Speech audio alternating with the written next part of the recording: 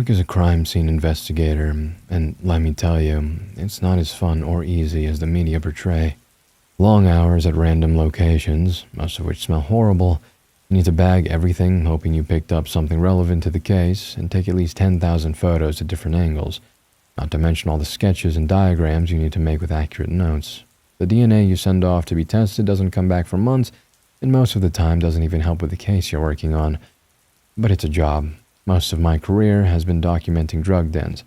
Drug crimes in my area are way higher than any other kind. That was until one day I was called to a scene of a death caused by unknown circumstances. It was a sight none of us would ever forget. A ghastly scene, and we still haven't been able to unravel the mystery of it. It was a murder. What else could it have been? It wasn't possible that death could happen due to natural circumstances. I found myself standing next to my boss, burdened with all my gear, for once not feeling the weight. I stared, unable to say anything for a few minutes. Out of the hundreds of dead bodies I've seen, this one stopped me in my tracks. I was looking at a young girl stuck inside a tree. Literally stuck inside a tree. Her upper half limply hanging out with both arms and the rest of her body still inside the tree. There was no hole someone cut to shove her inside. She was too fresh to have the tree grow around her. It was like a video game glitch with an NPC being halfway inside a wall. This was reality, and things like this just didn't happen.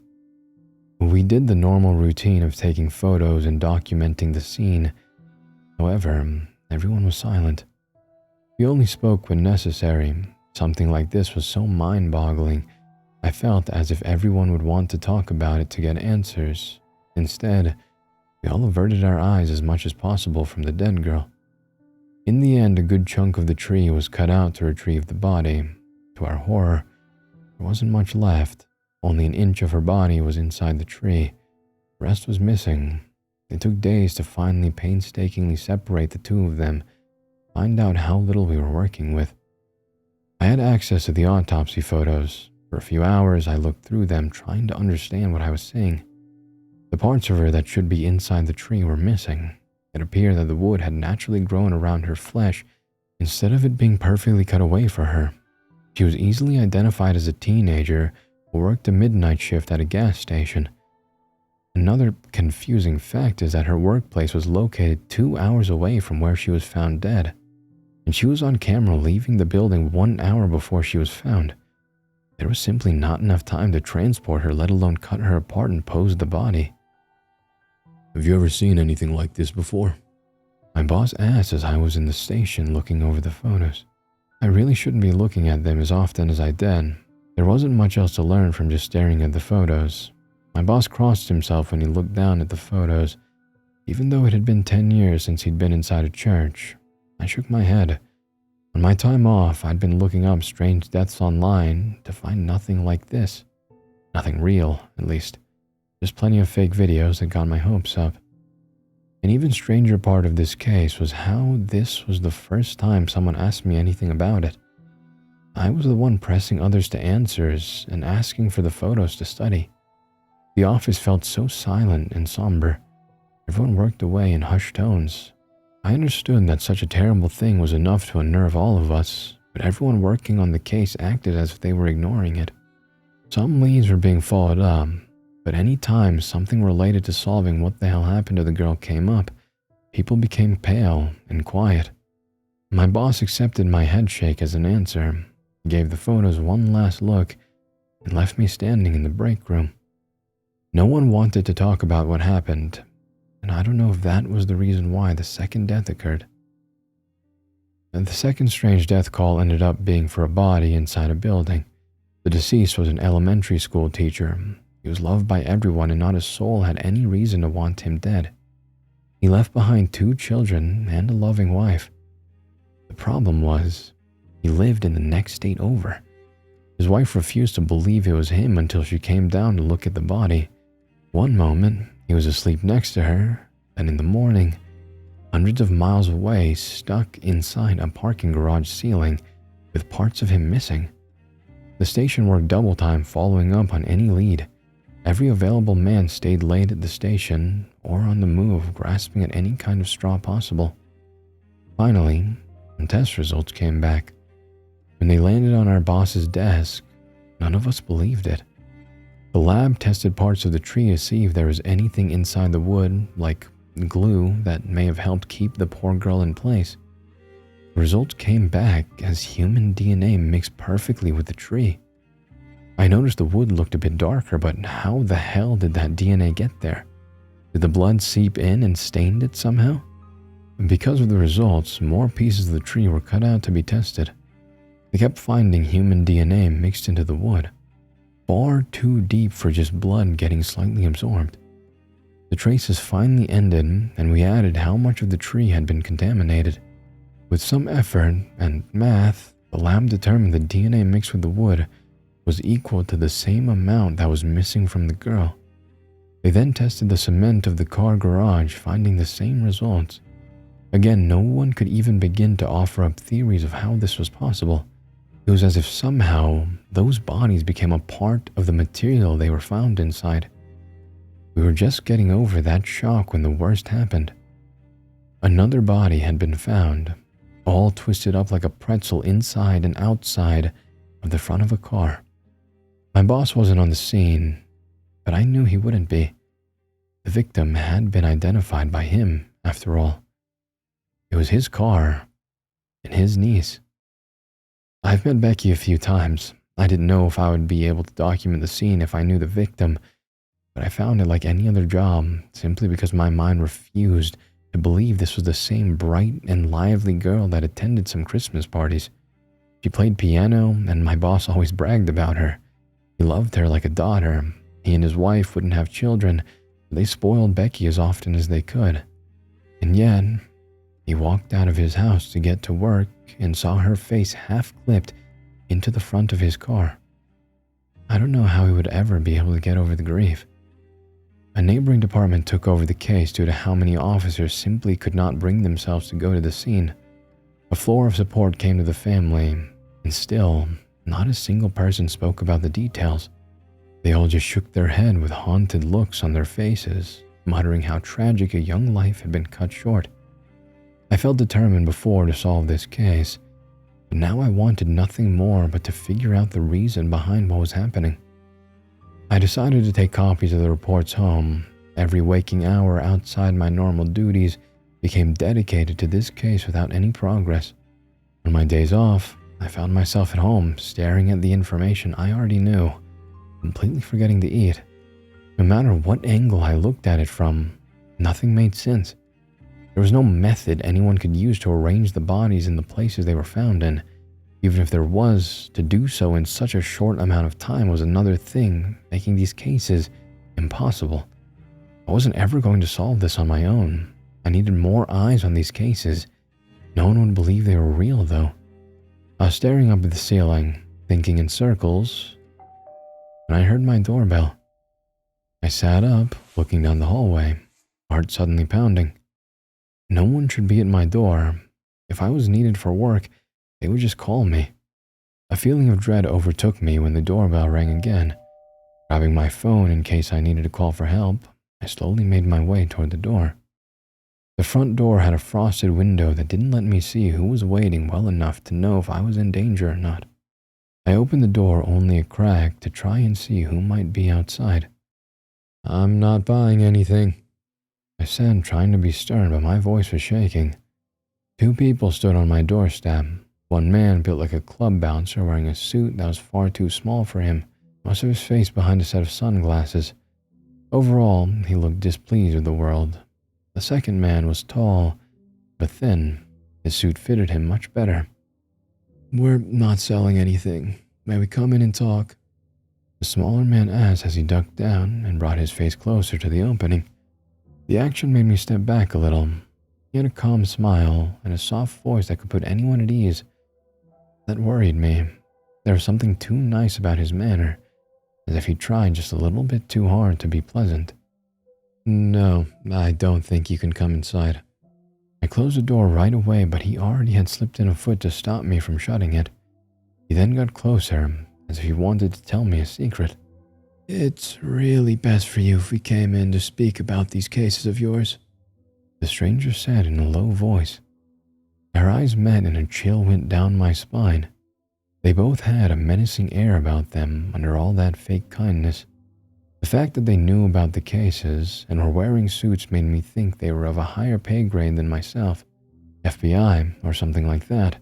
I really hoped they were the feds taking over the case and just dropping by to make sure I stay silent. If I was stupid enough to talk to the wrong person about the cases, I could tip off the killer. And they didn't know if I was a talker or not. There's a valid theory about who they were, but it all felt wrong. Official agents would have already introduced themselves and shown me badges. They had done neither. Letting them inside was a very bad idea, but I felt as if I would get some answers from them regardless of the danger. Relaxing my grip, I opened the door, and the first man came inside. The second needed to duck down to fit through the frame. I led them to the living room, and the thinner one flopped down on the couch, placing one leg over his knee.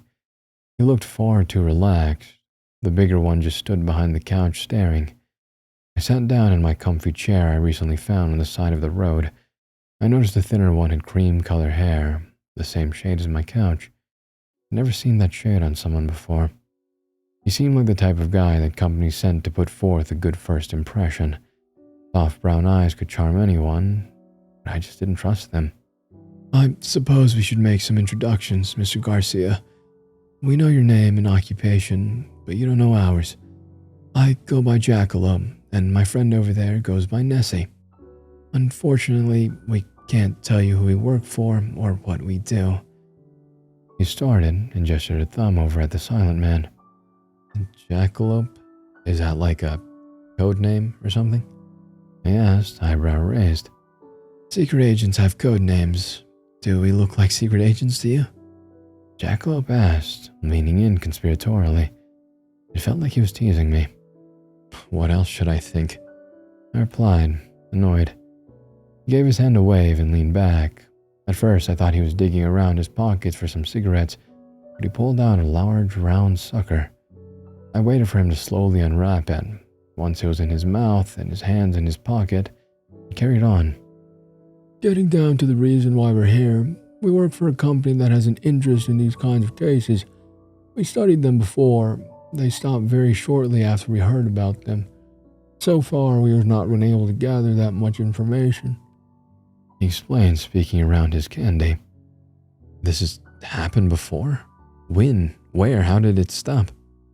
I asked, my body starting to tremble over the thought of it all. These unnatural deaths happened somewhere else, and they could be stopped. I just needed to know the reason why they started in the first place.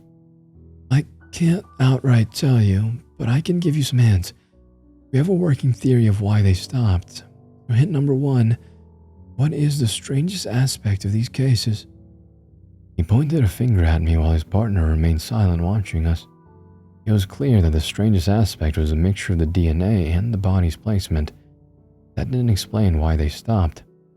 If someone or something could put them inside solid objects, they would keep going. No. What was even stranger than that was a lack of press on these cases. Not a single newspaper printed the story beyond the fact a body was found.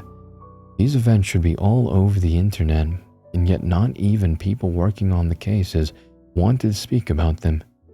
Whenever my coworkers tried, they got a distant look on their faces and tried to avoid the subject. It was a terrible sight, almost beyond human understanding, and no one reported about it anywhere. No one wants to talk about it, I said finally. Bingo. Jackalope waved his finger, looking happy. I arrived at the answer. The more people talked about what was happening, the more it was going to happen. The thought nearly made me sick. I thought of Becky, all twisted inside that car. She was such a kind person and never should have died so soon. If these cases went on, more innocent people would become victims of this strange tragedy. Are you here to warn me to stop talking about all of this? I asked meekly. What? No. We want you to keep talking. Spread this far and wide. Post this online anywhere you like. It doesn't matter if people believe you. As long as they know about these cases, more is going to occur. The man sounded all too happy to explain the reason for his visit. It made rage boil up inside me. I shot to my feet, knees shaking. "Do you want people to keep dying?" I snapped at him. Giving me another kind smile, he waved both his hands to motion me to sit back down. Looking at the bigger, silent partner, I decided that was best. I could toss Jackalope out, but not the other man. He waited until I felt calmer before speaking again. "This is going to happen if you speak about it or not. The problem is, we can't figure out where or when. It happened so randomly. We are lucky to be able to arrive here so soon. We just need to study these events while they are going on to solve them. We want to stop them, but that requires sacrifices." "I'm not going to sacrifice anyone," I replied without thinking. He looked at me as if he was dealing with a troublesome child. Running a hand through his tied back hair, he paused to try and think of the right words to explain what he wanted to say. I understood what he was getting at, but couldn't stand the thought of it. "That is a respectable answer. I know you don't want to be the cause of someone dying, but this could save a lot of people in the future. If we could just study one or two of these events while it was happening, we could put an end to them once and for all. If you can't burden yourself with this task, we can find someone else. Although, it seems as if you are the only one working on this current set of cases willing enough to do it." "Why can't you two say something then? Scared to get fired or something?" There's more venom in my voice than needed. I was confused and angry. Most of my rage sputtered out when I watched both men look at each other. When Jackalope looked back at me, he had an expression I couldn't place. Something forlorn and almost distraught. Taking a hold of the stick in his sucker, he bit down and started to chew the remains of his candy, making me flinch. "Do you know why we're called Nessie and Jackalope? Because those creatures don't exist." I felt a chill go through me as cold brown eyes stared me down. I knew now there was something much more going on than I originally thought. These men may be working for something way bigger than any government, and for a small moment I didn't think either of them was human. When the air between us settled, Jackalope placed both hands on his knees to start to get up from the couch. "Well, it's been nice chatting with you. You have a nice and comfy couch." Standing up, he looked at the other man and gave a silent sign for him to start walking towards the door. "It's just an old ratty couch," I said, feeling as if I should correct him on something. "Sometimes it's a special thing to become old and to be able to own older items," he replied with a smile. It was strange. I was scared of what he represented, but in a way, I didn't dislike him. He did his job very well by winning people over with his nature. I walked him to the door, his partner already outside. "You don't need to do this if you find it too difficult. No one would blame you, so don't worry about it. We'll find the answer at some point," Jackalope said, pausing at the door. He rustled in his suit pocket and took out another sucker, but instead of eating it, he held it out for me to take. He then suddenly leaned in very close, and I was positive he was going to unveil some secret knowledge of the case he didn't want his partner outside overhearing. "Do you know where to buy the cream flavors of this brand of lollipops? I've been looking all over," he asked in a low voice. I brought my hand up to my mouth to turn a small laugh into a cough, hoping he didn't notice. Taking the candy offered, I found this man stupid, but endearing in a strange way. "I've seen them at the dollar store," I told him, and his face lit up. Giving me a small wave, he trotted out the front door, closing it behind him. I was left in the hallway, staring with a sucker in my hand, and a lot to think about. I could be the reason why someone died horribly, and the reason why loved ones would be suffering for the rest of their lives because of the death of another. But if I didn't do this, then it would just keep happening until someone accepted the hard task of spreading information about these deaths. I thought about it for a long time, and what was really best in the long run. There was a chance I post this and nothing happens. No new cases come up, and it just all ends on its own. While out shopping, and still deep in thought, I noticed a small display of the same brand of suckers Jackalope liked. Mixed in with the cream flavors he was after. Buying a few on a whim, I decided then and there I would be the one who said something about these cases. Even if only one more person finds out about them, I felt like I was actually doing something. I'll update again if any new information comes to light because of my actions. A few months ago, I started working on some very strange cases as a CSI. Bodies were being found inside solid objects, inside a tree, inside a building, and inside a car. It simply wasn't possible for them to be in those places in such a short amount of time. The lab results came back suggesting that somehow the bodies became fused into the material they were found inside. The strangest part of the case was people stopped talking about it. No newspaper reported them and no one leaked them online. Then, I was visited by two oddballs looking to be agents of some sort, claiming if I posted about the cases online, more bodies would appear, and they might be able to solve what was happening. In the end, I agreed, and became the next victim. One night I went to bed early for once. When I woke up, I felt an all-encompassing pain, wondering what the hell was happening. I found myself on my back, hard cement under my body. Because of the red-hot pain in my stomach, I didn't even notice where I ended at first. I only saw the stone pillar sticking out through my gut. I stared in disbelief before letting out some hoarse screams. It hurt so much I could barely make any noise. I put my hands against the stone, feeling its coldness. I prayed this wasn't happening, and I just became aware in the middle of a terrible nightmare. This situation was identical to the cases I had been called on. People with objects clipped inside their bodies, for a lack of a better way to describe it. When I agreed to keep the cases going by posting about them online, I never would have thought I would not only be next, but the people we found were still alive when they became fused into something. The horror of that thought came over me. How long did Beck live for, being all twisted up inside that car?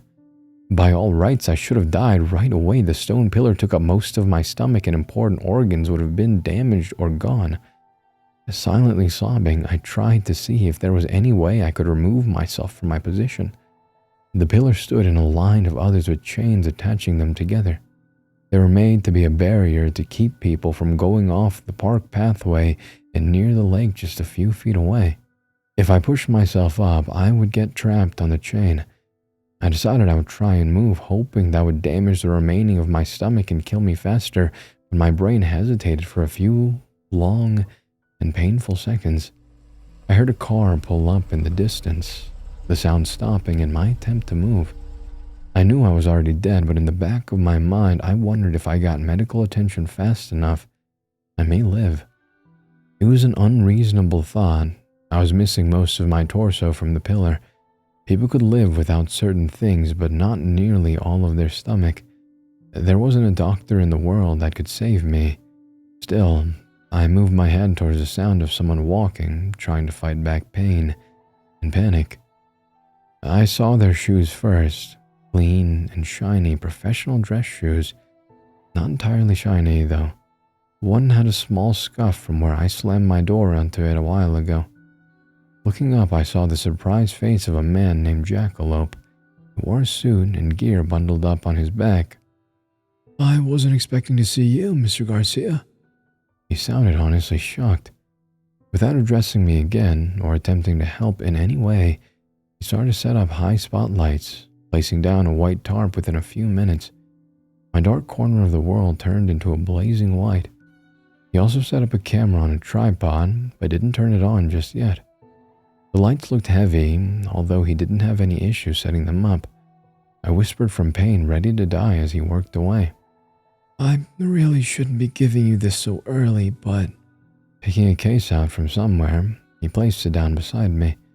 Due to how much pain I felt from the pillar, I did not feel the prick of a needle going into my arm. Within a minute, the pain faded.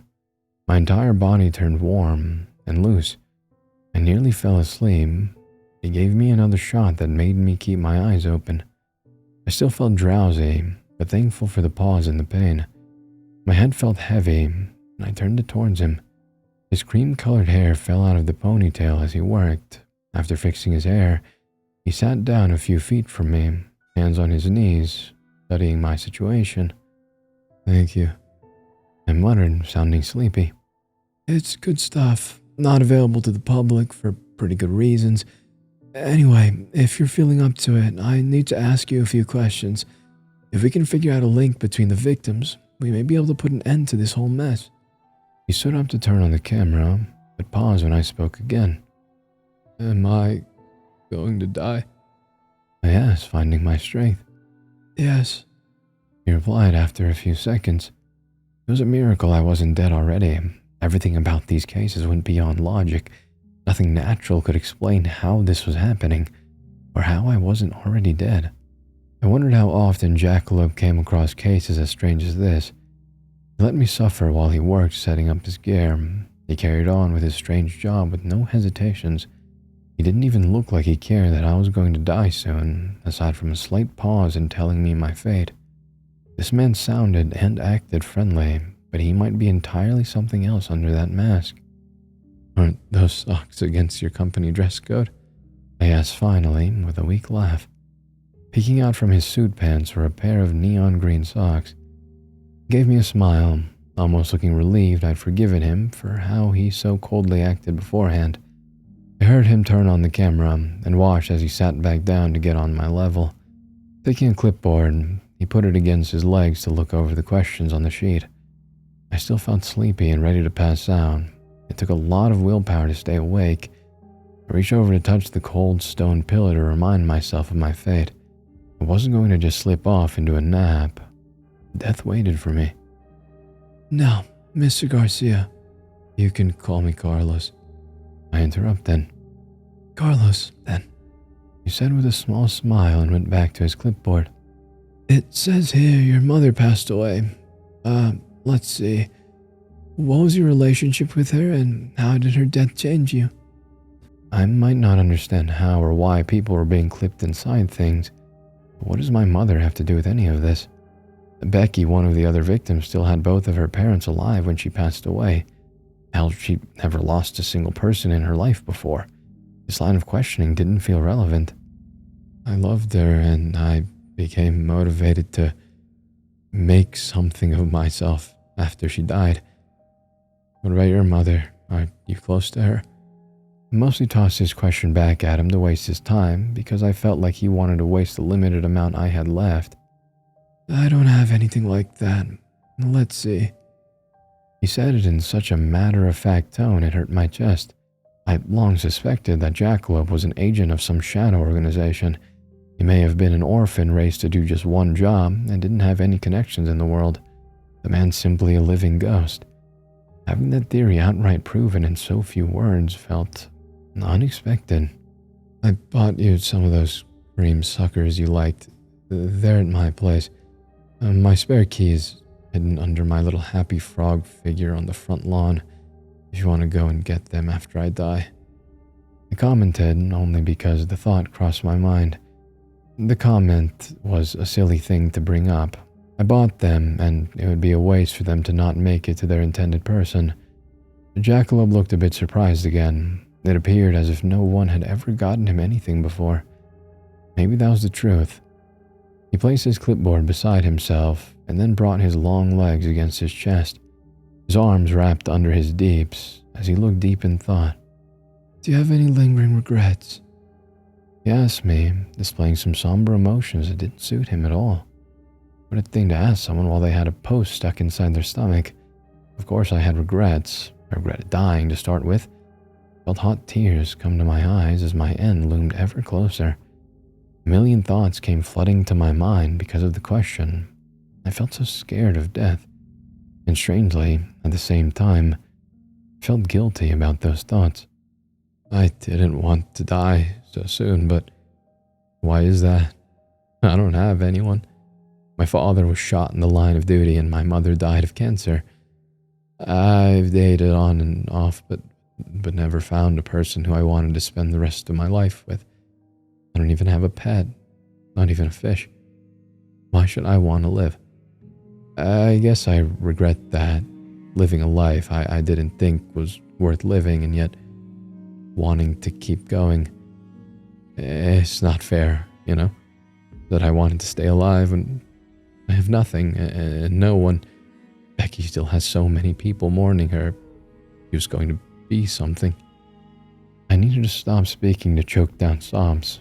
Jackalope listened patiently and started to pick at a wrapper of one of his suckers. He looked unmoved. The only hint he felt a little upset over my rant was how he just couldn't find the start of the wrapper to open it. The pain in my stomach drew my eyes away from him. Whatever he gave me started to wear off, and I assumed I ran out of time. I wasted my entire life, and yet, at the end of it, wanted it to keep going. Just a bit longer for me to do something, anything to make it all worth it. I'm sorry. I raised a weak arm up to rub my eyes. For what? This is a perfectly reasonable reaction. Jackalope replied, but still hadn't gotten the wrapper started. I've made you cry. Unaware of it himself, tears started in the corner of his eyes, pausing, trying to get his candy free. He raised a hand up to rub one eye and stared puzzled at the wetness on his finger. More tears started to come, and he used the sleeve of his suit to make attempts to dry them. It was a strange sight to see someone crying when they weren't aware of why it happened. That's strange. This shouldn't be possible for me. I knew the thought to be selfish, but I felt glad he was there in the end. I finally did something in my life, even if that small something just left my mark on a stranger who might not even be fully human. Waves of pain started overtaking my thoughts, and I closed my eyes trying to shut it all out. It was becoming nearly impossible to breathe, and my entire body felt like fire. I might only have a few moments left. I could only hope my death led to some answers as to why people died being clipped inside things, and so this wouldn't happen to someone else. I heard Jackalope's frantic voice calling out my name to try and keep me awake. I never expected him to care so much. The pain kept my eyes closed, but I heard him rushing around, running back and forth on the white tarp. Whatever he was doing, I felt like I needed to see it. It felt like hours dragged on, but only minutes passed. Opening my eyes a crack, I saw the man I would like to consider a friend kneeling in front of a small black stone slab. His head bowed and nearly touched the tarp. The black slab only a few inches tall and wide. Still, it gave off such an ominous look sitting on top of the white tarp and inside the bright spotlights. Whatever power the slab held, it scared me more than my quickly approaching death. I opened my mouth to ask Jackalope to stop. The words died inside my throat. Jackalope lifted his head only enough to meet my eyes. I swear he gave me a little wink. Then, a gust of wind slammed into me. I couldn't hear anything through the noise of the tarp flapping around and nearly being blown away. The spotlight slammed to the ground, sparks flying. Darkness overtook my sight. Just before my vision faded, I saw that darkness cover Jackalope on the ground. Dark tendrils twisted around him, taking him into the blackness, and there wasn't a damn thing I could do about it. I woke up, screaming, and tumbled out of my bed. For a long while, I could do nothing but scream and hug my knees against my chest. When the fear finally started to fade, I sat in shock over being alive in my own room. Frantically, I lifted my shirt, seeing a large scar where the pillar had been. A scar I did not have before that night. My legs were unsteady, so I sat on my floor, confused and terrified over what happened that night. If it wasn't for the scar, I would have assumed the entire thing was a nightmare from being stressed from working such odd cases. I should have died that night. Jackalope did something to save me, and I had no way of figuring out his fate. The next few weeks we made no progress on the odd clipping cases. They started to slowly go closer to the cold case pile. In the meantime, I started to do little things in my life so I wouldn't have the same regrets as I did before. First, I donated some blood and then put myself down for an organ donor. If I died the next day, I might be able to save someone. That was a slight improvement over the useless life I'd lived so far. I then adopted a rabbit. I really wasn't home enough for one, but I still got him. The people at the animal shelter worked with me to make sure I had everything set up for him, and even put him on hold until I got everything together. I wasn't even aware the animal shelters kept rabbits. Here I thought they just took in dogs and cats. Soon, I owned a 1-year-old white rabbit named Pesto. After all my minor improvements, I still felt guilty, as if I didn't deserve my second chance. Trying to shake off those thoughts, I went to the pet store to buy more supplies and toys for Pesto. I pulled my car into the driveway, and my heart nearly dropped when I saw someone sitting on my front porch. Gathering my shopping bags, I walked over and stopped just before the stone steps, thinking I might be seeing things. Jackalope sat, wearing a large wool coat, and a small travel bag sat next to him. The left side of his lips was torn and scarred over so badly that his teeth showed through. His left eye was a dull blue, and he wore glasses. More guilt tore through my stomach, but he only gave me a smile. "I got fired," he told me with that warm smile of his still on his face. I got so choked up I couldn't respond. I walked up the few steps to my front door. "Can you take these so I can unlock the door?" I asked him, holding out the shopping bags. He knew where I kept my spare key. I didn't know why he waited outside until I got back. He reached out to take the bags, but something felt off. Focusing on his movements, I nearly dropped my key when I realized what wasn't right. The left coat sleeve flapped around, empty. Not only did he become half blind for my sake, but he also lost an arm. Terrible guilt twisted inside my stomach. No matter how I live my life from now on, I would never be able to repay such a sacrifice. Why would you give up your arm for someone like me? It wasn't worth it. I couldn't meet his eyes as my stomach tightened. "You were kind enough to think about me after we met. It seems like you're still thinking about me," he added with a small laugh and raised up the pet supply bag to prove a point. I could have adopted a cat, but I'd adopted a rabbit because I felt guilty. "That's not enough of a reason to go so far," I argued. "People have lost a lot more for a lot less." Pulling out a sucker from his pocket, he tried and open the wrapper with one hand. I reached out and took it for him to open, only for him to offer it back to me. I couldn't bring myself to refuse the offer. He lived the life of a person who had nothing and no one. Not a soul thought of him after they met. He had one job with an organization I didn't know a thing about, given a name that reflected his non-existence in the world. I had the sudden realization that my life wasn't worthless until that point. If one small gesture like buying candy for a stranger affected another so greatly, I may have done other extraordinary acts without being aware of them. "They kicked me out of the recovery station, and I'm in a bit of a pickle. I didn't want to bother you, but I don't know anyone else. May I crash on your couch for a few days until I can get myself a bit more in order?" He saved my life. I wasn't certain how, but that didn't change how much I owed him. I would have forced him to stay if he didn't ask. Nodding, I finished unlocking the front door so we could go inside. We still haven't solved the cases of the clipped bodies. I didn't ask him questions about his job or what is really going on. Right now, I just wanted Jackalope to get settled. He didn't say so, but he looked tired. I introduced him to Pesto and sat down to type all this out. When I came back to check on him, he'd fallen asleep on the couch with Pesto on his chest. I may not know anything about him, but I trust him. After he recovers, we'll work towards solving the strange body cases without the help of his mystery organization. I tossed him away after he broke whatever rules and saved me. I needed to prove to myself that what he sacrificed was worth it. No matter how much I wanted to interrogate Jackalope about his previous job, I refused to put any kind of pressure on him for the first week he stayed at my place. He needed to get settled in and hadn't fully adjusted to missing an arm. He made attempts to help out around the house, but was pretty slow doing chores. My new roommate quickly got a new job. I told him he should take a break and let himself fully heal, but he refused to not contribute towards the bills. The new job had great benefits. His eyesight was fixed to the point where he just had bad night vision. His left eye was still a dull blue instead of a soft brown, though. I had no idea people who delivered mail got such great medical care.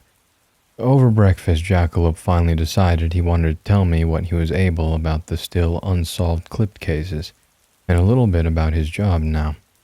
I left the dishes to be washed later and met him in the living room. He honestly got along pretty well with Pesto. He and that rabbit might as well be made for each other. "I guess I need to start by telling you supernatural things are real," Jackalope said as he let Pesto chew on his shirt sleeve for a few seconds. "What does that mean? Like, are vampires real?"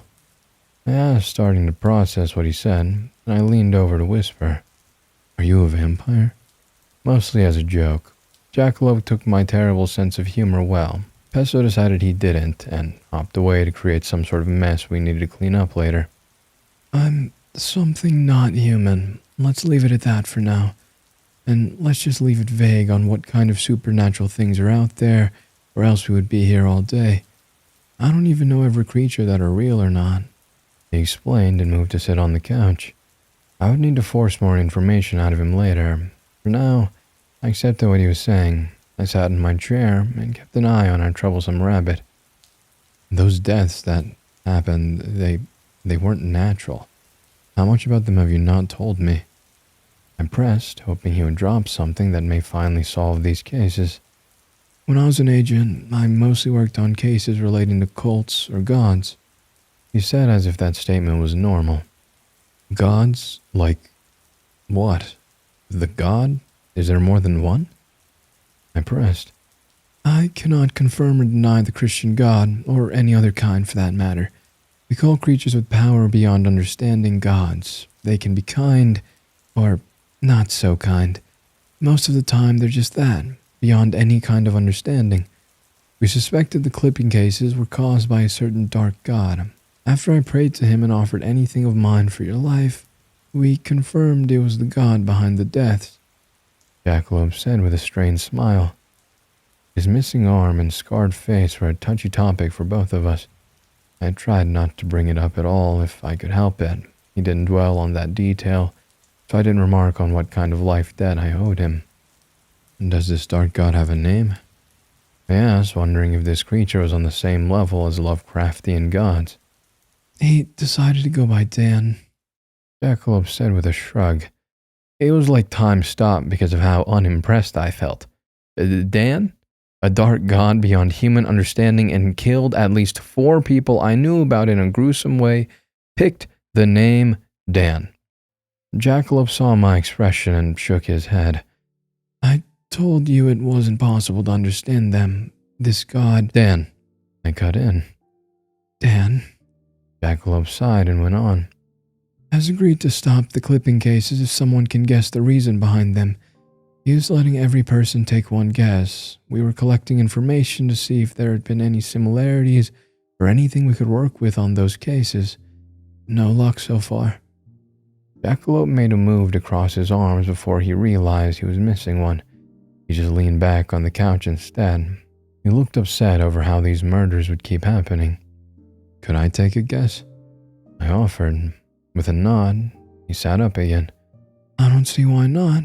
Even if it's wrong, we could eliminate a possibility." He agreed. At least that was something. A wrong guess still helped. I asked if I needed to get in contact with his old work to do this. He shook his head and got up to head to the spare bedroom I'd let him take over. Jackalope didn't own too many things. I've gone out and bought him some clothing the past week because he only had 3 sets of shirts and pants beside his suits. He came back shortly with an object in his hands that gave me chills.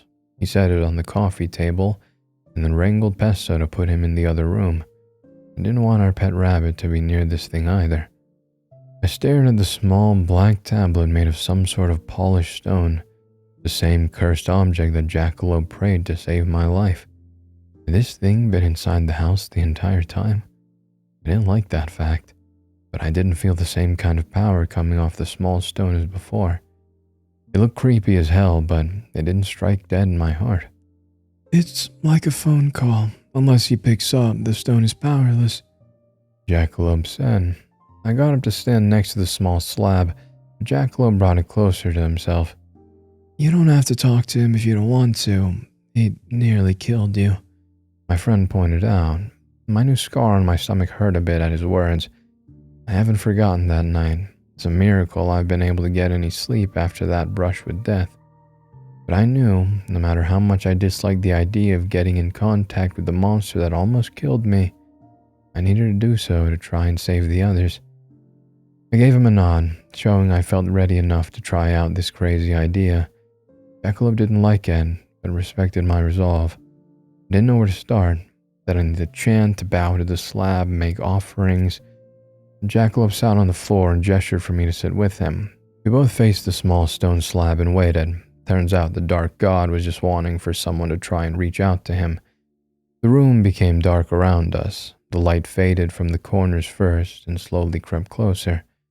I wanted to move my head to look, but felt far too scared to do so. Something touched my hand and I nearly jumped out of my skin.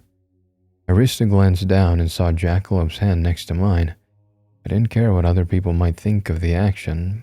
I took his hand and held it tight. We were about to talk to a creature powerful enough to kill us without any effort. I needed as much support as I could get. A sudden pressure came to our backs. I knew without looking something was watching us, something huge. All at once I understood how bad of an idea this was. I felt different than what I saw when this thing took Jackalope.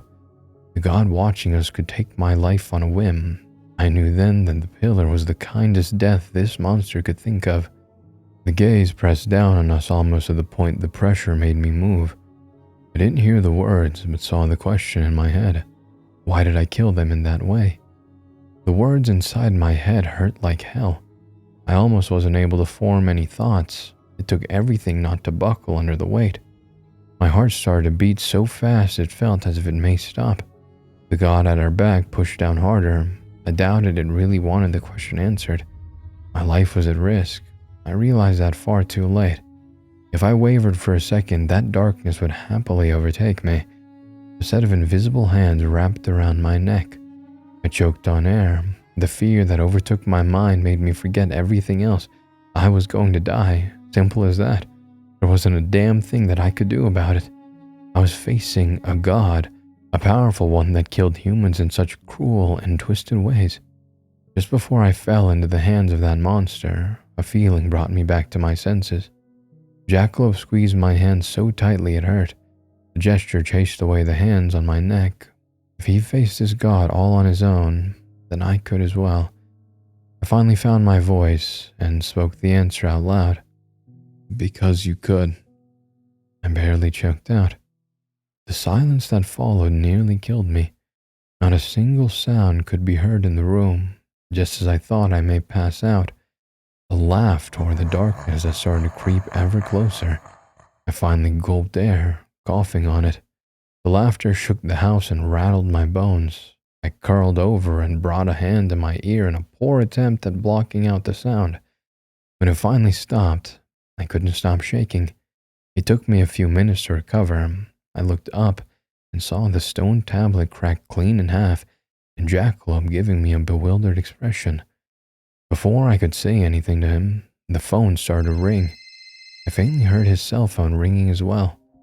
I might be one of the last batch of people to have a landline, but no one ever called it.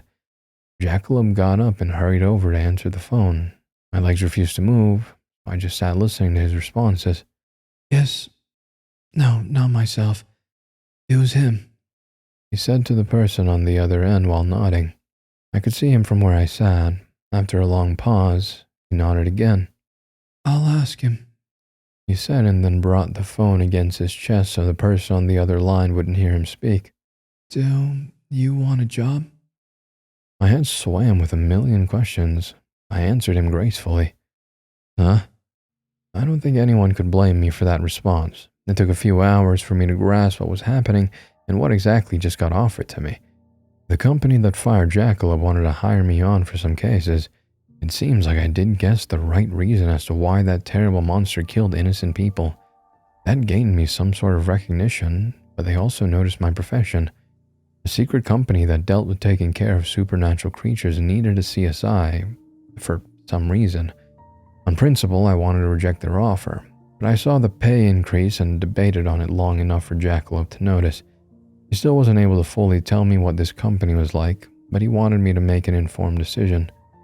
To be honest, I don't like the idea of you doing this job, but working as a CSI may be the safest position you can work when it comes to the corporation. They pay insanely well, and you can quit at any time. I would say to do the interview and sleep on it. At the very least, I decided to go in for the interview. I might learn some information that Jackalope wasn't able to give. The sudden job offer took my mind off the fact we both faced a god that day. That caught up to me and I found my legs shaking. I needed to sit down. my head swimming for everything that happened in such a short amount of time. Thankfully, my new roommate collected the 2 pieces of the slab and took it outside. We would never have a need for such a cursed object. I think he threw it over the fence into the neighbor's yard, but I wasn't certain. He soon came back in the living room to collapse on the couch next to me. "I could have died," I said out loud, the shock wearing off. "If I knew that was a possibility, I never would have let you place that call. I may have drawn that God's attention onto you because I asked for your life, but we now don't need to ever deal with him again." I chewed on my lip, thinking of the most important question, unsure if I wanted the answer. After finally knowing why those people died, I didn't feel any sense of closure. What happens to the cases? Are they going to be unsolved forever? Is that God going to be punished for what he did? I asked, mostly to myself. Jackalope thought about his answers. He knew anything he said would be unfair. It was hard for him to admit what he was about to say. "The corporation may stage some sort of end for those cases in order for the families to fully bury their loved ones. For cases like this that have a supernatural cause, they always do a cover-up. And no, I don't think the killer is going to be punished in any way. He's too powerful for almost all of the agents currently working. The few that can do something about what he's done are far too valuable to risk avenging a few human deaths." I didn't have a high opinion of his old job before. Now I really disliked it. He noticed my expression and finally smiled. After getting scared to death, the expression was a welcome one. "The corporation makes hard decisions, but its main goal is to protect humans from the supernatural. I know it's hard hearing they would let a god go free for killing humans, but they're doing so agents can live and keep saving as many people as possible. The corporation has done a great deal I don't agree with, but I understand it." I nodded, knowing what he was getting at. I was on the fence if I wanted to work for a company that operated like that. I wanted to help save lives as much as I was able, but could I stomach the cost? "Speaking of disagreeing with hard calls, if you do accept the job, I would prefer it if you did not work in the department Lupa oversees," Jackalope said, interrupting my thoughts. "Lupa?" I asked, trying to think if I recognized the word from somewhere. "He's one of the office supervisors. They decided what agents go to what cases. He's good at his job, but we just don't get along. Working for anyone else would be better for you." I wanted to press him on what he meant, but could tell he wasn't going to say anything more. Jackalope only held back information for my benefit. If I knew what really went bump in the night, I might not be able to sleep again. And if he'd talk more about his previous boss, I wouldn't be able to objectively consider taking the job. "I'll keep it in mind. Did they say when the interview is?" I asked, wondering what exactly was said over the phone. He shook his head and told me a text would be sent within the next few hours with more details. I accepted that answer and decided I needed to get some rest. My stomach refused to stop hurting from stress after our encounter. Jackalope also looked exhausted. It didn't bother him with any more questions for the rest of the day, and just let him play with Pesto and take naps. I think he needed an easy day. Because Lupa was a very busy man, our interview was arranged very late. He requested I meet him at 10 p.m. A worker from the corporation knocked on my door to collect me for the meeting. I opened my front door and was taken aback after seeing the inside of an office building that should not be on the other side. "We can connect 2 doorways together. I'll show you the way to Lupa's office," the agent told me in a forced cheerful tone. He wore a suit and nailed the government agent look. I carefully stepped inside the office and didn't want to close the door behind me. The agent then reached out and shut the door. I found myself trapped and unable to look back out of this meeting. He guided us through the office space and down a few hallways until we reached a large door at the end. Large potted plants sat on each side of the door. Lupa, written in golden letters, made it clear who this office belonged to. "Good luck," the agent said and quickly left for some other job task. I wasn't sure if I should go in or knock. I knocked first. When I heard no answer, I stepped inside. A wave of hot and humid air hit my face right away. It was hard to know just how large the office space was. Each inch of it had been covered by plants. Some almost appeared alien, and others were just simple flowers. I made my way along the path and found a set of couches in the middle of the forest. Lupa sat with some reports in his hands waiting for my arrival. The only other information Jackalope gave me about this man did not at all help me prepare to see his appearance. My friend said that despite Lupa's height, he could be fairly menacing. I wondered if he had been joking, and why Jackalope couldn't get along with his boss. After all, he did love rabbits. He should enjoy being around the man I stared at. Lupa looked young, maybe mid-20s. He wore sharp dress pants and a vest combo, the vest brown with gold accents. His hair was short and a soft brown in a style a bit too fluffy to take seriously. If he stood up, he may only come up to my waist. His pants stopped at his knees, and a pair of animal legs crossed over each other. If I didn't see his ears, I still would have known right away what kind of animal those legs belonged to. His ears stood tall on his head, so tall it added half a foot to his height. I desperately wanted to touch his rabbit ears. He might look harmless, but I bet Lupa could break my face with a flick of a finger. He brought his golden eyes up to meet mine, and I quickly sat down on the couch across from him. Gods, secret agents, and rabbit people. My life had gotten strange. Should I have brought a resume along? I asked as Lupa set down the papers in his hand. We already know of your work experience. This meeting is mostly to answer any pressing questions you may have. I assume there are a few. He answered in a voice that sounded far too adult for his small body. I have enough questions to fill a book. I started with the simple ones. Why ask me to work here? Don't you have a ton of other people who can do my job? Like, I bet most with any career related to law enforcement must know about monsters already and could be a better choice. I said, doubting they only offered the job because I answered the question correctly. Lupa shook his head, being very patient. We are very careful to ensure humans are not aware that creatures of the night are real. Since law enforcement is more likely to encounter them, we focus our efforts on taking over such cases, or averting their attention when needed. But on occasion, some cases are difficult to appear natural. He explained. There wasn't much they could do to make those cases normal. Even a cover-up might make the entire situation more suspicious. Was it possible for this company to erase memories? Just how much power did they hold? So, you want to hire me because I found out about the supernatural? But why would your company even need a CSI?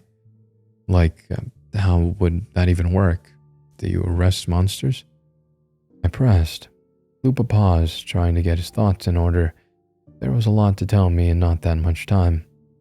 At certain times, we are not certain if the culprit is human or a supernatural case.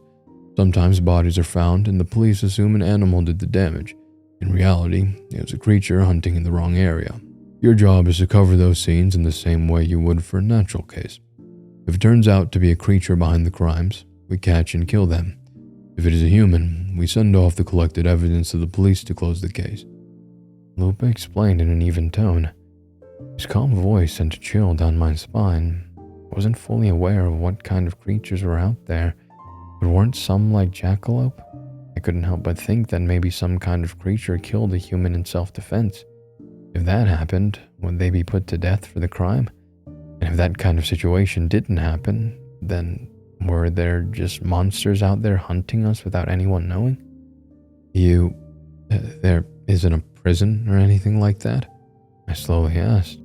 There are places to hold creatures who are waiting to be put down, or the ones we aren't entirely certain of their crimes. On rare occasions, we offer the creature a job hunting down the ones who share the same crime. We lack resources. They're going to die either way. Might as well be useful. Another chill went through my body. Lupa smiled, but on him, it looked more like a grimace. I now knew why Jackalope didn't get along with him. This man was the type to only care about the bigger picture. He tossed my friend aside because he lacked power. No, I bet he got angry Jackalope sacrificed his ability to work for a single human. His future of saving others was cut short in exchange for my life. Lupa was good at his job. His main goal is to protect humans from supernatural threats, and he didn't care about how many agents needed to be used up to do so. As much as I hated the idea of what this man stood for, I still wanted the job. If I worked for them, then maybe I could help save others. I bet they had agents doing the crime scene documentation right now. If I freed up just one of them, they could go and save others I couldn't. I can take the job, but would it be possible to work in a different department other than yours? I asked and braced for the reply. Another forced smile came to Lupa's face. Instead of small teeth, he showed off sharp fangs for half a second. I see Jackalope spoke about me, he said in a slightly darker tone than before. He was fair. I realized we might not get along after speaking with you. The air grew tense in my words. Sweat started on the back of my neck, and it wasn't due to the humidity in the room. Finally, Lupa relaxed with a shrug. You'll be offered cases as they come up. I'll be the one overseeing the first few because I'm the one who offered to hire you. After a report or two on your progress, you'll be free to bounce around whatever department you wish. There's no lack of cases needing to be covered. Dealing with him was almost as bad as dealing with a dark god. With that settled, I wanted to get the hell out of this room. A phone rang from somewhere inside the office, giving me a reason to leave. I stood up and brushed against a large leaf of a plant I didn't know. Be careful on the way out. Most of these plants are poisonous. Lupa said, and dismissed himself to disappear into the greenery. He might have been joking, but I didn't take any chances. The same agent that guided me along took me back to a door that led home. The idea of them being able to open a door that led to the inside of my home really wasn't appealing. Peace of mind was worth more than convenience. The first thing I did was head to the bathroom to wash my arm where the leaf touched. My skin red, but that may be from the scrubbing. Jackalope was already in bed by the time I got home. His new job wore him out. He often took naps while hanging out with Pesto or just trying to do chores. I kept the bathroom light on as I walked into the hallway looking for a towel. I'd washed most of them and never put them back in the bathroom. A small closet should have a cloth or something. When I opened it, I found it empty of all the extra sheets and blankets.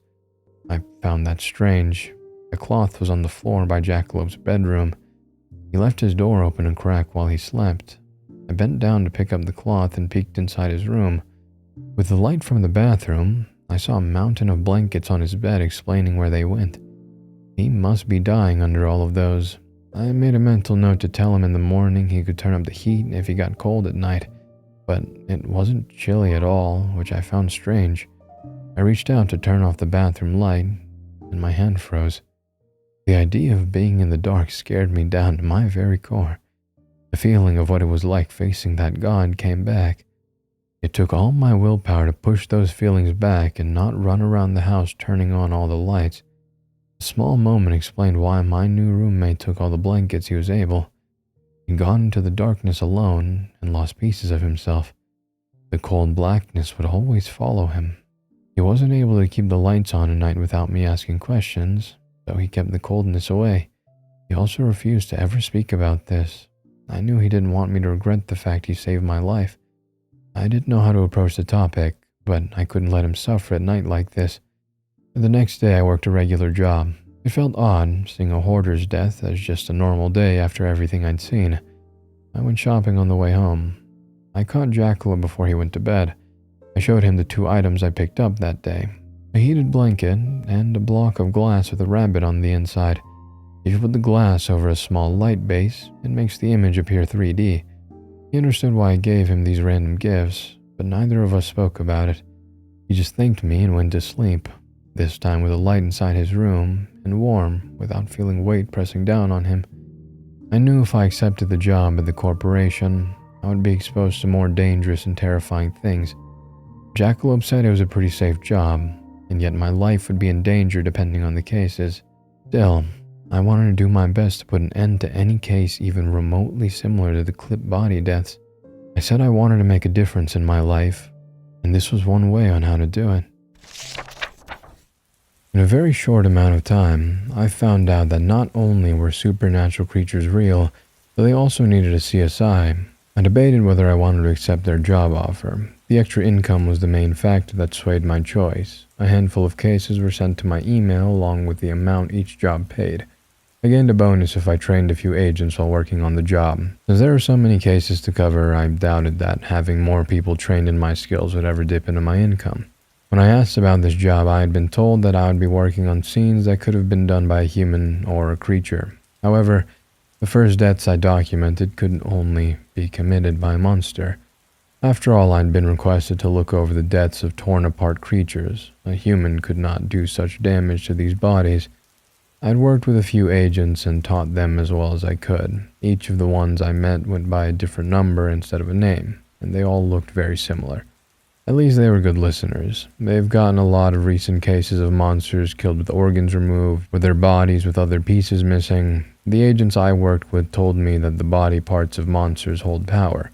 An organ could be turned into a weapon or a medicine. Sometimes creatures just eat the part of the body to gain a boost, but body parts are more effective after they're processed. I taught these agents a trick of putting vapor rub under your nose to help with the smell of decay while working. In exchange for that tip, they told me a little bit about how their world worked. I was stepping into this entire thing blind. I wouldn't understand much for a very long time. The world is mostly based on favors. Killing a creature and taking parts of them is very disrespectful if it was done by another creature. An agent told me as he kneeled by a mangled corpse.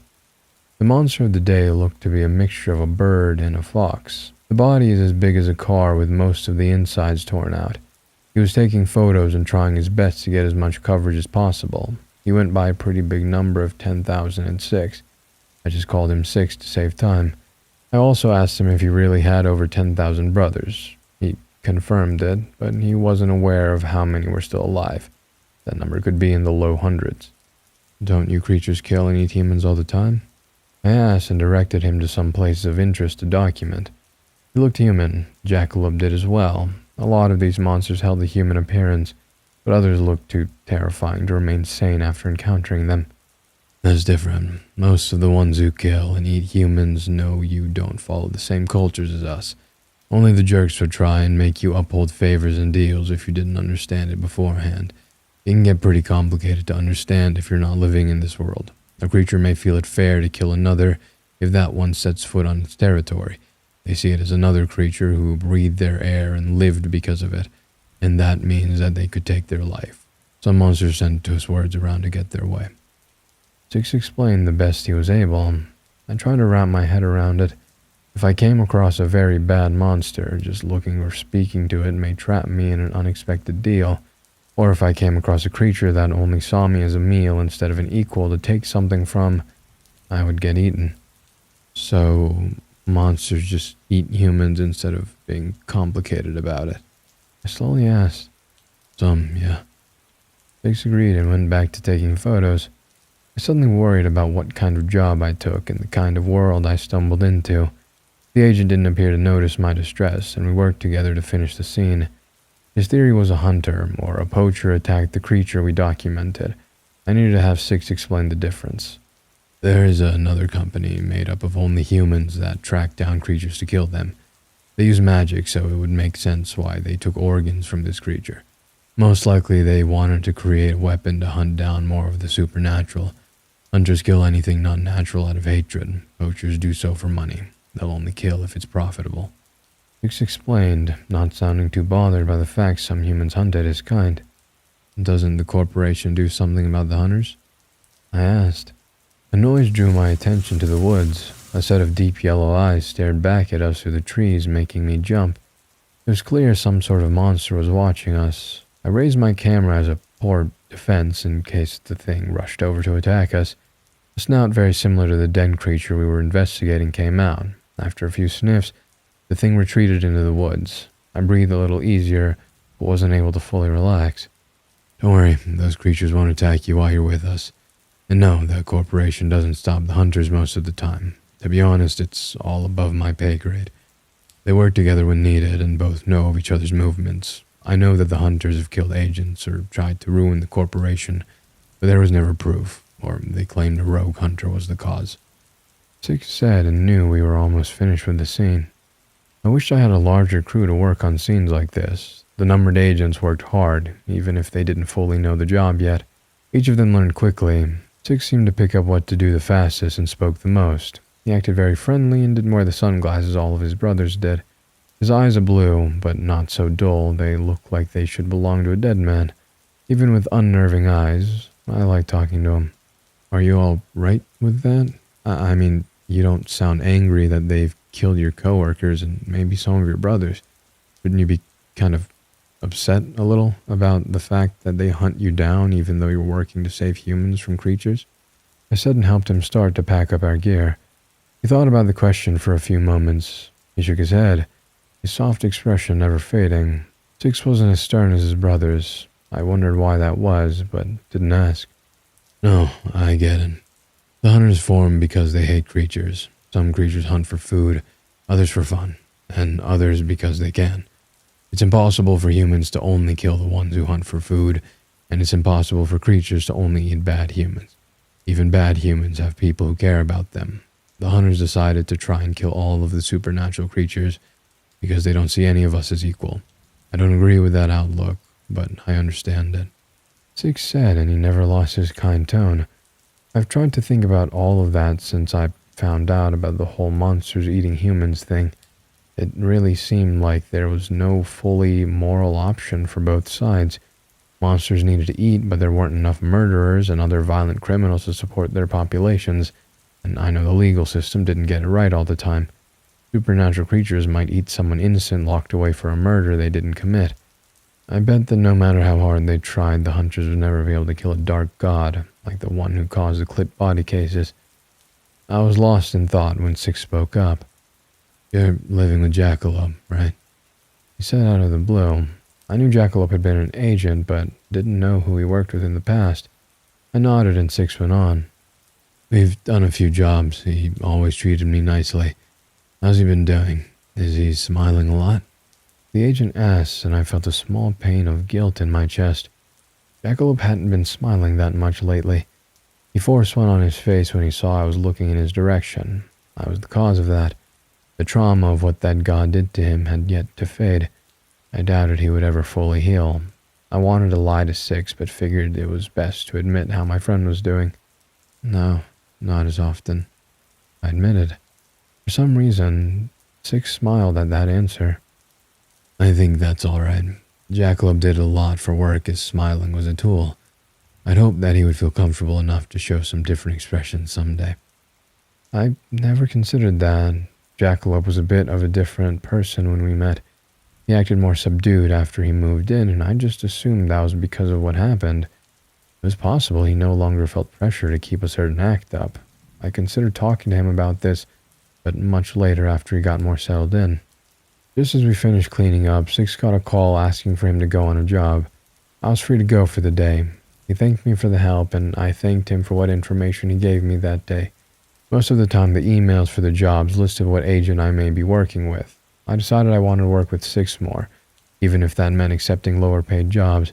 I could always take the bigger paydays after I talked with him a bit more. I told him to be careful on his next job, which caused Six to give me an odd look. I wondered if that had been the first time someone ever said those words to him. I really needed to start treating these agents nicer. Their lives seemed pretty terrible from what I'd seen so far. When I got home, I got changed right away and went into the shower. The smell of all those dead creatures stuck to my clothing. Since I started working in the field, I bought cheaper clothing that could be thrown out if the smells couldn't be washed out. The outfit for today had a few more jobs in them. While I was in the shower, Jackalope came home. He normally checked up on Pesto and then got started making dinner when he finished work. To be honest, I tended to order food out rather than cook, or I just skipped meals depending on how bad the scene smelled that day. I already gained a little bit of weight since Jackalope moved in. I never noticed how thin I'd been until I started to look healthier in the mirror. I stood in the doorway, watching him work away. I've offered to help, but he refused, saying he liked cooking, and I usually messed up dinner so badly it's a miracle I hadn't burned down the house yet. I worked with Six today. He asked about you. I told him, forgetting that I'd been the one to give the agent a nickname. Jackalope paused to look over his shoulder, trying to place who I'd been talking about. He knew Six was a numbered agent, but wasn't certain which one. 10,006. I corrected myself, his expression cleared with a smile. A small grin was not the same kind of emotion I'd seen from him when he first sat on my couch.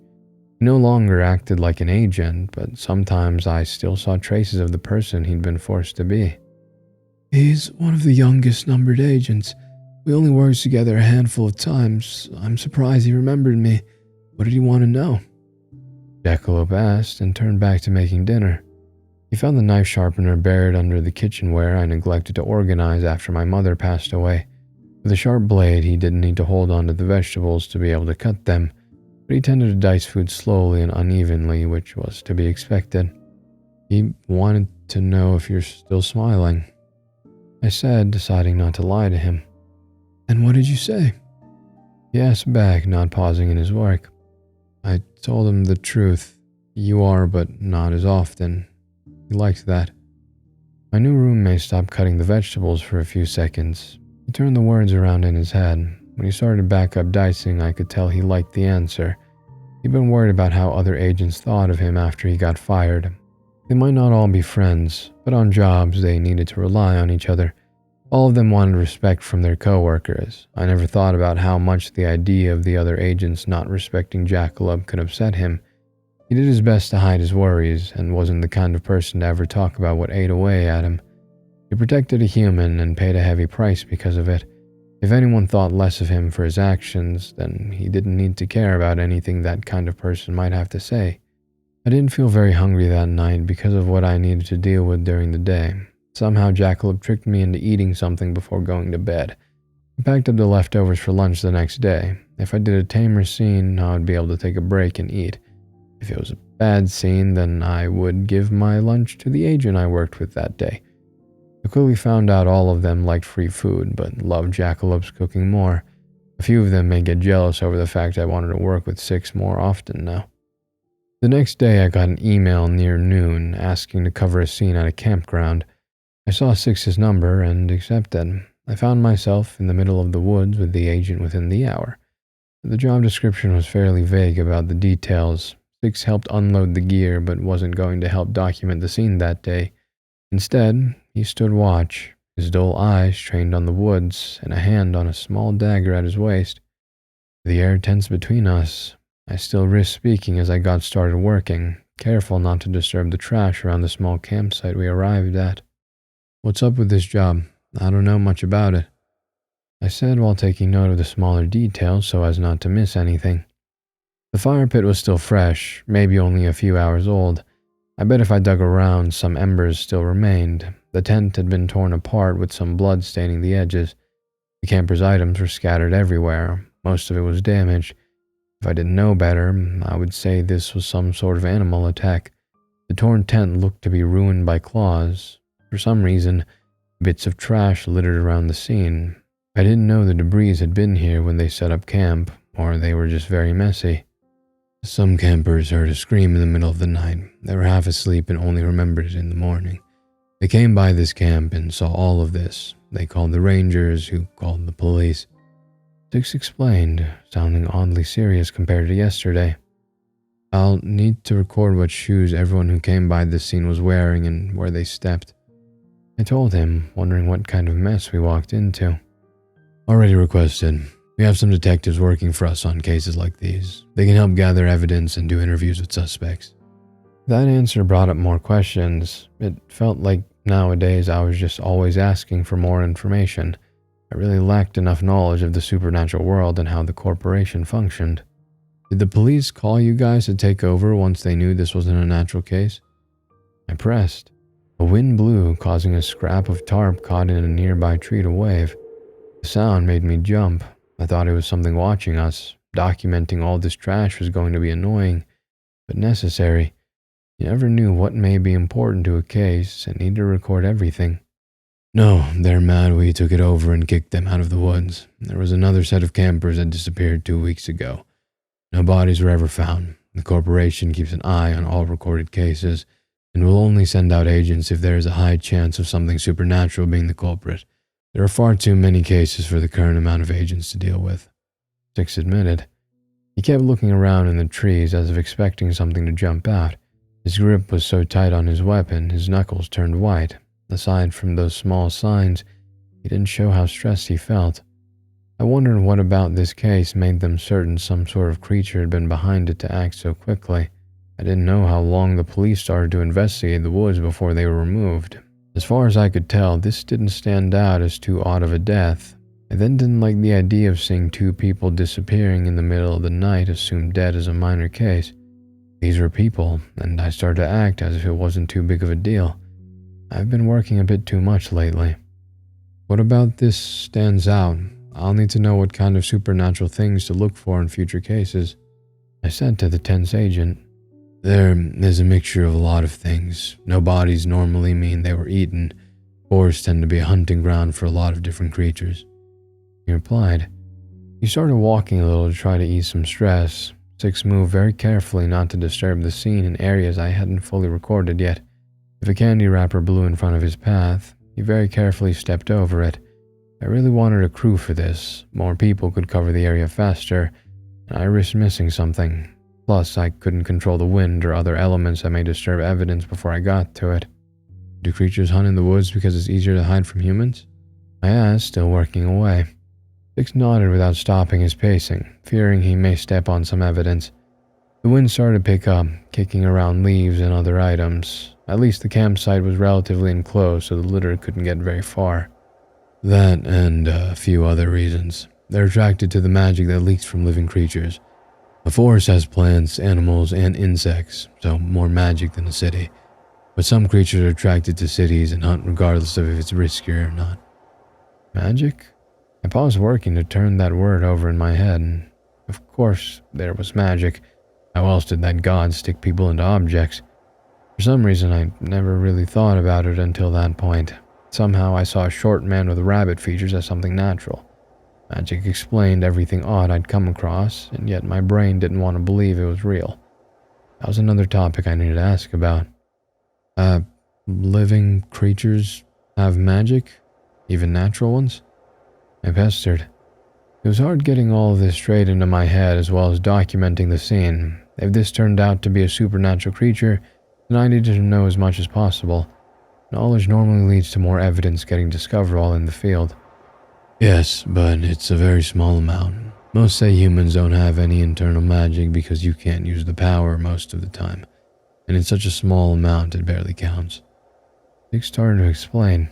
How small are we talking about? He stopped walking to gather his thoughts. He crossed his arms for a few seconds to figure out an example that may work. Let's use stars in the sky. A human may have 1 star, 5 or 10 at the most. I'm a fairly weak creature, but I still would have at least 5,000 stars worth of magic. He explained. I considered the difference in power level between us. I wasn't really aware of what magic could do, but it was clear that the more of it was better. There was such a vast difference between us, even though Six admitted to being weak. If a tree had the same amount of magic as a human, I understood why creatures would be drawn to the woods. Hell, even if every insect had half the amount of magic that humans possessed, then it still added up to a massive amount inside any forest. What about Lupa? How much does he have? And what's the strongest creature out there? I assume gods should be loaded. As nervous as he felt about us being in the woods with the possibility of some sort of monster lurking around, he was glad for the conversation as a distraction. Lupa is pretty strong. All the office directors are. He may be somewhere between 500,000 stars and near to 1 million. The difference between his strength and my own is massive. Gods are nearly impossible to fully understand their powers to gauge it. And for the strongest creature, that would be the Silver King. His strength would be equal to every star in the sky that has ever existed and shall ever come into existence. That magic is endless and we all owe our lives to him. Since you're human, you'll never truly understand how much creatures of the night love and fear him. He said. His tone was very hard to read. The expression on the agent's face froze the blood in my veins. Out there somewhere was a monster that went beyond the dark god that took a part of Jackalope.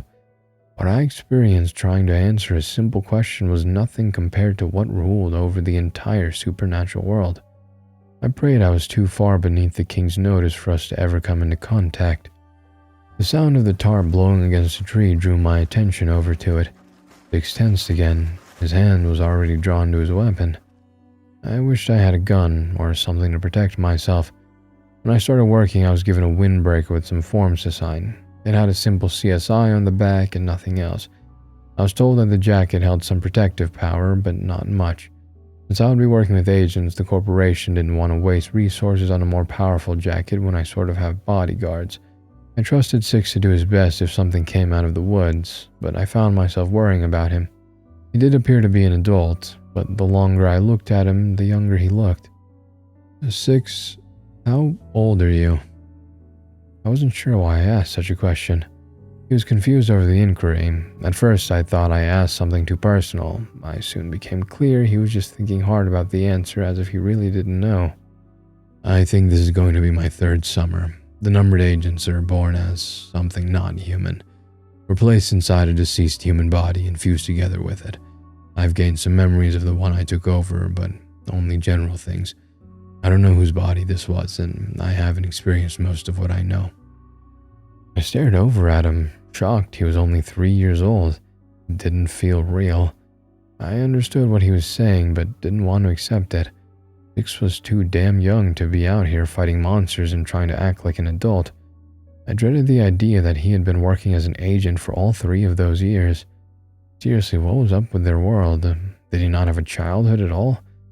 I stopped working long enough for him to notice. I forced myself to go back to documenting and bagging items, but my thoughts tore into my heart. Did Jackalope go through the same thing? He wasn't a numbered agent, so not a part of their family, but I guess his life was the same as theirs. He may have just started working the moment he was able. A sound much like a twig snapping came from the woods. I shot up to look around as Six pulled a dagger from his belt. I watched in shock as he flipped the dagger in his hand and the blade shifted into a revolver in the middle of the swift movement.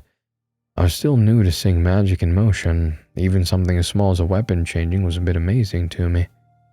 He held the gun up, ready to fire. When he didn't see or hear anything, he let his hand drop to his side and took his finger off the trigger.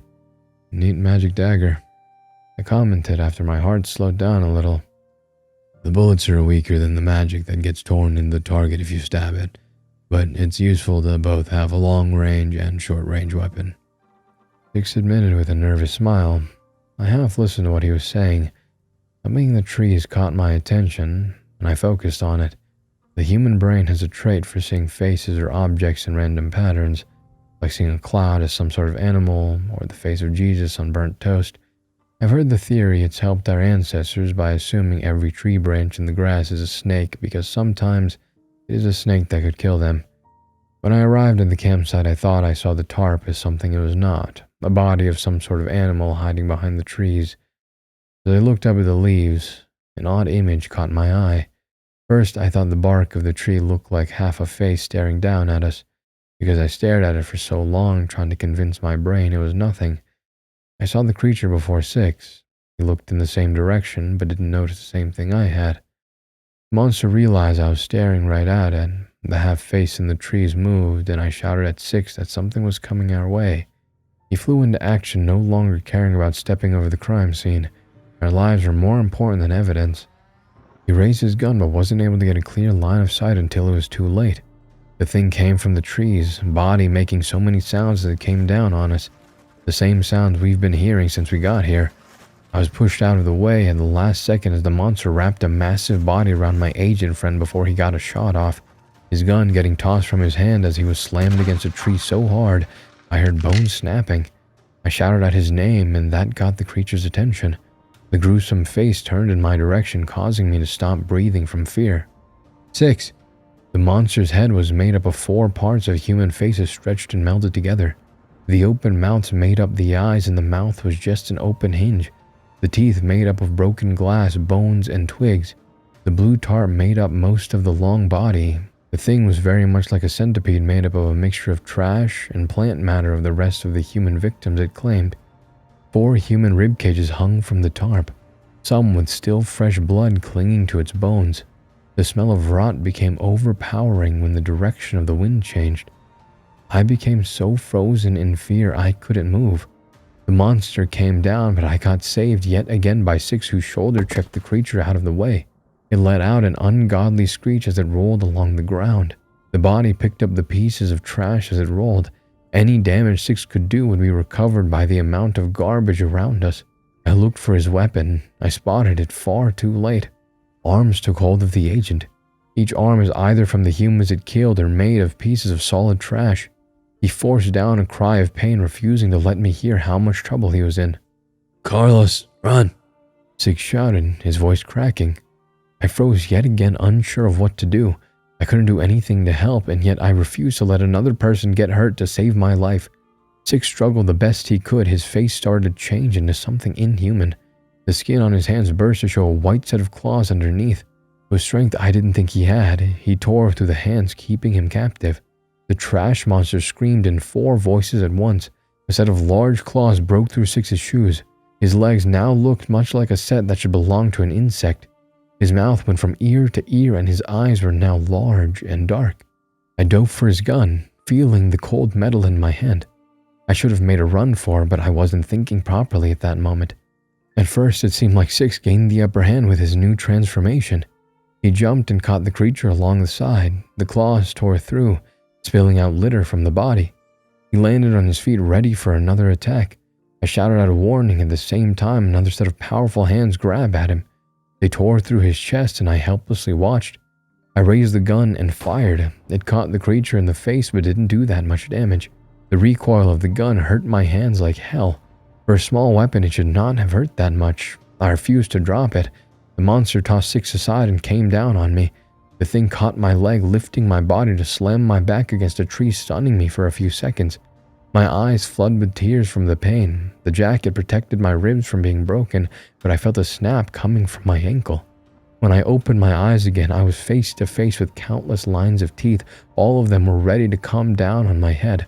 I searched through my mind, trying to think of what to do. The gun would not do enough damage to kill this monster, and I didn't know how to switch it back to the dagger. Instinct guided my hand, along with something else. I wasn't aware of it, but the forest wanted this creature dead. It was ready to offer up power to do so, but couldn't act on its own.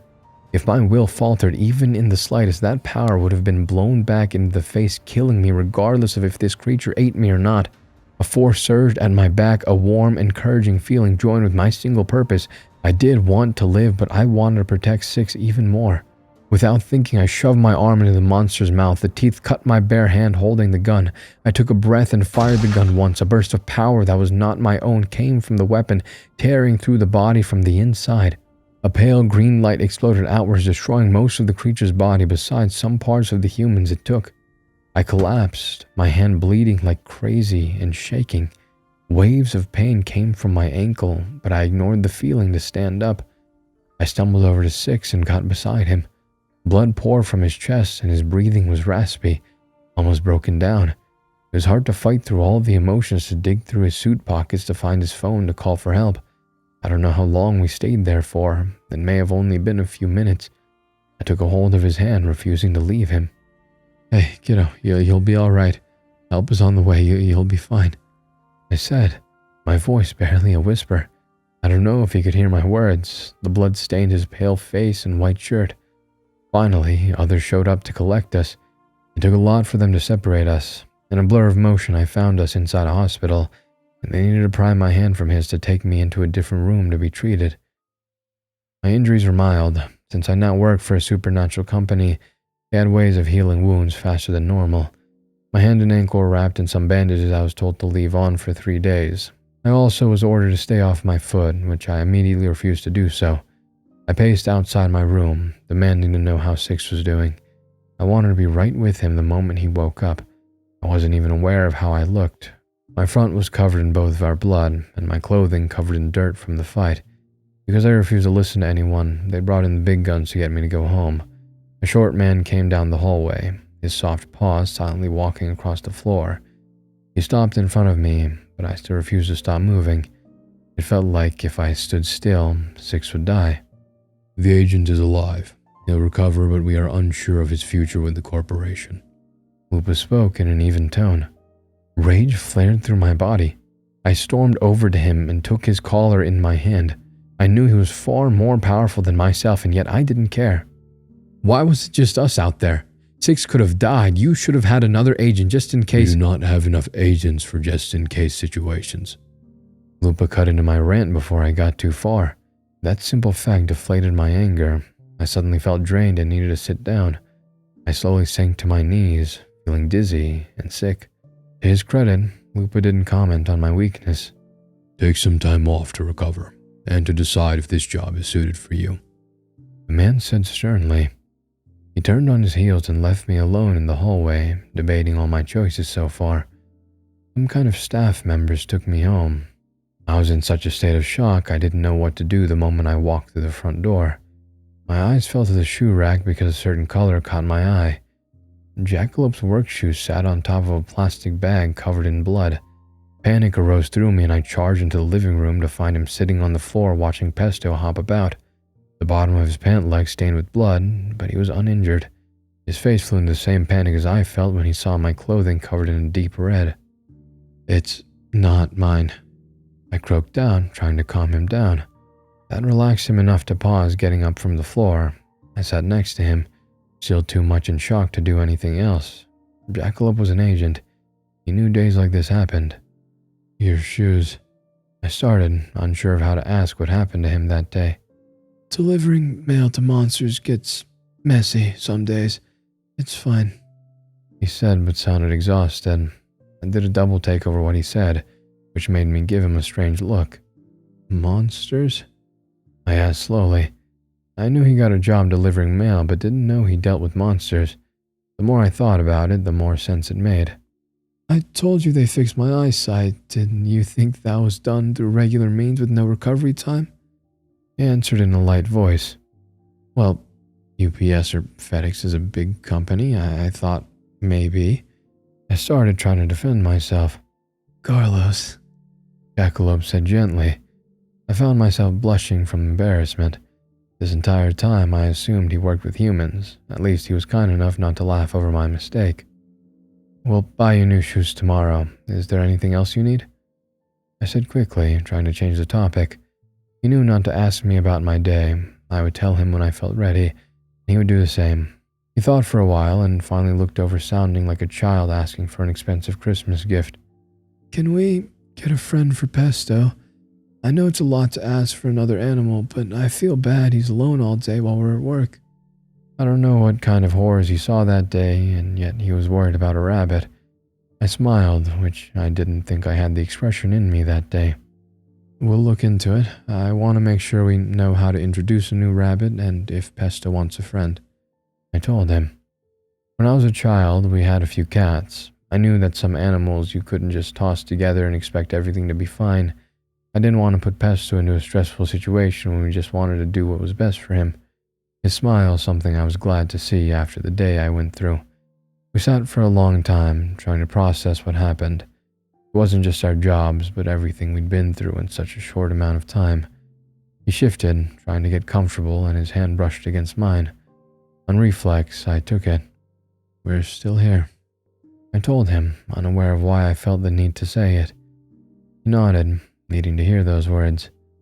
After everything, we were still here, and that's all that mattered at the end of days like this. He didn't force me to eat something that night. I showered and tossed my clothing out. He did the same after me, and we both went to bed early, unsure if we could even sleep that night. I hated being in the dark after encountering that god, but I felt that if I slept with a light on, that would be letting him win. I tossed in bed, feeling far too cold under my blankets. I refused to open my eyes and look out into my dark bedroom, fearing I may see something staring back at me. I think I slept for a few hours. The exhaustion finally caught up to me when I woke up. I felt even more tired than when I drifted off to sleep. A soft sound of footsteps came from the hallway, making me sit up in bed.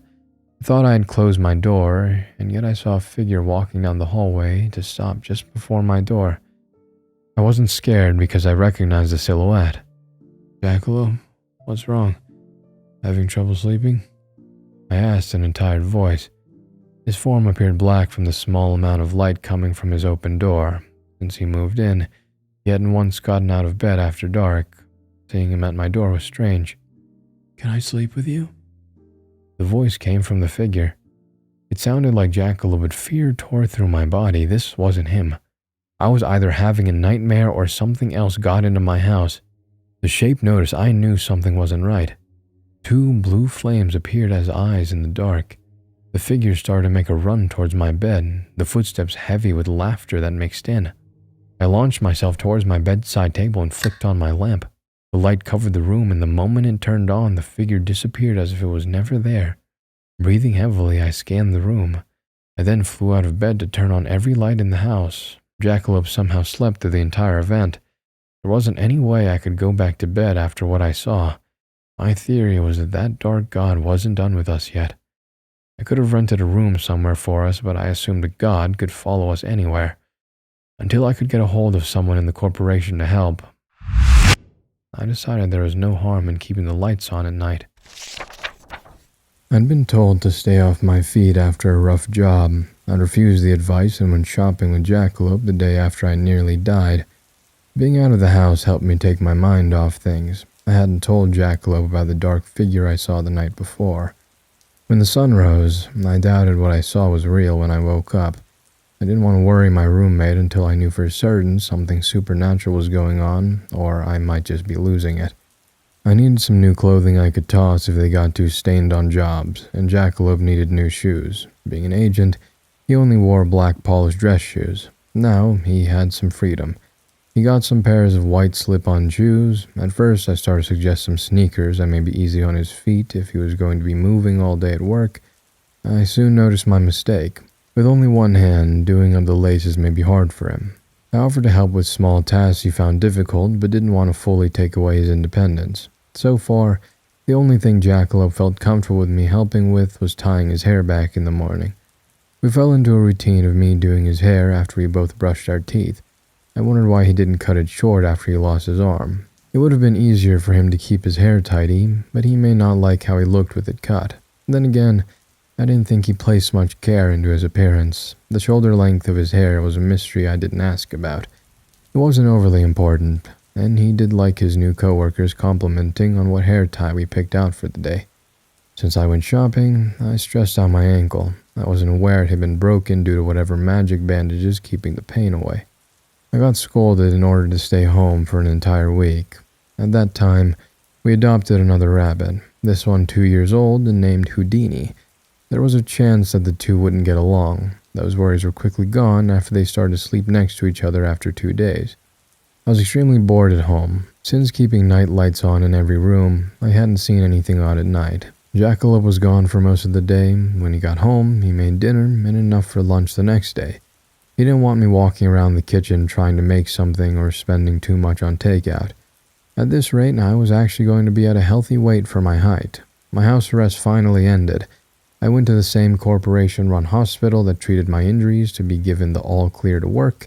I'd also been constantly bothering them for updates on Six's condition. He'd gotten so hurt on the last scene we worked on, and no one was telling me much. They said he was recovering well, but refused to let me see him. I didn't know if that meant he wasn't ready for visitors, or didn't want to upset me by seeing him still bedridden. I went home feeling bitter and overly angry over the entire thing. I desperately wanted to talk to him, even for a few minutes, but I didn't know if that was what I wanted or something Six needed. I walked into the living room, and my bad mood faded. I stared at Jackalope holding both rabbits in 2 hands, a broad smile on his face. I swiftly walked over to him to see if I was just seeing things or if he really had another arm out of the blue. He carefully put down the bunnies and let me take his new hand in mine to look it over. "It's a fake one. I didn't want to tell you about getting it because there was a chance it wouldn't stick. There's still a possibility of my body rejecting it, but I feel fine," he told me, clearly excited but holding back just how happy he felt. Delivering mail seemed to come with really good benefits. The new arm was covered by his job. I didn't know how it was fake because it felt very real. The arm bled if you cut it, and Jackalope refused to say what it was made of, claiming I did not want to know. I dropped the question, not wanting to overwhelm him. For once, things seemed to be going well for us. The next morning, I started to do his hair on reflex. He didn't stop me. It made me wonder if the reason why he didn't cut his hair was that he enjoyed someone doing it for him. At least one routine didn't change with his new arm. An email for a job request came in, and I was a bit nervous about going to work, mostly because I knew I risked death every time I went into the field, but also because that meant I wouldn't be able to force Jackalope to stay home. The new arm came with risks. If his body rejected it, he could die unless he got treatment right away. He should be taking it easy and resting until he knew for certain there would be no issues with the false arm he was given.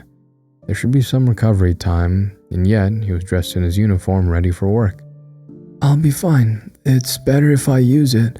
It helps it get stronger. I swear if I start feeling off, I'll go to the clinic to have it looked at." Jackalope promised as he got his shoes on, ready to leave. The urge to make him stay home was just my own concerns getting the better of me. I knew that, and yet I still made him promise 5 times he would call me when he had the chance during the day.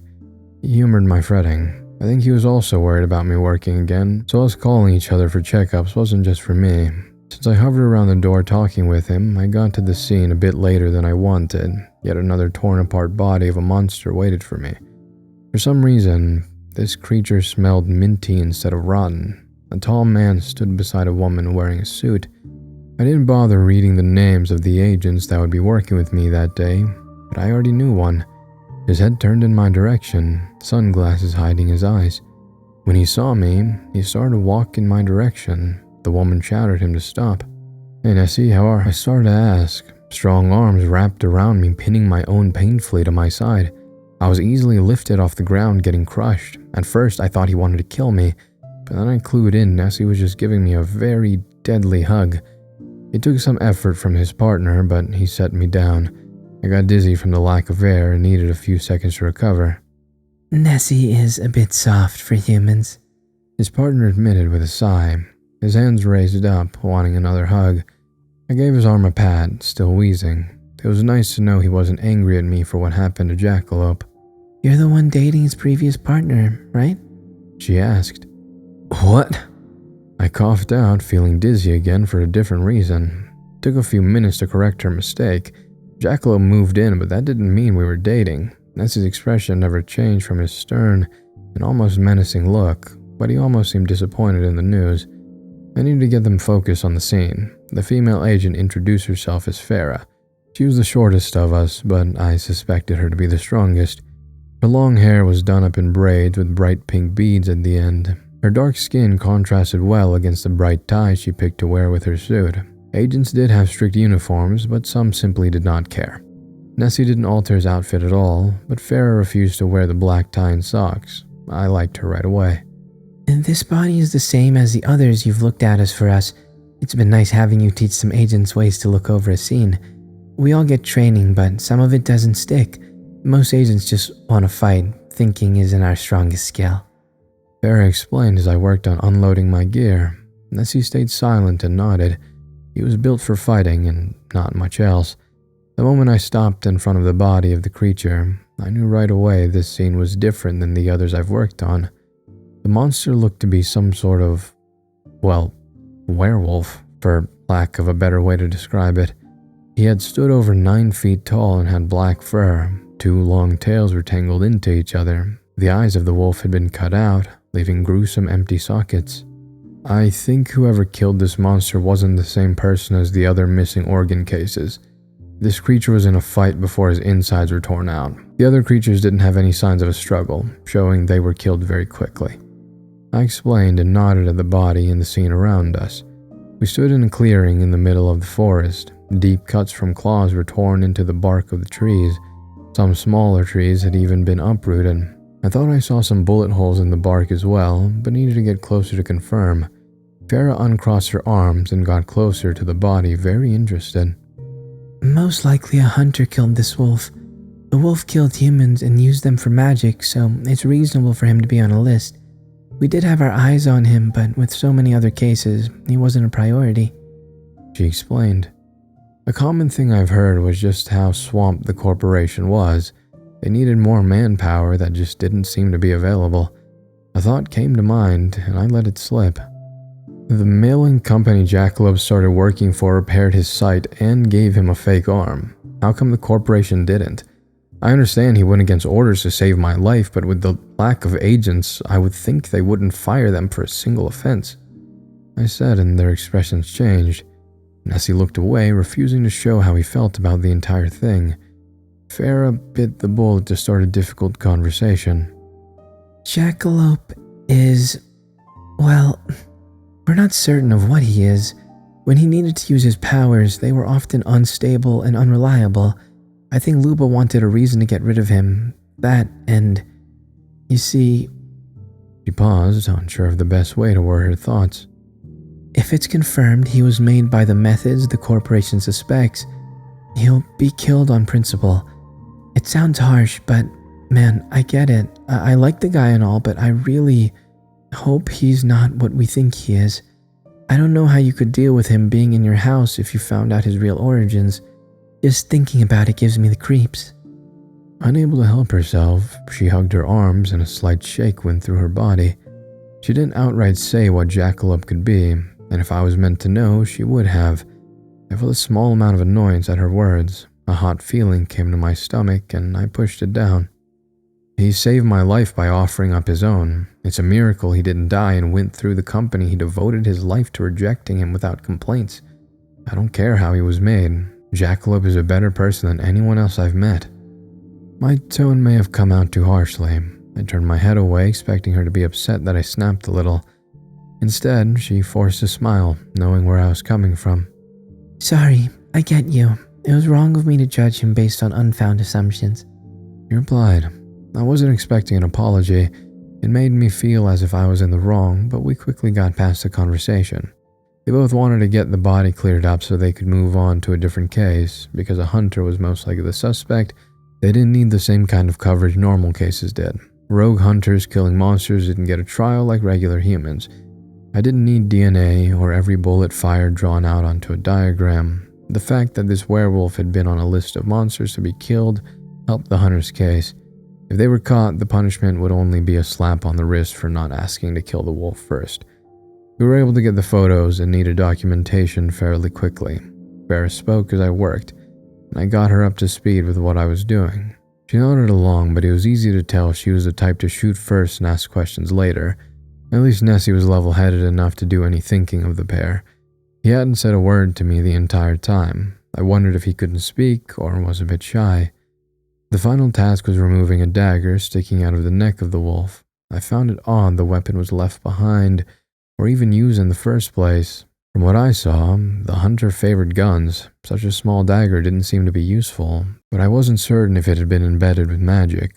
I almost pulled the dagger out myself and thought better of it. I asked Nessie to do it in case the blade held some sort of power I wasn't aware of. It turns out my suspicions were correct. However, there wasn't anything we could do to avoid the trap the moment we decided to take out that blade. Nessie easily removed the dagger from the dead flesh, and a light came from under our feet. Farrah shouted at us to move, but the light grew too intense, and the body of the wolf was taken into that light, the spell using up the flesh to gain enough power to transport 3 people to an unknown location.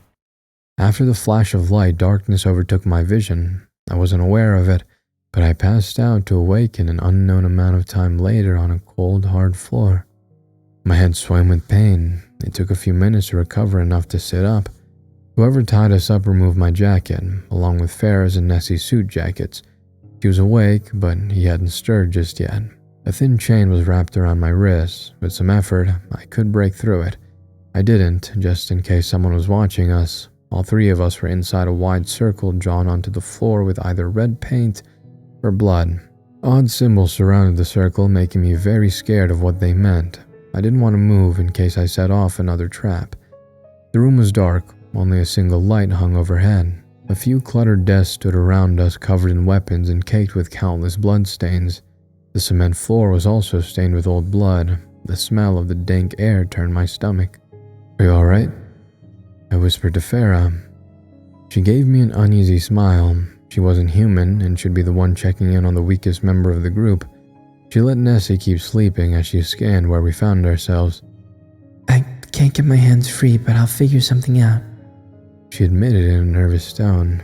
I gave her a questioning look. Did the person who tied us up use something thicker for her? Since Nessie was on his side, I saw he also had his wrist tied with the same thin loops of a silver chain. Could these 2 not break through silver because they weren't human? The sound of footsteps getting closer made us snap our attention in the other direction.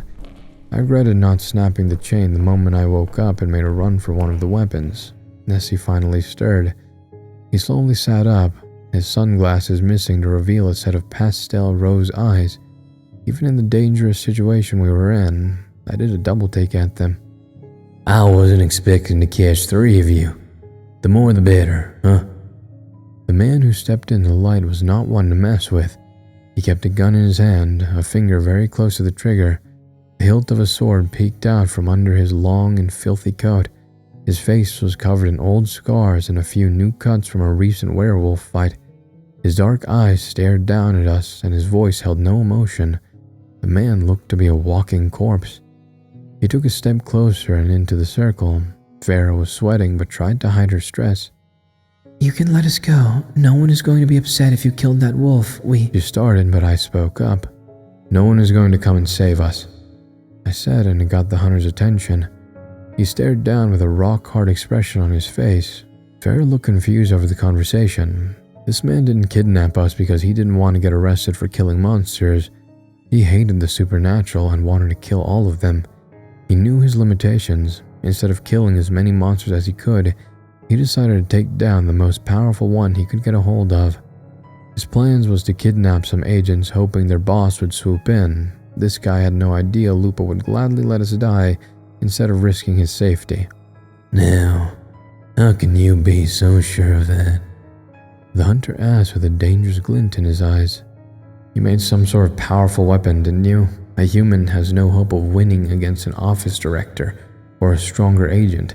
You would not try to pull this off unless you had an ace up your sleeve. I responded, feeling the air grow tense. The hunter did not like my guess. He raised his gun and fired it toward my face. Farah blocked the bullet, her body between us and her braided hair knocking away 2 more bullets that came. She suddenly was painfully forced down to the ground, her face twisted in anger and pain.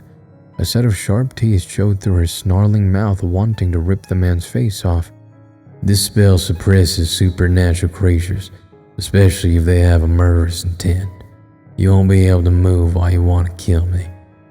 The man said, not sounding very impressed.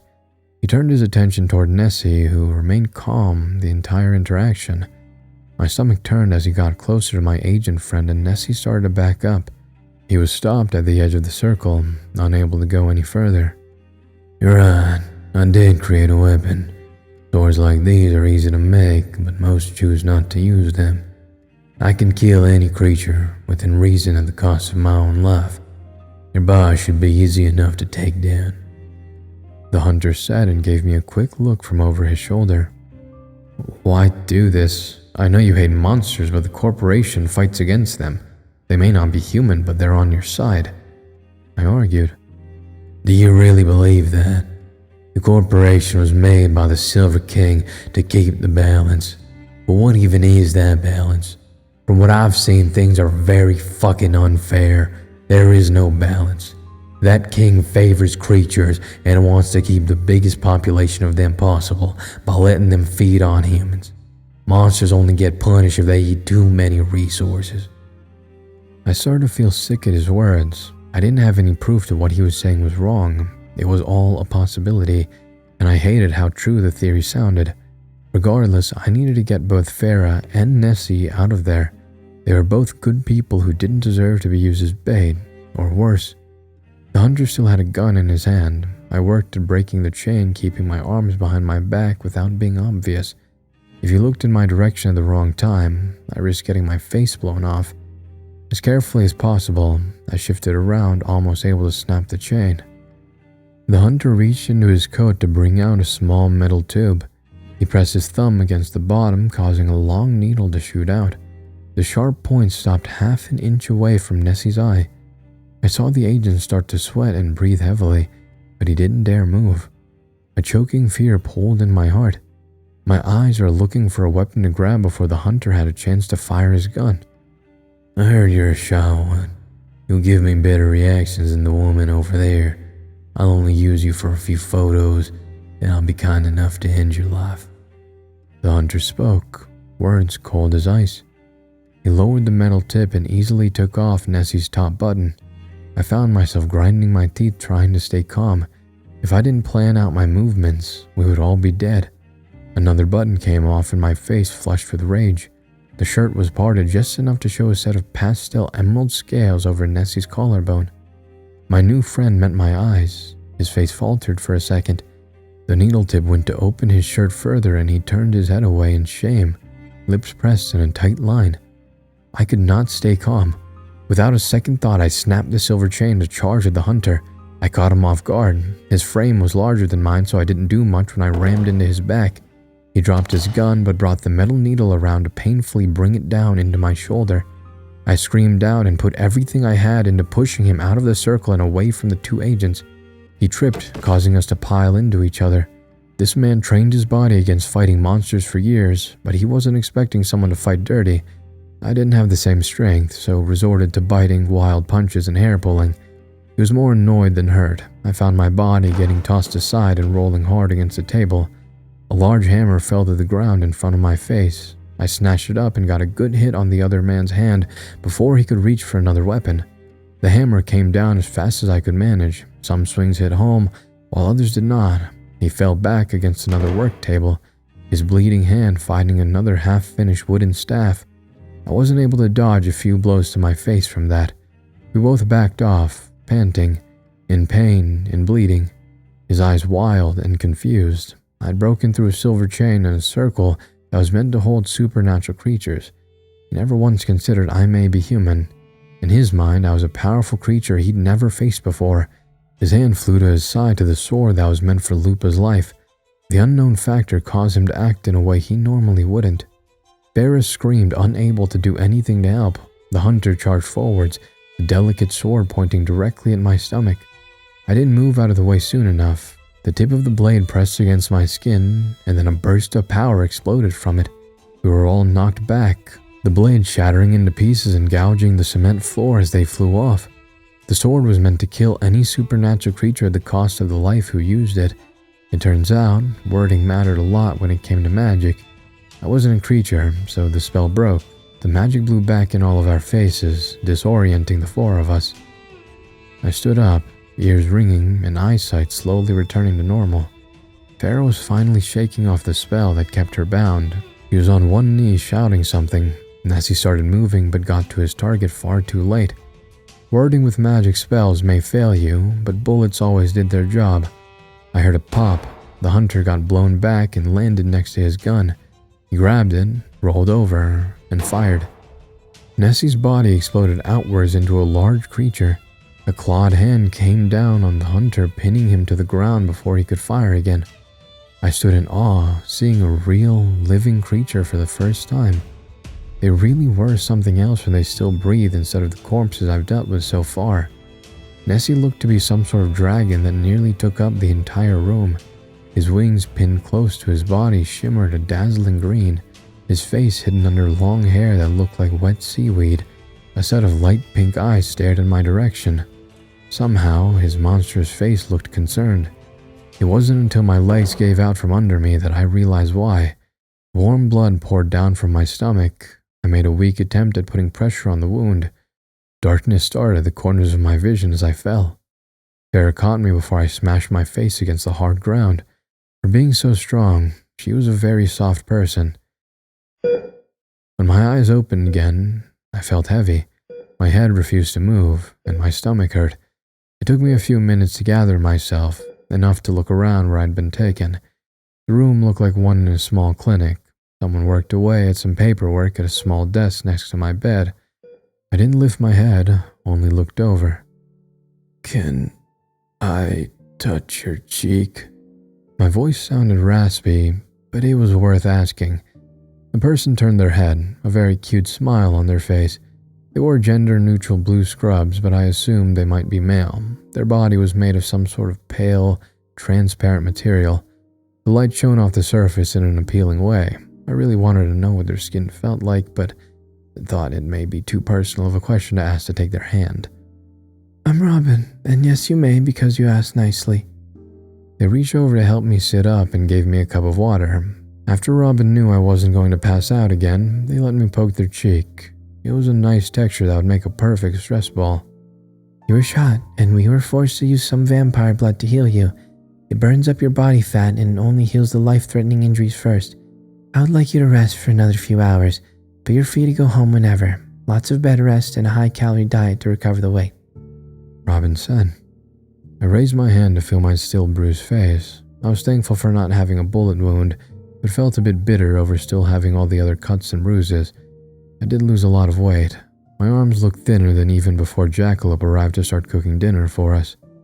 Jackalope can handle the food. I swear I've never eaten 3 meals a day until he showed up, I mentioned. I spoke with him. It was a bit unprofessional, but your phone kept ringing.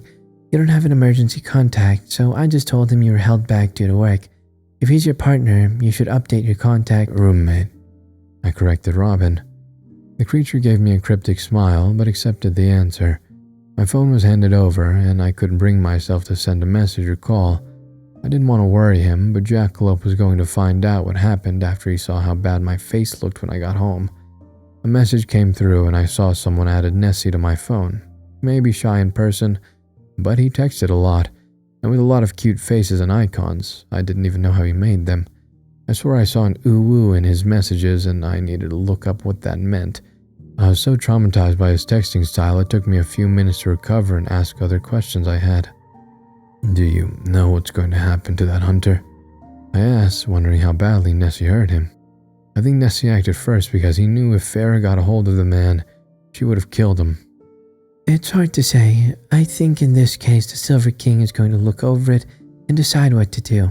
Neither organization can come to an impartial decision, Robin said while they pressed a pen to their bottom lip. I assumed the Silver King was too powerful to bother with such small cases. I hoped he went easy on the man. I wanted to hate him for threatening Nessie and Farah, but I couldn't bring myself to. That man must have been through a lot to dedicate his entire life to hatred, or maybe I just didn't want him to die because we were both human. The hunter said something that's bothered me about the corporation. I started and Robin knew where I was going. They set the pen down to give me their entire attention. They'd heard this theory before and knew it had been the cause of so many supernatural deaths, some justified and others not so much. If a hunter came across Robin, they risked getting killed because of the conspiracy some hurt and confused humans cooked up. It's very hard to prove a negative. There is a balance only the Silver King can understand. After what those hunters have been through, it's easy for them to see the world as completely against them. Yes, all creatures have a limit on how many humans they can kill given to them by the Silver King.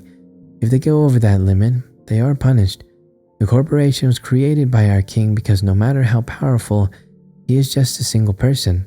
He cannot be in 2 places at once, so he delegated tasks.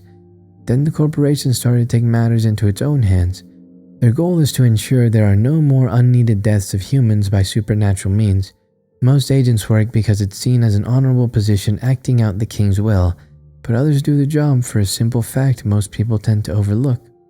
I listened to Robin, and he didn't even need to tell me the rest. I already knew what he was going to say after meeting with so many agents. Six talked to me and told me information when he didn't need to. Nessie sent messages worried about my well-being, and Farah wanted to kill a man because he threatened my life. There were some creatures out there that didn't respect human life, like Lupa, who only cared about the respect his job would bring, or the god who killed for no other reason than he could.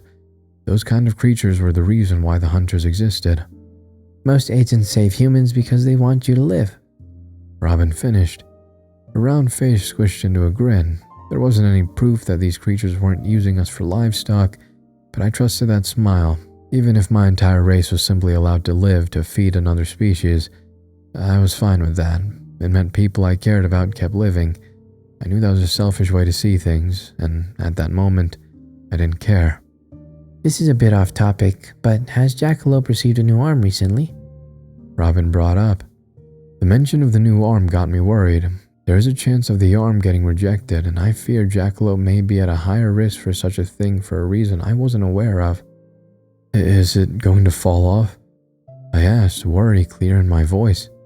I hope not, but please keep an eye on him. Come to the clinic if you have any worries, or if any kind of new symptoms appear. We would rather see you two 100 times for nothing than you need us and not show up one time. Both of you need plenty of rest, good food, and light exercise. You're only roommates, right?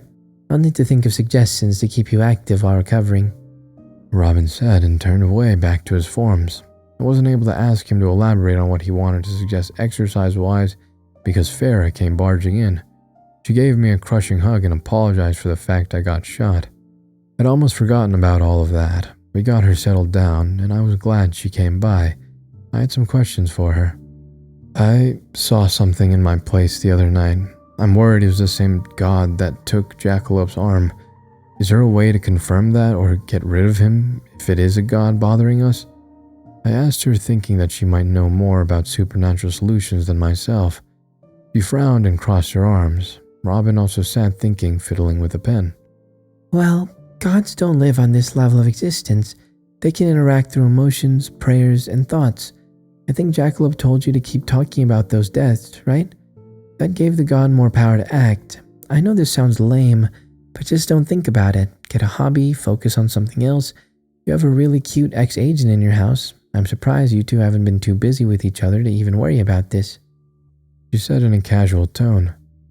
Well, what does that mean? We're just roommates. I corrected her. My ears felt so hot it made the rest of my body cold. Is this how everyone at the corporation saw our living arrangement? Just roommates. Robin chipped in, hoping that helped. I'm just messing with you. Farah said like a liar. I wanted to call her out, but felt too tired to care. She agreed to help me get home. I really didn't know where this clinic was located. For all I knew, I ended up in a different country. With some magic, Farah dropped us off in front of my house. She gave me her number to ask her any questions that may come to mind. I was barely inside the front door when Jackalope reached me with 2 rabbits at his heels. Houdini warmed up to pesto so well, I'm glad we got the cute little black rabbit. I bent down to pick them up so their soft fur could relax my fried nerves. The smell coming from the kitchen caused me to freeze, and I didn't even hear what Jackalope said for a few seconds. Are you cooking menudo? I asked him, handing over a rabbit. I found a recipe book while cleaning the kitchen. I wanted to try and make something different. He admitted, a bit confused over my shock. That must have been my mother's. I told him and took a few steps inside the house. I hadn't smelled that meal in years, not since she passed away. When she got sick, she needed to stop cooking. I always regretted the fact I burned everything I made so she couldn't have the meal she enjoyed near the end. Jackalope noticed my expression and carefully put pesto down. The rabbit hopped away, ready to create chaos. Houdini kept him in line after we paired them up, but alone, he was a nightmare. Should I have not cooked? Jackalope started, but I shook my head. No, it's nice. I think I would like it if you cooked anything my mother wrote down, but you need to let me start helping out around the house. It's pretty bad I'm letting you do everything. Since Jackalope recovered enough to start moving around on his own, he took over the chores. I'd taken care of myself for years, and now I didn't know how I functioned without him. I'd been taking advantage of my new roommate. I like cooking and doing chores. When I worked as an agent, I moved around a lot, mostly living out of hotels or small rooms just for resting in the office. A normal life is something I never dreamed of having. It's nice. I didn't consider any of that.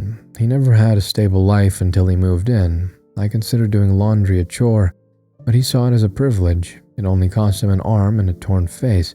I didn't want to bring up those facts. For once, I was hungry after work. I could eat seconds, and Jackalope made enough food to feed 10 people. A paper towel with a pile of half-chewed sucker sticks sat on the counter. Jackalope noticed them and quickly cleaned up his mess. That pile was the only sign of how much he fretted after calling and not getting an answer. He only chewed his chupa chups when he was anxious. You lost a lot of weight. Did they need to use vampire blood on you? With humans, it burns fat and muscles. You must have broken something for them to give it to you. Jackalope said as he dished out a large portion of food for the both of us. Oh, that. I was shot, but it's not a big deal. It healed up, no problem. I took the hot bowl and did a small taste. It wasn't the same as how my mother cooked it, but it was still pretty good. I was about to sit down to eat when I noticed Jackalope staring in my direction. Without a word, he swiftly turned on his heels, heading towards the door. It took me far too long to clue into what he was doing. I chased after him and needed to drag him back into the kitchen to eat, instead of charging out of the door to try and find the hunter that nearly killed his roommate. In fact, it took a lot to keep him settled down and eating dinner. Compared to the other things I've come across so far, getting shot wasn't at the top of the list of the most terrifying ordeals. Finding out Nessie texted like a 13-year-old girl was right under dealing with a dark god. Jackalope wasn't happy with how many times I've nearly died on a job that shouldn't deal with such dangerous interactions. At least he didn't ask me to quit. The money was too good. I may consider it in a few more jobs, if I live through a few more. We both needed some rest after dinner. At least the boys stayed out of trouble. We let them free roam in the living room while we were home. Since there was a small empty bedroom, we converted it into their area. From a shelter to an entire room to explore, these rabbits got spoiled. They put up a bit of a fit getting put away for the night, but fell asleep quickly afterward. When the weather got nicer, they could roam around in a pen in the backyard. I felt exhausted, but didn't want to go to sleep. The image of the dark figure in my doorway still haunted my thoughts. So much for not giving that stupid god power. Getting shot wasn't enough to take my mind off what lurked in the night. I double-checked that Jackalope was asleep with his rabbit light on. It then took every ounce of willpower to turn off all the lights in my bedroom and firmly locked the door. I hid under the blankets, and a block of ice settled into my core. I didn't sleep that first night. No matter how much I wanted to ignore it, I sensed someone watching my back. The slow, raspy breathing got closer and closer to my ear until I felt a small puff of air brush against my skin. I gritted my teeth, waiting for the bastard to do anything, or for the sun to finally rise. That damn god didn't end my life that night. He wanted to keep messing with us. If it took his attention off Jackalope, then I would take it. I really needed to recover enough to take my mind off that darkness, even if that meant I could end up getting shot again. I've been exhausted from not sleeping when an odd call came. It was only 2 days after the hunter ordeal. The cuts and bruises looked better, but were still healing. I assumed the call to be another job, but for some reason, I'd been asked to meet with the hunter that almost took my life. He was the one who requested the meeting, and I could refuse. Jackalope wasn't very keen on the fact that I accepted, but he didn't try to stop me from leaving that day. I was swept away to a very plain building where the man was being held. It wasn't a prison. It looked more like a mixture of an office building and apartments. They didn't even ask me to remove any metal or dangerous items. Soon, I found myself sitting across from the man who shot me. The room was empty besides a table between us. His face also started healing up from the few good hits I'd gotten in during our fight. His hands bound with simple cuffs. There wasn't anyone inside the room beside us, but I knew this meeting was being watched in some way. I learned his name was Sebastian. They did not tell me his last name for some reason. "Are they treating you well?" I asked, unsure of where to start. He nodded, refusing to meet my eyes. He fiddled with his hands and his foot tapped against the floor. I didn't have the slightest clue what he wanted to see me about. He chewed on his lip for a while. Just as I was about to leave, he spoke. "You're human, right?" he said in a low voice. It sounded like he hadn't been drinking enough water. I worried he didn't trust the food or drink here. He did think the corporation was only killing monsters that ate too much, and not for the overall good of the human race. "Yeah, it's the reason why your magic sword didn't work," I answered. I wondered what might happen to him now. No one had given me a straight answer on his future. They did want to offer him a job hunting down monsters for the corporation, but I highly doubted he would accept. There was hope that after he'd been arrested, that the mysterious death of the monster's missing organs would stop. He'd only been locked away for a day before yet another murdered monster was found. That proved he wasn't responsible for the rest of the murders and only killed the werewolf as a trap. "Wow, are you working with them?" The man pressed, finally looking in my direction. "I know how you feel about the corporation. I don't like parts of it either. A supernatural creature saved my life, and it led me down this path." I started. He didn't like the answer and scowled, shaking his head, his foot tapping harder against the ground, clearly annoyed I'd let him down in some way. "They sent you up. They wanted something and tricked you into being loyal. They just..." Jackalope offered his life to save mine. He was willing to die for a stranger. It's a miracle he's alive and only lost an arm. I cut in sternly. His foot tapping stopped. Sebastian stared me down with dark, tired eyes, looking for a lie. When he saw nothing but the truth, I saw gears turning in his head. He didn't want to admit there might be good monsters out there. He needed to believe that all supernatural creatures were bloodthirsty monsters because he'd killed so many without a second thought. If there was a decent creature, that meant he may have killed a good person at some point. I don't have any proof of what I'm saying, and I won't sit here judging you for your actions. There must have been a good reason for you to go down the path you chose. I told him. He refused to look at me as I spoke. His eyes sat on the floor as if he could drown out his thoughts. He dug the tips of his fingernails under each other, making me wince. I wasn't wrong. I needed to die. I was never wrong. He muttered to himself. I don't think you were ever wrong. I'm not angry about what you did. A little on Nessie's behalf, but I just feel as if you're hurting yourself more than the creatures you hunted. His tapping stopped again. Soon his shoulders started to tremble as he buried his head into his hands.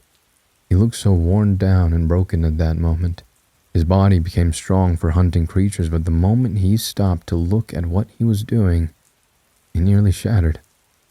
I killed my daughter. Ate her. What else was I supposed to do? Sebastian said, his voice hoarse and barely a whisper. I'm sorry. I fully meant those words. I couldn't offer anything else. There was no right answer when it came to all of this. Humans and the supernatural couldn't coexist without there being casualties. Sebastian was one of them. I considered if it would be better if our two species never interacted. The creatures would starve, but there would be no little girls getting eaten, no gods killing loved ones, and no need for agents to give up their arms to the darkness. A tap on the door signaled the meeting was over. I stood up but told Sebastian we could talk whenever he wanted. I didn't know if he wanted to ever see me again or disappear back into the frame of mind that kept him going. Everything was much easier to deal with when you thought every monster was a killer. I walked down the hallway but stopped by someone. A tall man came in my direction. He barely looked like an adult. His white hair was cut short at the sides and wavy at the front. He wore a baggy sweater that made him appear thinner. Old scars circled his entire neck as if someone had tried cutting his head off with a wire and failed. He had a calm smile that overpowered the fear I got when I saw his red eyes. Thank you for meeting with him. I'm the one in charge of his case. It must have been hard on both of you. The newcomer said in a kind tone. Didn't Robin mention that the Silver King was the one who would look over Sebastian's case? I looked him up and down, deciding he did not give off the air of an all-powerful creature all others bowed down to. What's going to happen to him? I asked. Well, therapy to start. Aside from that, it's up to him. We'll provide all his needs. I don't think someone can recover from what he's been through. He has support from us, no matter what happens. He explained as he brushed some hair from his eyes. He was a hunter. He killed monsters, and there's no way to prove all the ones he killed deserved it. The ones he did wrong are just going to take care of him as if that never happened? I asked, really hoping that would be the case. The man paused to think. He had his hands behind his back, and he rocked on his heels for a few seconds. A monster killed his family. He killed monsters. If we killed him, that would feed into an endless cycle. Some say it would balance things out, but I hate balanced things. Being balanced isn't always the right answer. We'll take care of him. He's gone through enough. He doesn't need to deal with more monsters. I wanted to respond, but he heard his name being called from down the hallway. He was a very busy person. He thanked me again for coming by that day and hurried off to do whatever he needed to. The meeting was depressing, but at least he gave me a break from Jackalope forcing food on me to gain some weight. By the time my injuries finally healed, I was ready to get back to work. The lights stayed on at night, but I still didn't sleep much. There hadn't been any sightings of whatever haunted the dark, but I still didn't want to risk turning off the lights just yet. I wondered if Jackalope was sleeping all right. He acted a bit slower than normal, but just said he'd been doing a lot of running at work. A job request came in, and of course Jackalope said I wasn't ready to go back. I brushed off his worries. If I stayed inside the house for too long, I may go insane. I quickly found out I didn't really like any movies or shows on my handful of streaming services. Reading put me to sleep, and Jackalope beat me to cleaning most of the house. The only choice was to accept the first job that came my way. I ended up in a town so small, a single police department of 3 oversaw the entire population. The job was simple. A woman was found dead, and they needed someone to record the scene. They also requested I train 2 of the officers up on some new databases along with reviewing how to deal with murder scenes. They didn't have them often and needed a refresher. I would not be working with an agent, which made me nervous, but I was given my CSI jacket that had some mild magic protection. My jacket also helped with the insanely low temperatures, cold weather, and I did not mix well. I huddled under my jacket shivering. The corporation provided a rented car and dumped me into a snow-covered town, trusting I found my way around. With a lot of backtracking, I found the dirt road leading to a farmhouse in the middle of nowhere. An officer met me outside. He waited for a long time and was a bit annoyed by how long I took. He was ridiculously tall, his skin dark and hair black. He didn't smile, but held out a hand for me to shake when I arrived. I'm Yates. You're the Fed, right? He asked after we shook hands, his voice low and raspy as if he had a cold.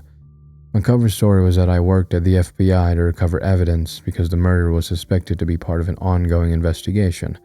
I flashed the fake badge I'd been given to sell that story a bit better. Yates did not like the fact that someone swooped in to take over a murder scene in his town. He showed a coldness that matched the weather. I'm here to help. I'll gather what I need. I wished I was notified before the body had been collected. I admitted, looking over his shoulder toward the house. The body had been found outside, torn apart and half-eaten. The blood remained for me to document along with anything else I may find. The front door was open when the body had been found, but had since been closed to stop snow from entering the house. Yates gave me the basic rundown of what happened before I arrived. Another officer named Maggie had been the one to find the poor dead girl. They had been friends, so Yates took over meeting me and guarding the scene. Maggie and Yates were the ones who needed the lesson when we got back to the department.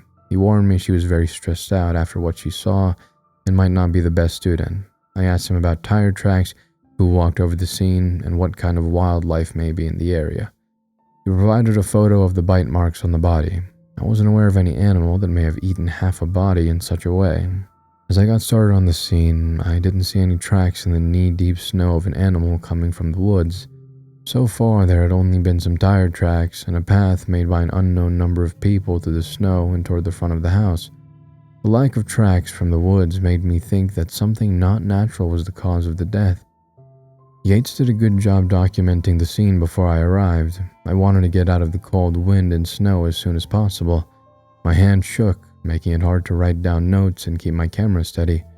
A gust of wind made me flinch and turn my head away. When I opened my eyes, I stared off into the nearby forest. I could have sworn I saw a set of eyes staring back. A hot puff of air hit the back of my neck. I knew right away it wasn't the wind. Agent, leave. The two words were nothing but a hoarse whisper. I turned as fast as possible to see nothing. Yates stood near his patrol car, still not noticing anything. I wasn't sure if I imagined the voice, but the fear felt real. I took the words as a threat. I could listen to the warning, or I could finish up my job. Within the hour, we were driving back to the department, ready to start the training so I could leave. A blast of heat hit my face the moment we walked into the building. The cold from my face faded within seconds of being inside. If I didn't take off my jacket, I would have died from a heat stroke. Sorry, the heater's broken. I take it you're the guy helping us on Laura's case?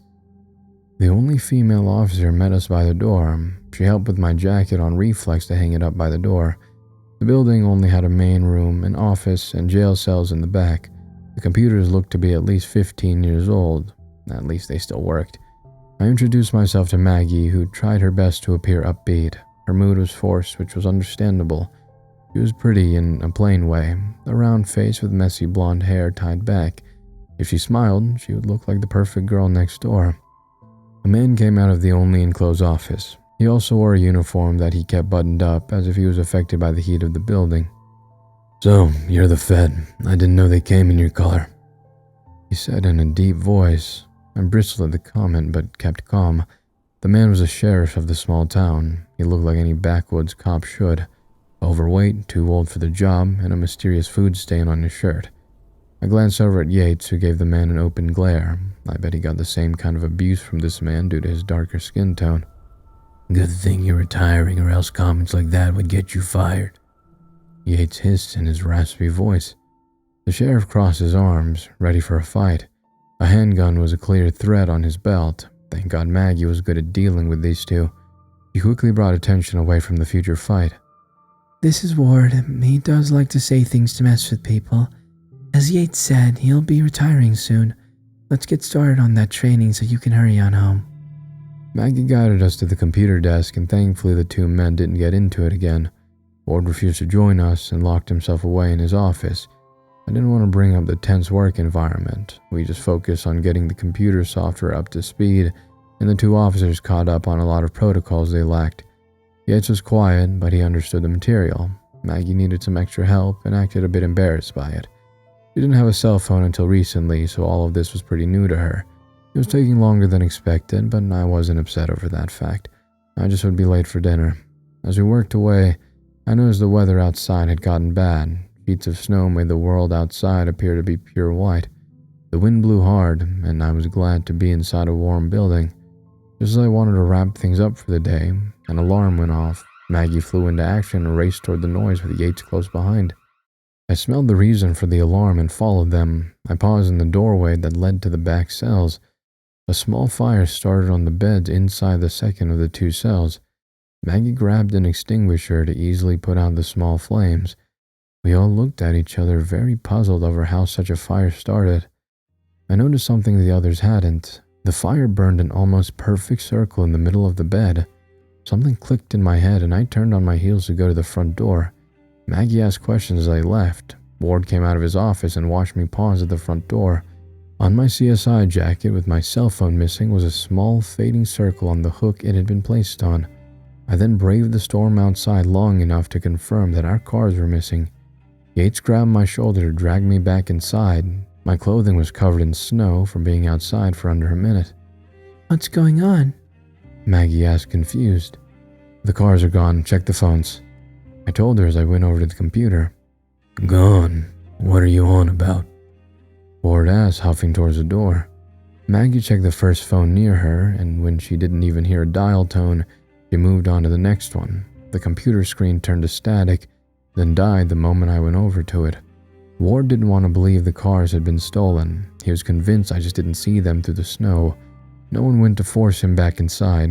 He spent the next 10 minutes going inside and out in denial. Yates and Maggie both owned cell phones. They both died like the computer. I've seen this before. I made the mistake of bringing along my personal cell phone to a scene with a monster corpse. It was fried in seconds from the magic still in the air. Someone here started the fire with magic to distract us away from the missing cars and my jacket being stolen. Whoever did so was strong enough to be able to control their magic so the computer didn't die sooner. And they knew who I worked for, but they assumed I was an agent instead of just a human CSI worker. Seriously, what's going on? Maggie asked, unable to keep the fear from her voice. I couldn't answer her. Someone here wasn't human and kept us trapped for a reason I wasn't certain of just yet. Maggie was either very good at acting or just as scared as I was. I considered Yates, but he hadn't moved to the farmhouse when I heard that voice.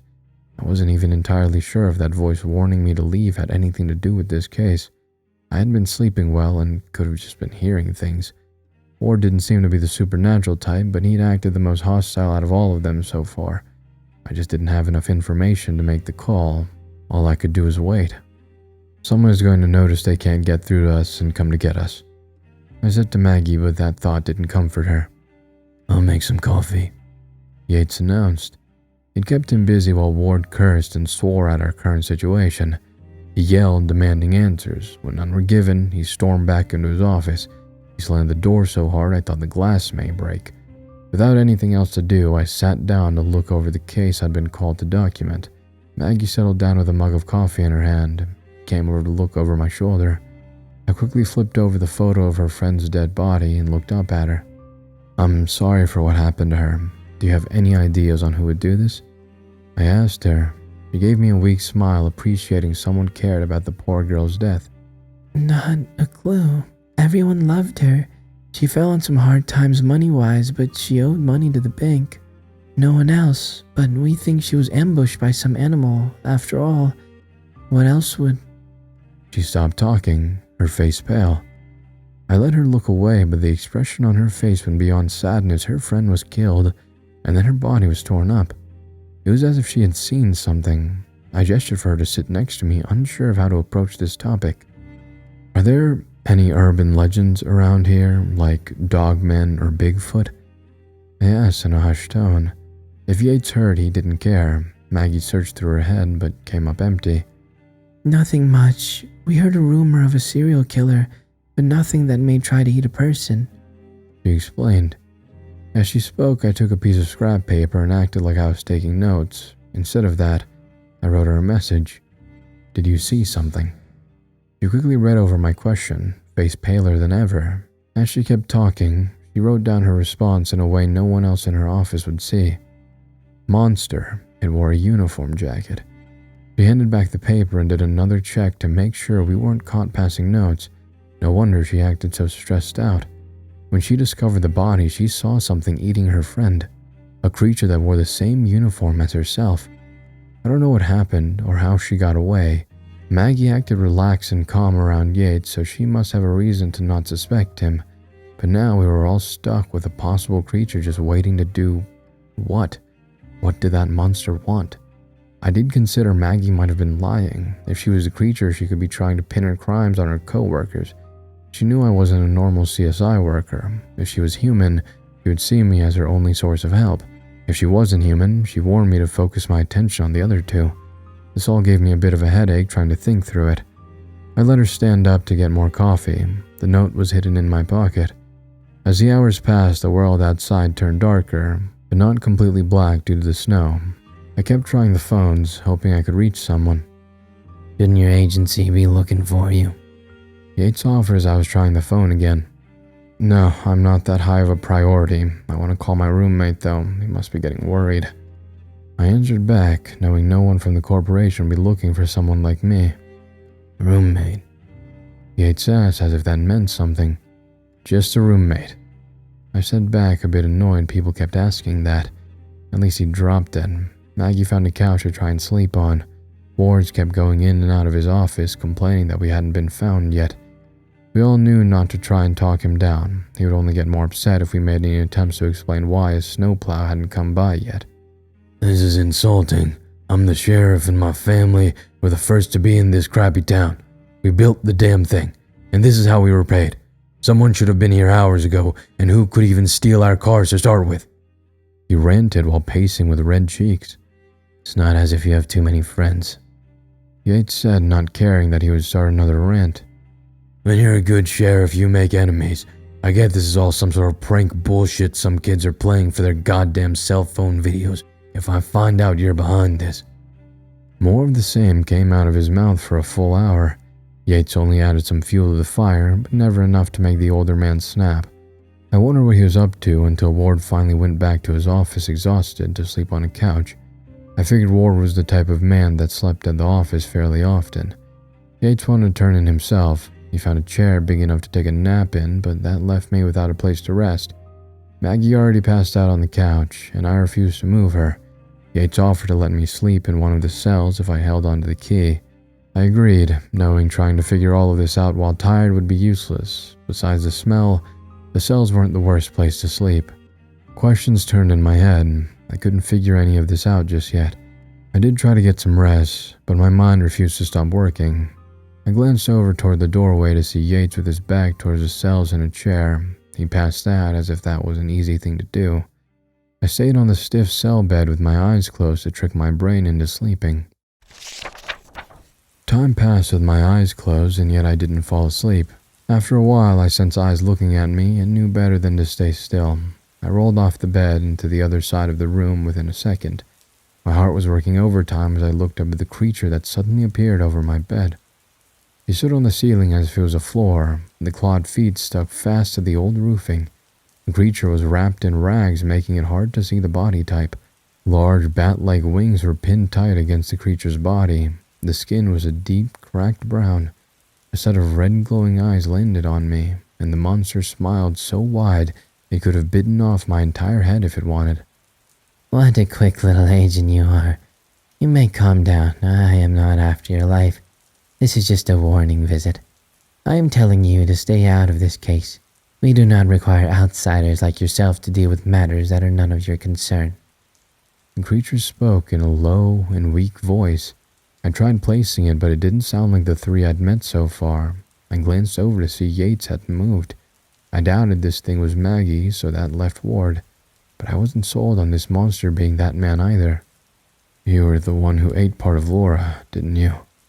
I pressed my back against the cold stone wall. The monster's smile somehow grew even wider, as if it felt proud of that fact. But you didn't kill her, I said with sweat starting to drip down the side of my face. The creature gave me a curious look, wondering why I would ever suggest such a thing. It forced a menacing expression back into its grim face. Oh, how strange of you to notice. You must have discovered the bullet holes in the porch. Here I've heard agents simply shoot first and ask questions later. I didn't think you were actually documenting the scene. This creature must have assumed I was at the scene as an intimidation tactic, or wasn't skilled enough at gathering evidence to notice how Laura really had been killed. The corporation didn't deal in trials. They killed creatures on sight if they were a danger to humans. There were some exceptions to that rule, but not many. Why would I bother recording a scene if I was just going to kill the creature regardless of what I discovered? I wanted to question this creature further, but shouting drew my attentions away.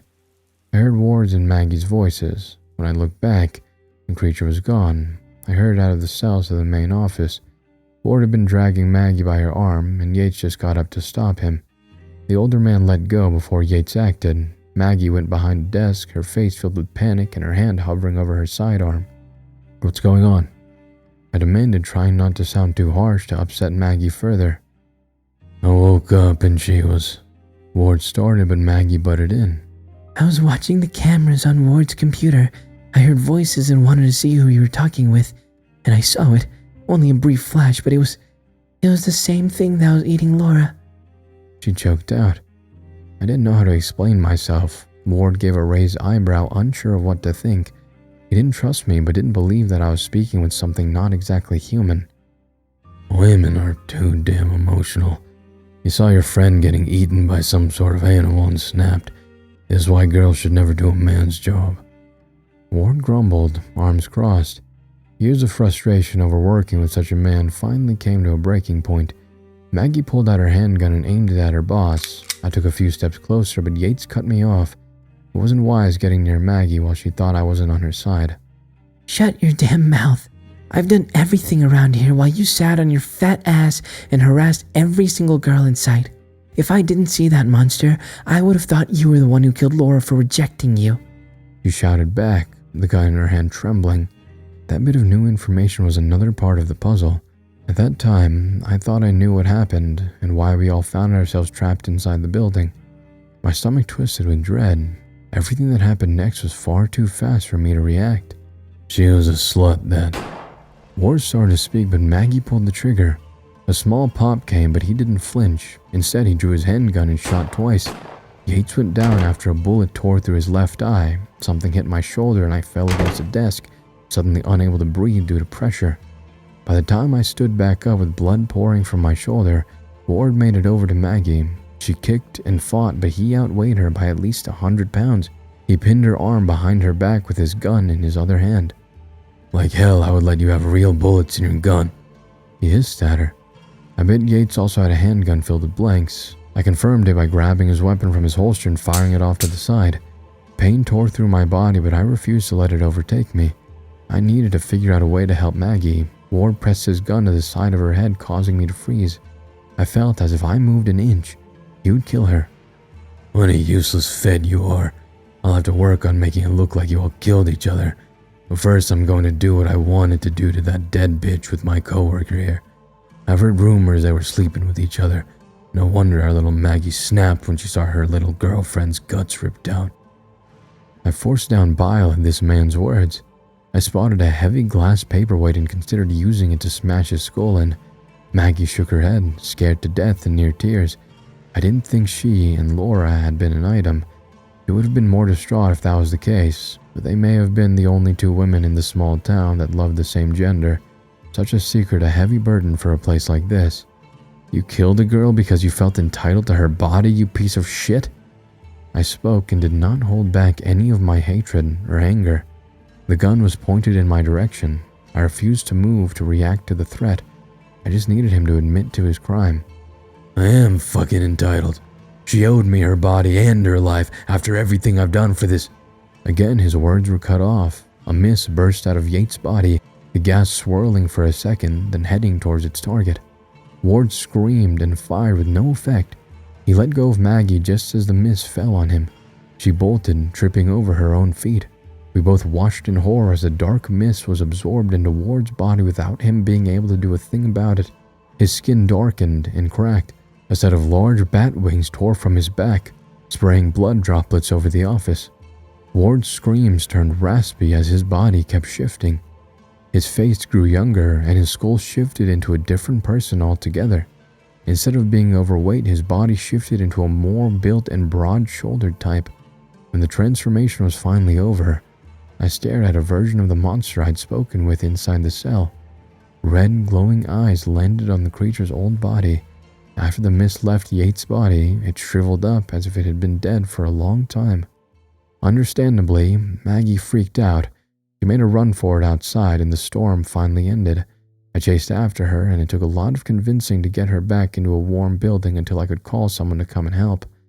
The creature that had been Yates locked himself inside the cells. Maggie locked herself up in the other office. My jacket appeared back on the hook, so I quickly called for some help. I was told to sit tight and that someone would be by in a few minutes. My shoulder wasn't as bad as I thought. I felt a bit sick from the loss of blood, but I wanted to talk with the creature inside the cells. He stood in the middle of the small room, not reacting when I came inside. "You discovered Laura first, after Ward killed her?" I questioned, cradling my bad arm. He seemed like he didn't want to answer. Those red eyes were hard to read. "She was still alive, but I couldn't do anything to save her. I exposed my wings because for a second I thought I may be fast enough to fly her to a hospital. She knew she wasn't going to make it, so she offered me her flesh to give me enough strength to destroy the town that rejected her." He answered in a calm voice. I should have been worried, but he wasn't finished with his task. I was a bit scared, but had a feeling if he wanted to kill the entire town, he would have done so already. "Maggie interrupted you. I saw Yates sleeping while we talked, so I assume you can leave the body you're possessing. Somehow, you let Maggie see Yates soon enough after seeing the monster she didn't think you two were the same thing. But you must have had an idea what kind of person Ward was. Why didn't you stop him before he killed Laura?" I asked, the question bothering me. This creature had power. He used some magic to create a storm. Why not use it to save a girl? Did he not care, or was there a different reason? "I could not act based on feelings. I couldn't even take over his body until he admitted to his evil.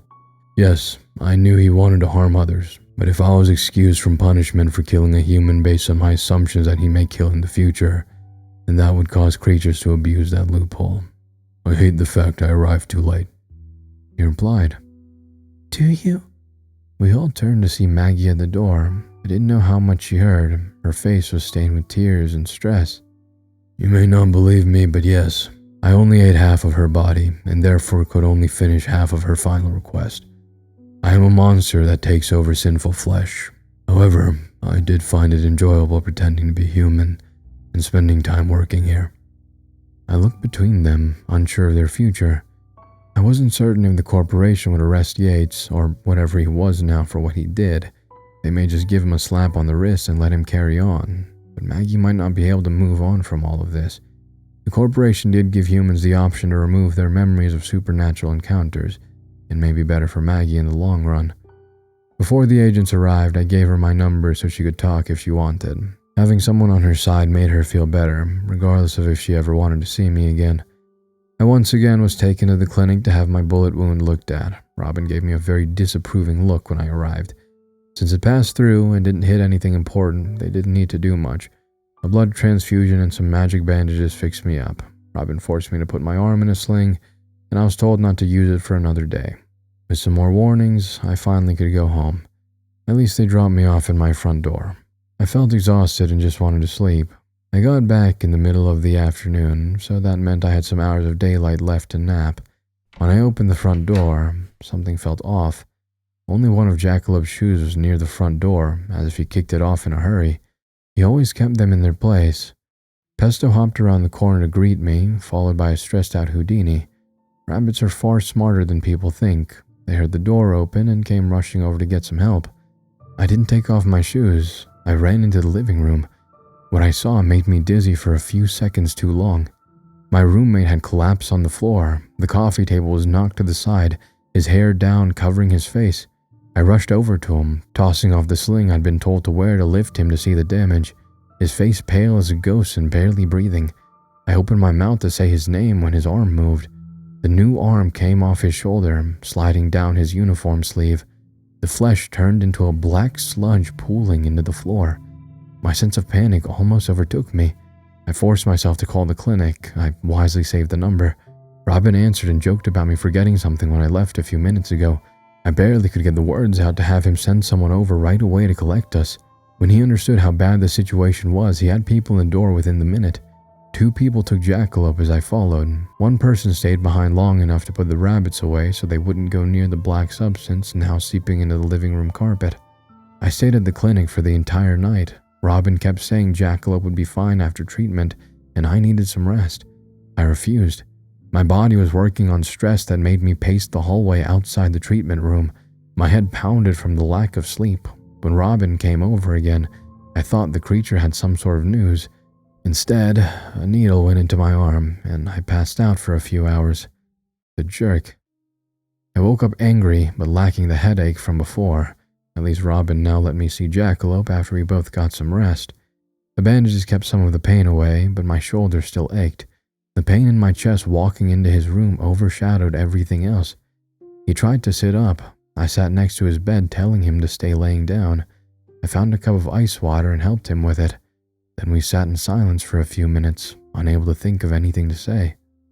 "I'm sorry." I broke finally, my voice a whisper. He should have let me die back then. I've had that thought countless times since he moved in. Seeing him in such a terrible condition only enforced my feelings.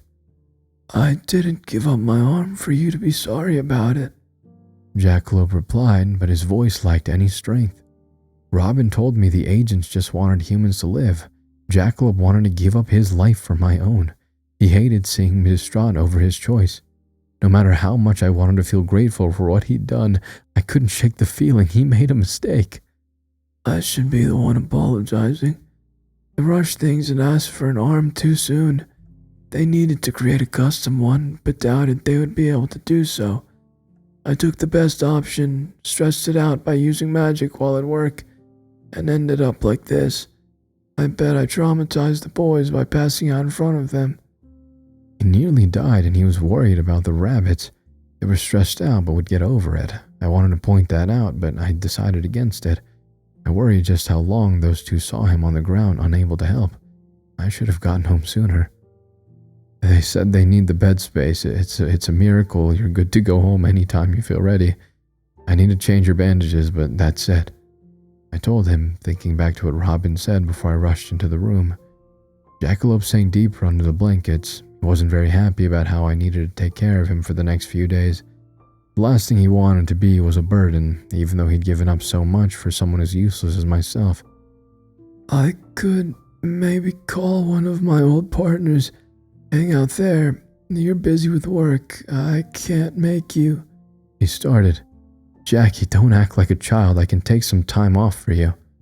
The nickname slipped out. I didn't even realize I said it before the embarrassment settled in.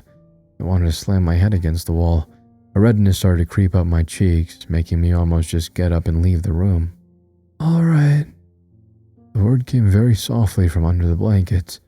Somehow the nickname got Jackalope happy enough to go along with something he normally would refuse. I need to not let myself abuse this new power in the future. I left his room to let him get a bit more rest. I also needed to take care of some paperwork for the both of us. As I sat in the lobby filling out forms, a person passed by I really didn't want to see, but I needed to talk to him about work. "Lupa, I'll be taking a few days off," I said, and the short man stopped walking to address me. "I've heard you were injured again. It seems as if your shoulder and your partner should be healed on the same day," Lupa said, sounding a bit annoyed I was yet again taking a few days off. "Roommate." I corrected him but went on. "How is 10,006 doing? I've been trying to get a hold of him, but no one is telling me anything." Lupa just needed to think about who I just asked about. He had so many agents under his care, he lost track for a moment. "Yes, that one. He recovered and went into the field after you 2 worked together. However, that job was also too much for him. There were some complications. That agent is gone." Lupa said as if he just read out the weather and not announced the death of an agent. If I wasn't sitting down, I would have collapsed. When I didn't answer, Lupa gave me one last look to carry on with whatever brought him to the clinic. I don't know how long I sat in shock over the news. Those words repeated in my head over and over again. We hadn't been close friends, but I didn't want to believe he was just gone. My mind spiraled into trying to understand what I just heard. Is everything all right? Jackalop's voice drew my attention to him. He still looked terrible, at least he could stand and move around. All the color gone from his face and his hair still a mess. They must have given him vampire blood to heal up because I didn't remember him looking so thin before. I looked him over, my stomach twisting in guilt that I'd done this to him. I thought about his question and how to answer it. Six was gone. Nothing should ever be alright after that. He'd lost an arm twice because of me, and I still hadn't found a way to get rid of that dark god before he finally lashed himself onto my roommate. Yeah, I'm just tired. I somewhat lied. I felt tired as hell. I didn't want to think about anything. The only thing I wanted was to sleep. We arrived back home, and the living room was cleaned up by someone who worked at the clinic. Since I couldn't cook, I ordered something to force Jackalope to eat. Within a few hours, he'd fallen asleep, tucked into bed with a few extra blankets. I considered getting him one of those weighted blankets because he seemed to like being under so many of them at once. I collapsed into bed, my arm killing me from overuse. I didn't tell Jackalope about the bullet wound. He would have refused to come back home if he knew I was still healing. I slept for a few hours. In the middle of the night, I woke up with a weight on my chest. My body was too worn down to move. A dark figure sat, two flaming blue eyes staring down at me. The face got close to my own, letting a rotting smell come over me. Six is dead because of you. If you saved him sooner, he would not have died on the second job. The voice hissed in a twisted version of my roommate's. I wanted to argue, but my brain refused to do anything but agree. Your little friend rushed into getting a new arm and suffered for you. And because of what? What have you done? Adopted 2 rabbits that could have found a better home? Donated blood and yet you used more than you gave away? You've done nothing in your life, and now you're causing so much pain. You went from worthless to harmful. My eyes were open and yet I couldn't see anything. Those words created a pressure inside my chest that felt like it would burst at any second. I didn't have any strength to push the creature away. I just felt so damn tired. You should just... A sharp pain on my fingertips snapped me awake. I found myself standing in the bathroom in the dark. My hand flew to the light switch, leaving a smudge of blood behind. A few minutes passed for my mind to catch up. When I realized what nearly happened, I threw up my dinner. My disposable razor sat broken on the counter. The blade had cut into my fingers. It took me a very long time to stop shaking. I quickly gathered up the rest of the razors and stormed outside to put them all in the bottom of the trash bin. My cuts left blood I needed to go back and clean up. I was grateful that Jackalope didn't wake from the noise. Guilt and shame wrecked my stomach. I couldn't face him after what nearly happened.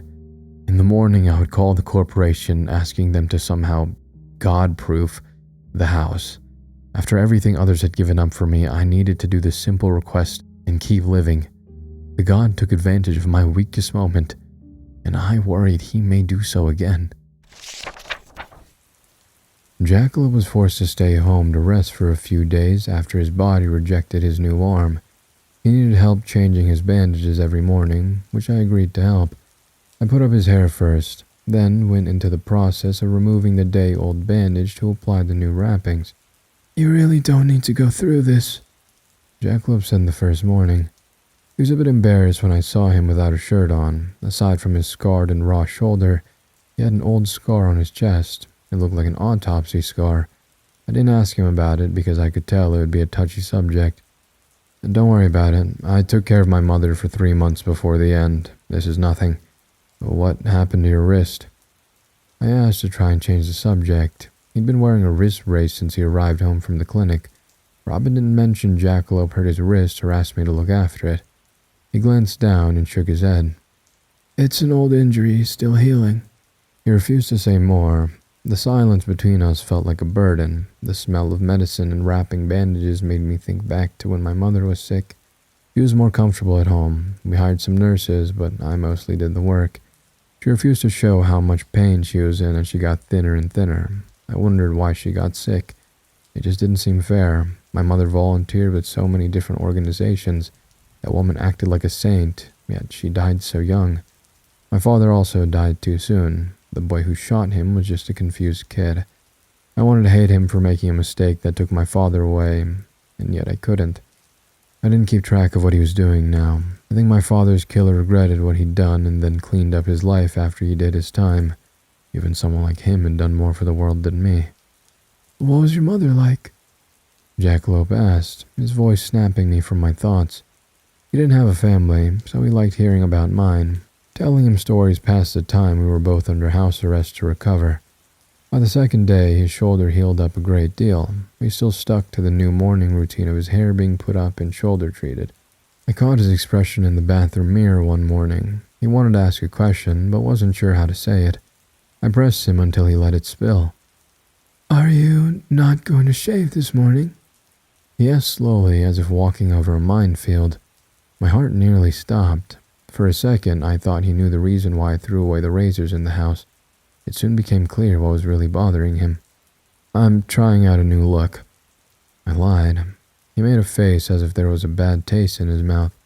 My roommate was far too kind to come right out to say what he really thought. He just let out a small noise of disagreement and then looked away. I should be insulted, but I just let the conversation die.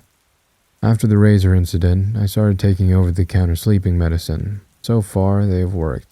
I hadn't come across any figures in the dark or woken up in the middle of the night, but I started to get stressed out over taking them for too long. I worried that Jackalope would be targeted if I didn't take the burden of the god's attention until we found a way to get rid of him for good. By the time Jackalope recovered, I had a job waiting in my email. I never let him know about my sore shoulder, so he let me accept the work. I'd be working with Farah, which made him feel better. I headed out, promising to call if I wouldn't be home by dinner. I arrived in front of a fairly normal house in the middle of a pristine neighborhood. Farah waited out front. Her beads were a bright blue that matched her tie that day. She made a face the moment her eyes landed on me. What is that thing on your face? She asked, refusing to take a step closer. You don't like my mustache? I replied, trying to act offended. I don't know what that thing is, but it isn't a mustache. I feel sorry that Jackalope wakes up next to that. We're roommates. I corrected again. I really didn't know where everyone was getting these ideas from. It's not as if I acted like I made a move on my roommate. Just because we lived together didn't mean we were also dating. At this point, I think Farah was just joking around to annoy me, and it worked.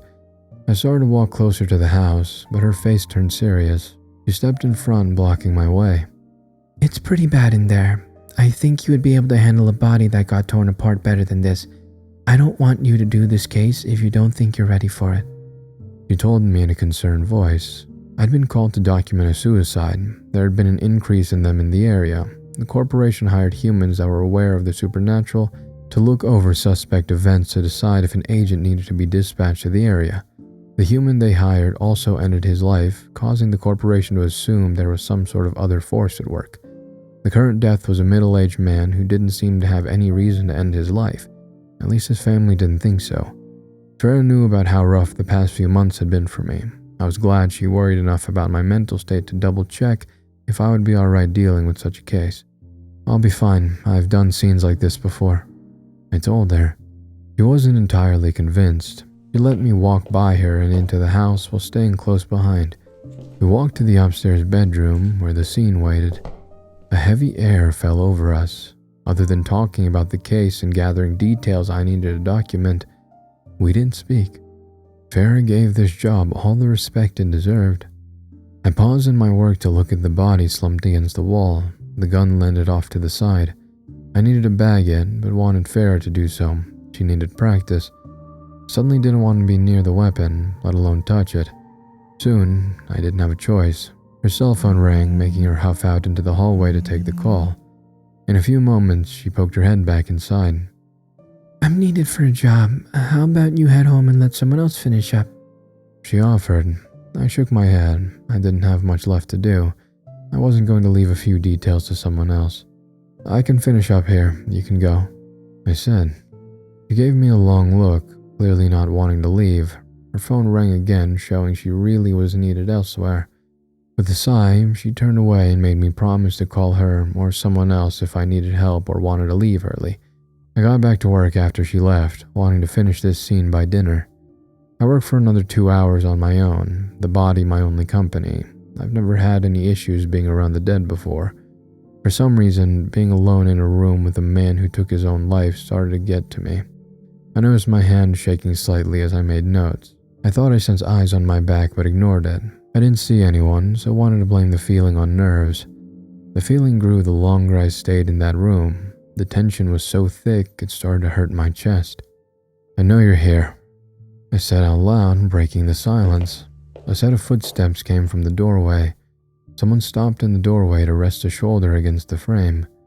Arms crossed and a smug smile on his face. He looked like Jackalope, but how he looked when I first met him, without the scars on his face and both arms, the way he should be if we never met. "Are you the one who killed this man?" I pressed. I was stressed seeing this person. I didn't have any idea what kind of creature he might be. He didn't feel like the dark god I'd been dealing with. The lights flickered, leaving us in darkness for a few seconds. The only source of light came from the hallway. "I didn't do anything besides talk with him." The creature spoke. He didn't really sound like my roommate. He tried, but there was something too smug about his voice. My hand hovered over my pocket, wondering if I should call for backup. If I did, this creature could kill me and leave, or could get away before help arrived. I needed to keep him here until Farah came back, or deal with him myself. "You must have done something more. This man had people who loved him and a support system," I said and glanced over at the body. From everything I'd seen so far, if this man was struggling, he had options, and yet he was dead on his office floor. If things were this bad, why didn't he go to his family or loved ones? What did this creature do that pushed him over the edge? "Like how your father loved you," the creature said, a wide smile appearing on his face. My stomach twisted in such an intense bout of guilt it nearly forced me to my knees. This creature must have some sort of power to increase the negative feelings a person may have. I hadn't felt this bad since the funeral. I shook my head, determined to not let him get to me. "He has nothing to do with all this," I replied, but my voice turned weak. "I think he does. He became a cop because he wanted to protect his son, didn't he? He could have become a lawyer making all sorts of money, but no. You were nearly taken as a toddler, and he decided he wanted to protect others." The creature pressed, causing me to think of long-forgotten memories. There was an incident I was too young to remember. While at the mall, a man scooped me up and almost got away. My father caught up to him and nearly beat him to death. Afterwards, he found it hard to go out in public with his small son. To ease his fears, he shifted his career path to being a cop. He felt proud of the work he was doing. He died young, simply being in the wrong place at the wrong time.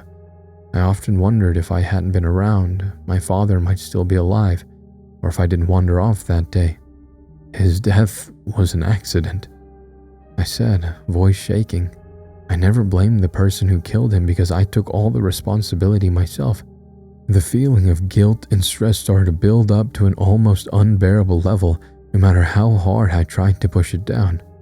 "And your poor mother, she slaved away in that factory to feed her little boy. Now remind me again what she did. Grinded away some sort of galvanized steel? Doesn't that cause cancer?" The words hurt harder than a punch to the face. A grimace fell over my face as the memories of how my mother looked when she got sick came back. I shook my head, trying to get a grip on myself. In the back of my mind, I blamed myself for her death. Somehow, I found a way to blame myself for cancer.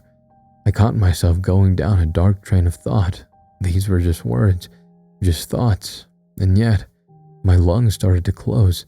I suddenly couldn't get enough air. I started to gasp while on my knees. The creature wearing my friend's face didn't move. That grin said all it needed to.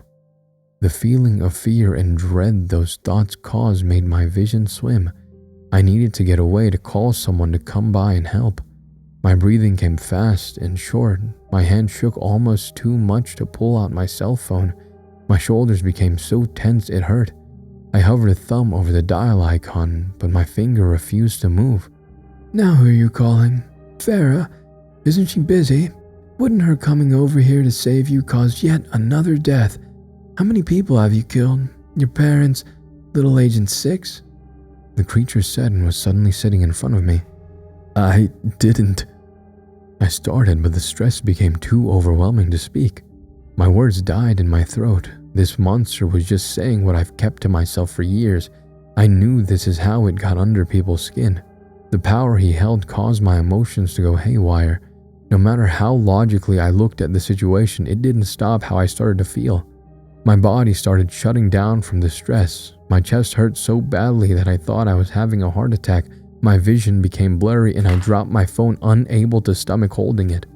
The creature reached over to pick up the phone. His face changed, slowly revealing what it really looked like. Something twisted and ugly under the mask it wore. Do you want me to call your roommate? He would come here to try and save you, but I could talk with him as well. You don't want that, do you? I shook my head as if that would remove all my discomfort. If I called someone for help now, I was convinced they would die. No, I needed to save myself, and yet my brain refused to think of anything useful. A sharp pain came across my chest, causing me to clutch the front of my shirt. It forced me to press my forehead against the ground with tears threatening to start. They all loved you, and that was their downfall, the monster said, the voice growing deeper. Shut up, I replied through gritted teeth. All of them are gone because of you. And for what? What have you ever done to repay them? It hurt. My entire body hurt as if it was in a vice pressing down. I wanted it to stop, to just stop thinking about everything. No, I wanted my family back, but I wanted them to be alive and well without me. If I had never been there in the first place, the world would have been much better off. I didn't need a monster to tell me that. He was right. I hadn't done a single thing in my life that was worth living. I was scared of that fact, but also felt such regret it made me feel as if I started to sink into the floor. There is a way to fix this. The voice changed into something gentle. Something cold was placed inside my hand. I didn't need to open it to know what it was. Somehow, the feeling relaxed me enough to sit back up. He was right. I could do a very easy thing. Something I should have done years ago. My eyes still closed as a hand guided my own upwards. Go on, it'll be quick. The voice whispered into my ear. For a second, it all just felt right. My finger on the trigger of a borrowed gun. I thought about how much easier it would be for Jackalope to only need to look after himself and the rabbits. He no longer needed to support someone like me. Everything would be so much better in the next few seconds. Another thought came. Who would put up Jackalope's hair in the morning if I was gone? That question broke through whatever spell the monster held on me just in time. I fired the gun and felt the hot blast so close to my face. If I hadn't moved my hand at the last second, I would have blown open my entire face. The creature let out a screech of fear and rage. It turned into a shriveled, gruesome body. It got on all fours to make a run for it, but I turned the gun towards the monster. By some miracle, I hit it. At least 2 bullets tore through the weak body. I didn't think a simple weapon would be able to kill such a thing, but it let out another scream and then curled up like a dead spider. I sat, breathing heavily and hands shaking. I let the gun drop to the floor, unable to hold it any longer. I wasn't certain how long I sat in shock. My mind shut down from the entire experience. I'd been seconds away from ending everything. My phone rang, but I didn't answer it. I couldn't face anyone at that moment. Vera came back after an unknown amount of time. Her face dropped when she saw the scene inside the room. She stepped over the creature to help me to my feet. Her jacket was placed over my shoulders, and I was herded out of the room. She left me on the front step, shaking and staring blankly forwards. I knew she was calling someone, but the words didn't reach me. My mind went elsewhere. When I finally came back, he was sitting next to me saying something. I never should have left you alone. We call those creatures a whisper because, well... For a moment, I didn't understand why she looked so distraught. She couldn't bring herself to say what almost happened. That creature's whispers nearly convinced me to do something I could never take back. But it wasn't as if those were words I'd never thought of before. She just used how I already felt against me. If she knew that would have been a possibility, she would have never left me alone. A person stopped in front of us. I felt too damn tired to deal with him. I am arranging some counseling for you after this event. Lupa stood in front of us, his arms behind his back and nose up over the idea I now needed even more time off. I assumed he arrived to make sure the creature wasn't faking its death. The monster was far too dangerous for most people to deal with. Why didn't backup arrive sooner? Carlos never should have been in there alone. Farah snapped at her boss. Her face twisted in an inhuman snarl. I didn't realize until then she only left because she thought someone would cover for her. Somehow we already became friends without me noticing. She kept a hand on my back, and I reached out to take her hand to calm her down. He wanted to confirm if a supernatural creature was behind the deaths in the fastest way possible. I said in an oddly calm voice. Farah's mouth dropped open. She might have tried to maul Lupa if I wasn't there. Lupa was stronger than her, but that wouldn't stop her from attacking him. I wasn't upset at Lupa. I wasn't overly useful in the corporation. He saw this as a chance to finally use a resource. I believe your victim complex was the reason why the Whisperer was able to appear in front of you. Lupa responded with his eyes narrowed. Farah was going to say something, but I squeezed her hand to keep her silent. Lupa ignored us to walk inside. We were no longer needed, so Farah saw me back home. Those magic doors sure were useful. Within a few minutes, I was standing in front of my house, handing her jacket back to her. She made me promise a few times to call if I needed anything. If Jackalope wasn't home, she wouldn't have left. After I let her go, I walked inside, smelling something familiar cooking. Jackalope found another one of my mother's recipes to try out. The rabbits were already put in their room for the night. I paused in the doorway, watching his back for a minute until he looked over. Did something happen at work? He asked. Jackalope could tell something was wrong. It would have been so easy to say everything was fine and nothing happened, but Farah had his number. He would be angry if he found out today through her. Do you know what a whisper is? I asked and was shocked by how soft my voice sounded. He knew exactly what kind of monster I faced that day. I expected him to tell me to sit down for dinner and eat something, but instead he turned off the burners on the stove. In a few steps, his long legs covered the distance between us. I wasn't expecting him to grab hold of me with his remaining arm to try and crush my ribs in a hug. I could have brushed it all off. I was a bit embarrassed he was making such a big deal out of something I thought I could just deal with. You smell like gunpowder. His voice came low and soft near my ear. He knew what happened without me saying a word. The sense of guilt tore through my body again, and the dam I held back for so long finally broke. Unable to stop myself, I held him back as if the world would end if we were apart. I'm sorry, I choked out.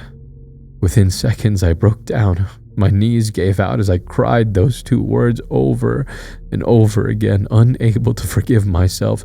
He nearly gave up his life for my own, and I nearly tossed it all aside. He only wanted to see me live. I almost didn't even do that. My body shook from the sobs. Everything hurt. I can't even remember the last time I cried, let alone that hard. I wasn't scared he might hate me for what I'd done. I already hated myself enough. No one else could beat me on that front. When I finally calmed down, he pulled away just to help clean my face. I'll never be upset for you feeling the way you do. I'm just proud of you for coming back home. His gentle words hurt. It would have been easier to deal with him being angry at me. I shook my head, feeling miserable. Go have a shower. I'll finish making dinner. After you eat, we'll talk, all right? He said with an encouraging smile. I'm really not, I started to say. I'm not giving you a choice. Jackalope could be very forceful when he wanted, and I didn't really have that much fight in me. The shower did help a bit, and the hot meal did even more good. I almost felt normal by the time we were finished. Jackalope didn't stand up to gather the dirty dishes. He sat awkwardly at the table until he finally broke the silence. Why didn't you tell me you weren't feeling great? He finally asked, knowing the question was an understatement. I shrugged, unsure of what to say. I thought I was fine, and when things got bad, I didn't want to bother you. I just was handling things until I wasn't. I admitted. Are you finally going to take some real time off work to recover? I nodded, knowing that Jackalope wouldn't let me do work or anything stressful for a while. Lupa said I needed some counseling. I said, wondering when that might start. That's the first time I've ever agreed with that, man. I didn't think it was possible, but I smiled. A small one, but it was progress. My roommate would have also tried and killed Lupa if he knew there was a chance I got put on that case for a reason. I wonder how long I could keep that fact hidden from him. I stood up to start clearing the dishes to keep my hands busy. My mind hadn't fully settled down yet. Jacob let me get started on washing them as he watched from the table. I want to go in and donate blood tomorrow. I think enough time has passed since the last time, I said as I started to try and figure out what else I needed to do to get my life in order. Maybe you should take it easy tomorrow. You don't need to force yourself to be productive so soon after what happened, Jackalope suggested. I paused washing the dishes. The soapy water soaked the front of my shirt. I wondered how Jackalope washed these so often without getting water everywhere. I mentally scolded myself for not even being able to do the dishes properly. Then I got upset for thinking such a thing. I want to stay useful. It feels like I haven't done a single thing. I admitted, but didn't elaborate.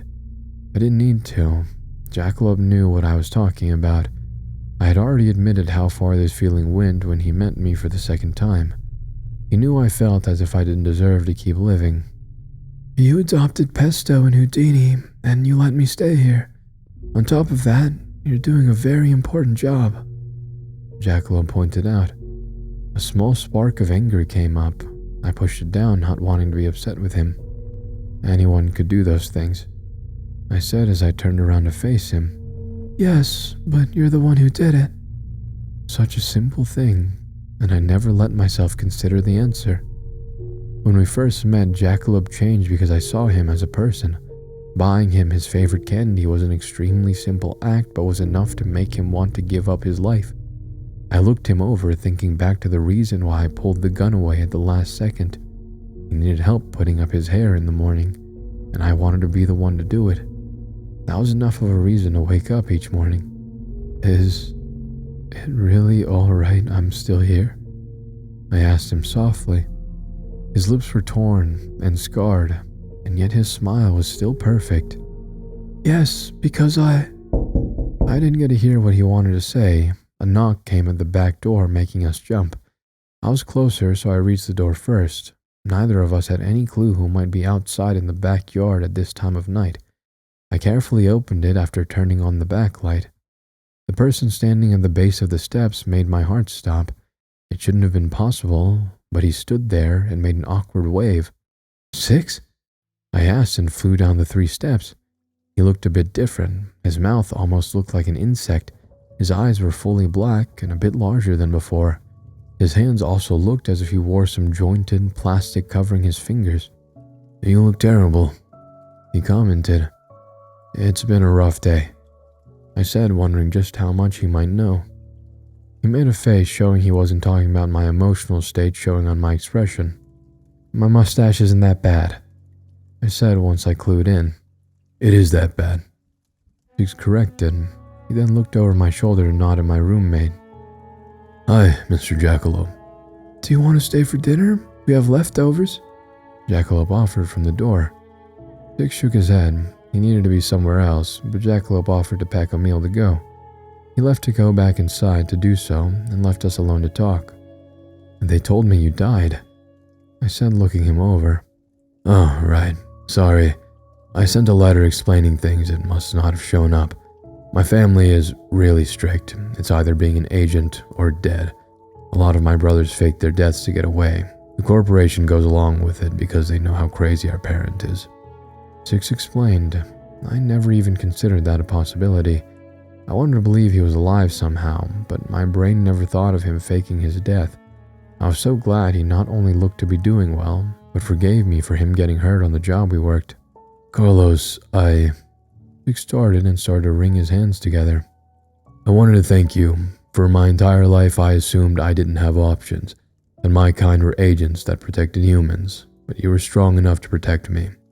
And you've been doing so much to help, even though you don't have magic to back you up. It made me think that I could also do other things. Then maybe I would be more useful living a longer life doing something else to help instead of dying young as an agent.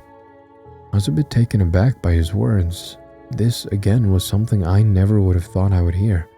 I didn't know how to deal with such a compliment. I just stood in front of him, awkwardly trying to think of something to say. Jackalope came in to save me. He handed over a bag to Six, telling him he could keep the containers. The now ex-agent let out an odd chirping sound, very excited about a big home-cooked meal. What were you two talking about? Jackalope asked. I opened my mouth to answer, but wasn't sure how to respond. I told Carlos I liked him. I think he needs to hear that from time to time. Hey, is it alright if I drop by more often after I get settled? Six said without a hint of shame. Six came from a huge family of brothers. Because of that, he found it easy to treat everyone like a sibling. I wish I had a younger brother like him. I wasn't overly embarrassed by what he said. I like him too, Jackalope teased. I gave his arm a light punch for trying to embarrass me. We both told Six he could stop by whenever he wanted. The fact he was alive and well lifted a massive weight off my shoulders. Six thanked us again for dinner and promised he would be back. He was faking his death and needed to keep a low profile, so we weren't sure when he would be able to see us again. After such a long day, I was exhausted. I needed a good night of sleep, but I doubted I would get one. Jackalope decided that sleep was more important than talking. In the morning, we would start looking at some desperately needed therapy. Jackalope waited in the hallway until he saw me go into my bedroom. I was so tired I collapsed in bed, falling asleep in a few minutes for once. I wish I stayed asleep. I still had the dark god problem. I nearly forgot about him. He made it pretty hard to forget he still lurked in the dark. For some reason, he was done lurking that night. I woke up feeling pressure on my chest and neck. The dark silhouette of a person sat on top of me and already had a set of hands wrapped around my neck. I tried pulling those hands away without any luck. The god far too strong for me. He wanted to end my life just as I started to get on the right track to getting better. In the dark, I saw a smile appear on his face. A set of black teeth gleamed in the dark. I couldn't even scream for help. I scratched and kicked without any effect. Fear tore through my body, making it hard to react correctly in that kind of situation. Just before I passed out, the god was suddenly pulled off and tossed clear across the room. The creature let out a scream of anger and skittered up the wall on all fours. The thing looked at my savior with flaming blue eyes. I rolled out of bed while coughing. I would rather die than see what I saw. Jackalope stood at the foot of my bed, glaring daggers at the god. I never wanted them to see each other again, not after everything he had already given up. What's this, my little bunny? Here to make another offer, the creature said in a low, raspy voice. We're not giving you anything else, Jackalope replied in such a stern voice it pushed the god back a step. I recovered enough to walk over to my roommate. I refused to let him face this creature alone. No matter how brave he wanted to appear, I knew he was scared as hell. His hand shook slightly at his side, so I took it. Having someone next to him helped. The god's grin grew wider down toward us. Do you think you can get away from a god like myself? I'll leave you children alone, but for a price. How about that other arm to even things out? A long laugh followed his words. My stomach twisted. I might be sick from the suggestion. I held onto Jackalope's hand as if I would die without it. I searched through my head trying to figure out a way out of this. Then it came to me. So far, the simple answers always work.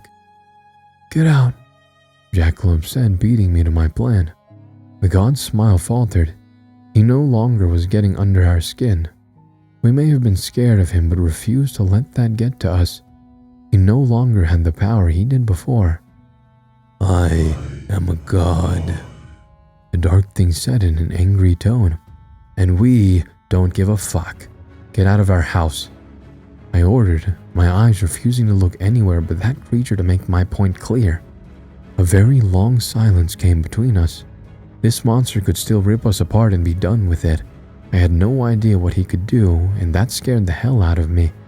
A smile came back to his dark face, a different one than before.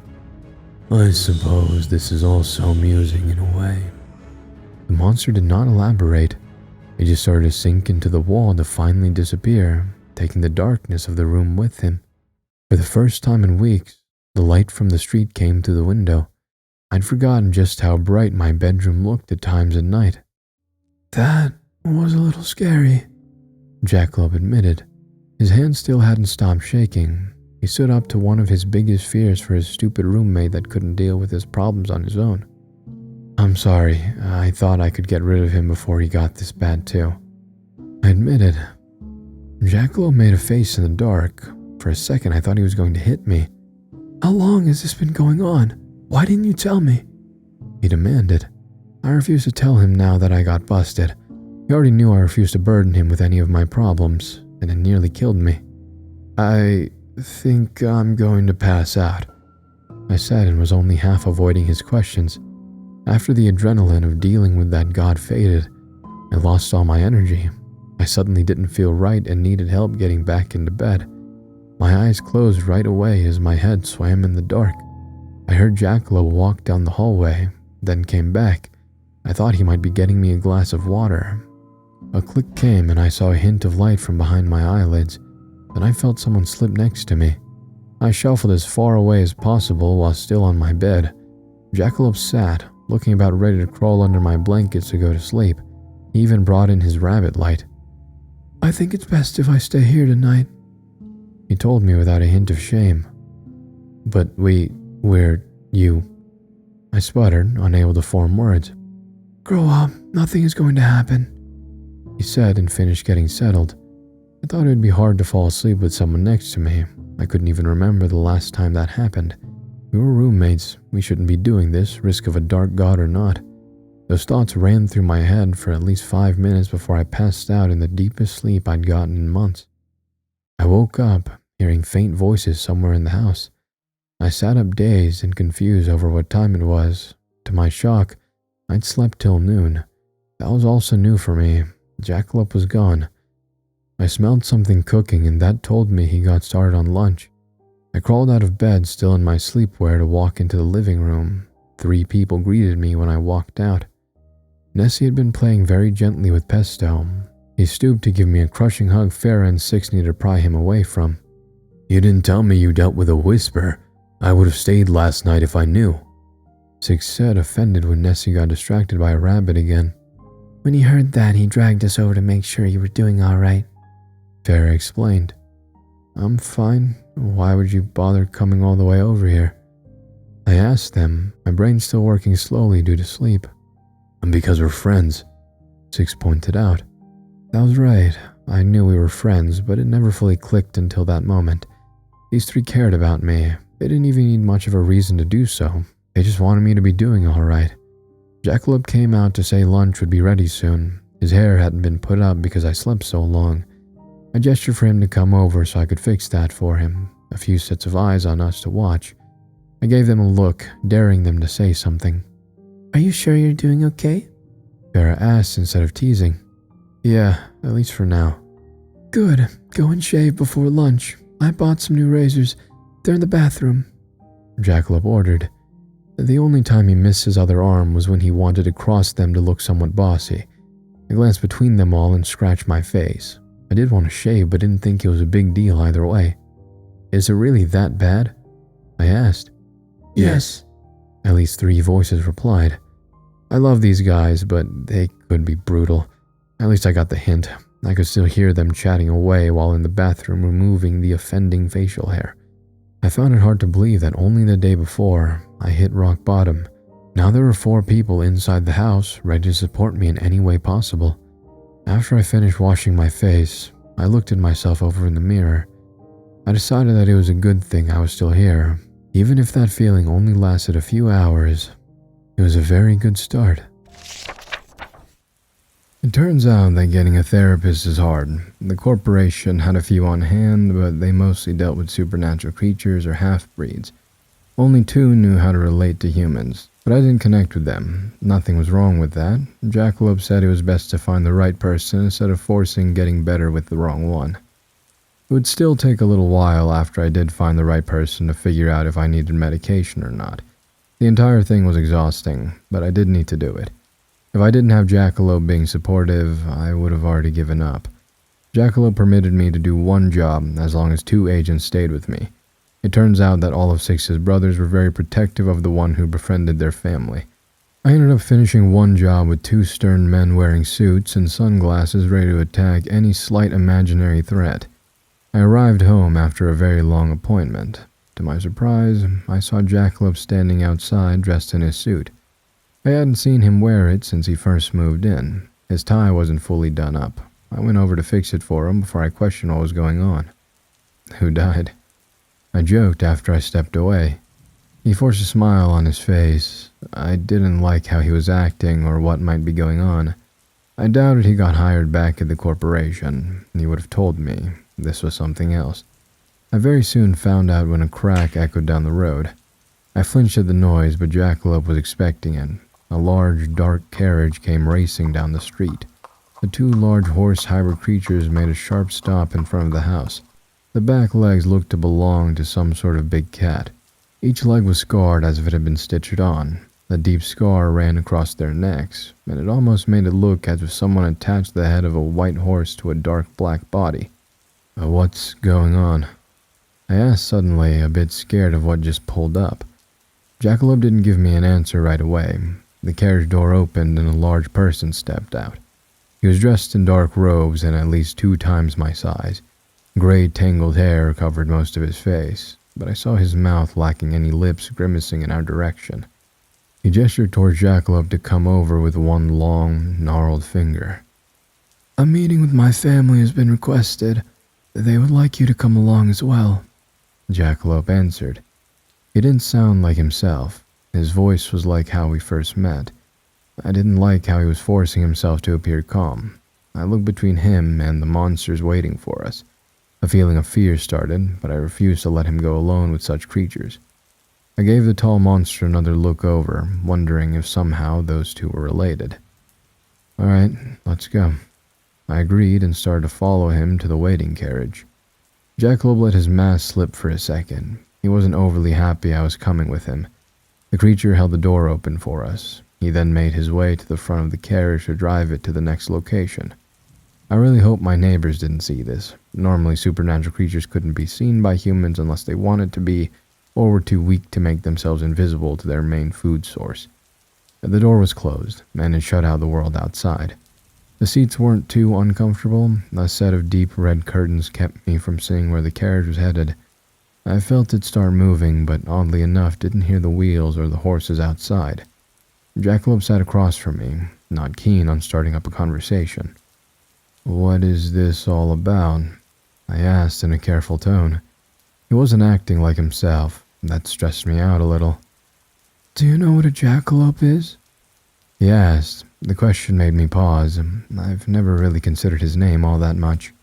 When I was much younger, I believe there were some horned rabbits somewhere in the desert like a lot of children. A rabbit with horns, I guess? I replied to him. He gave me a somewhat tired smile. His name meant a bit more than he let on before. They're a hoax, a taxidermy animal pretending to be real, something almost believable you could assume was alive. Before I had a name, my creator was torn between Jackalope or Fuji, after the fake mermaid, but I don't think I look like a Fuji. He explained. At least his hint of a smile looked real this time around. For a few moments I didn't understand what he was getting at. Then I remembered the scar down his front, the one that made it look like he'd been cut open at some point. My body grew cold at the realization. I started, but wasn't able to ask such a gruesome question. His expression was one I didn't like in the slightest. He smiled at my horror. Such a thing didn't suit him. My body was harvested from a deceased human. My organs are from a supernatural creature, and my horns are from another creature. My name suits what I am. I was cut up, stuffed with something else, and a set of horns added to help with the hoax. He admitted. No wonder why Farah got so creeped out over the idea of him being created in such a way. I suppressed a shudder and needed to look away from him to collect myself. You have horns? I asked, trying to stay off the more gruesome topics of what he said. Another real smile came. He nodded and followed my gaze to the set of curtains. Most monsters could hide certain features. I never saw his horns because he never used his powers around me. I've heard Jackalope wasn't stable, magic-wise. If his organs weren't his own, it made sense he had issues using the powers that came from them. I remember a little bit of who I was before. Not much. It's very vague, but I know I had a family, people who cared about me. Their names are gone, but I know they were there, and I turned my back on them. He said in a soft voice. He's never talked about any of this before. The fact he was now wasn't a very good sign. What do you mean? I asked a moment too late. I understood what he meant by turning his back on them. I had almost made the same mistake. I hated how that fact made me feel almost as much as I disliked his defeated expression. I ended my own life when I was a human. I no longer remember the reasons, but I don't believe it was justified if there were still people in my life supporting me. When I worked as an agent, I always wore a fake smile. I'm a dead man. That was my choice. I shouldn't be able to feel sadness or much of anything. The fact I have been enjoying myself recently is an insult to those I left behind. We sat and listened to the minor noises coming from outside. I wanted to reach out to him, but I knew he wouldn't accept any kind of comfort at that moment. He dealt with all of this on his own, and I never had a clue. As his friend, I should have noticed how he felt. Would you have hated me if I never made it home? I asked him. I needed to fold my hands in front of myself to keep them from shaking. Jackalope looked up with a slightly horrified expression. He never would have been angry at me if I didn't pull the gun away in time. He would blame himself before me for my actions. Of course not, he said truthfully.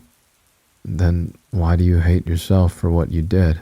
How come you can forgive everyone but yourself? I pointed out. He shook his head, unable to respond. His answer was the same reason why I still blame myself for his missing arm.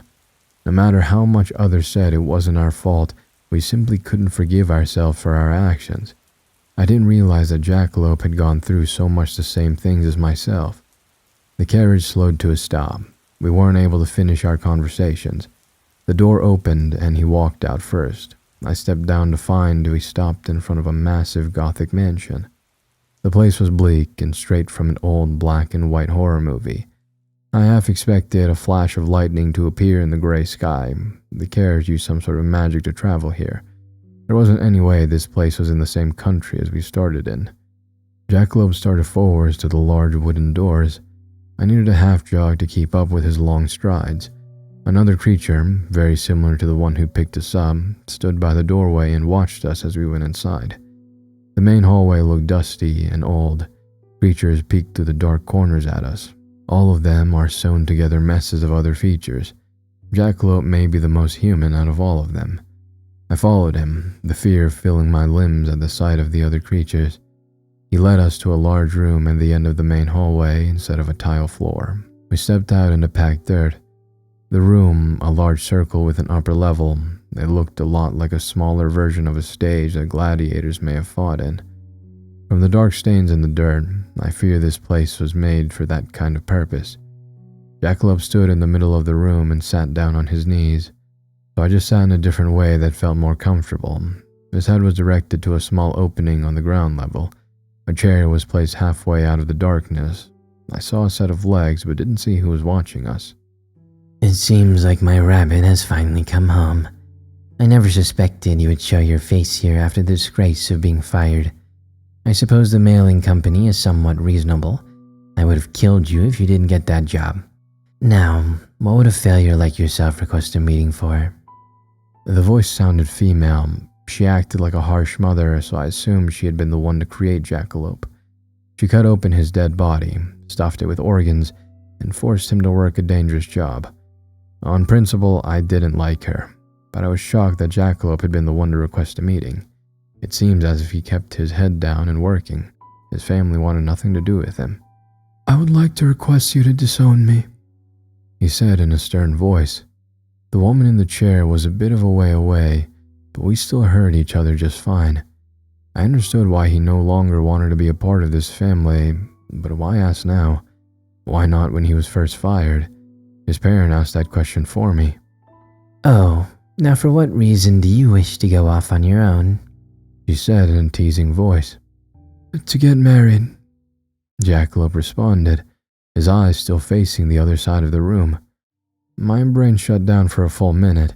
That didn't make sense. I kept looking between him and his shrouded parent as if an answer would just appear. Married? To who? Was he dating someone from work and he just forgot to mention it? Or was it an agent? Farah was out of the question because she liked other girls. I considered Nessie for a moment, but that didn't feel right in the slightest. As my thoughts ran a mile a minute, Jackalope lifted his hand. On reflex, I took it. A slight hint of red came to his ears, but otherwise his expression didn't change. I finally clued in with such a loud click in my brain, I thought those two heard it. Did he want to marry me? Wait, hold on. We just lived together didn't mean he actually liked me. I must be misreading this somehow. I didn't have a chance to question him. A shrill, mocking laugh came from the darkness. His unseen parent thought his request was hilarious. I flinched at the sound. My body wanted to get up and fight the one who dared laugh at such a genuine request. Married. Someone like you. First, you bring disrespect to this family by being removed as an agent, and now this. Not a single creature in our world cares for you. Being so desperate enough to request to be disowned for a human, I cannot stand it. I'll do you a favor and have your other family members end your life here. Jackalope expected this kind of answer. He shot to his feet, pulling me up with him. We weren't able to move from the spot. A creature dropped down from the second level. The lower half was a pure white snake, but the torso looked to belong to a human. The head, however, had been cut off and replaced with a huge crow face. Jackalope's parent created this monster with bits and pieces. The scars where the parts had been attached were visible on the body. I don't think his mother wanted to attack us. It just didn't have any choice. Two more creatures dropped down on all fours. One was a dog the size of a horse with a human face. The other, slightly smaller, the body looked similar to an otter, a dark black wolf's head attached low to the neck with a fresh scar. I stood defenseless and scared as hell. I didn't have a weapon on me and Jackalope was missing an arm. We stood no chance against these monsters. Or so I thought. Because I'd been living with the kinder version of Jackalope, I'd almost forgotten he had been an agent for a reason. His face held no hints of fear. A spark of black electricity came from his chest. In a fluid movement, he reached over to grab hold of it. The sparks turned into a long, straight line as he pulled it away from his chest. The power formed into a sleek black blade. Instead of keeping it, he tossed it over to me. By some miracle, I caught the new sword without cutting my hand. The two monsters backed off when they saw the weapon. They knew something I didn't.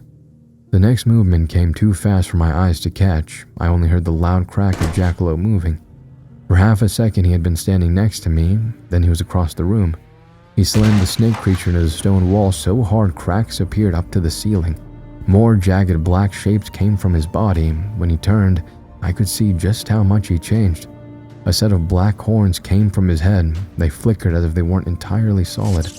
All the black energy around him crackled in an unstable way. His eyes landed on the other two creatures ready to take them down. I didn't know the end goal of this fight. He wouldn't kill the creatures that were forced to try to attack us. If we did escape, then we would be hunted down. I saw more eyes looking down at us and doubted Jackalope could defeat an army of these creatures. The creature with the wolf head peeled off in my direction. I only had seconds to react. I swung down the sword a bit too early. A burst of dark spots came from the blade directly into the creature, pushing it back. Jackalope managed to knock back the otter creature. Despite our progress, I doubted we would make it out alive. My hand shook in fear of waiting for the monster to recover or for another one to come down to attack. My fears were proven justified. Another snake-like creature dropped down hard near Jackalope. He didn't have enough time to get out of the way. The long tail caught his leg and slammed his body hard against the ground. I shouted out his name, scared to death about him. I swung the sword again like a bat to send more power in that direction. It landed on the target, pissing it off enough to let out a loud hiss and forget about Jackalope long enough for him to get up. He stood on uneven feet. I caught on his forehead dropped blood down into the dirt. Something looked wrong. His horns were crackling. His face twisted in a feral expression, and a set of dark claws appeared on his hand. More of that darkness started to cover his legs, transforming them into something else. The otter creature tried to come up behind him. He slammed it with a powerful blow that embedded the poor thing into the dirt. The sword in my hand shook. The wolf's head came closer, and I used the sword once again. After the final blast of energy, the entire thing broke apart, burning my hands and a spark flying up to cut the side of my cheek. Jackalope's power was becoming unstable. He was an agent and fought monsters his entire life, but he didn't have control over himself in the long run. If we didn't get away now, we risked him attacking everyone, including myself. I saw him transforming into something else. His body hunched over as that black energy pouring from him crackled frantically. The sparks burst outwards, hitting the stone walls and exploding pieces off them. I nearly got hit by one of those bursts. The wolf-head creature made a run for it. The movement caught his eye. The somewhat focused amount of power was thrown in that direction, knocking the creature aside. He nearly killed it with one attack. He didn't want this. I knew that. These creatures were the same as him, but their bodies were weaker, and that made their power more unstable than his own.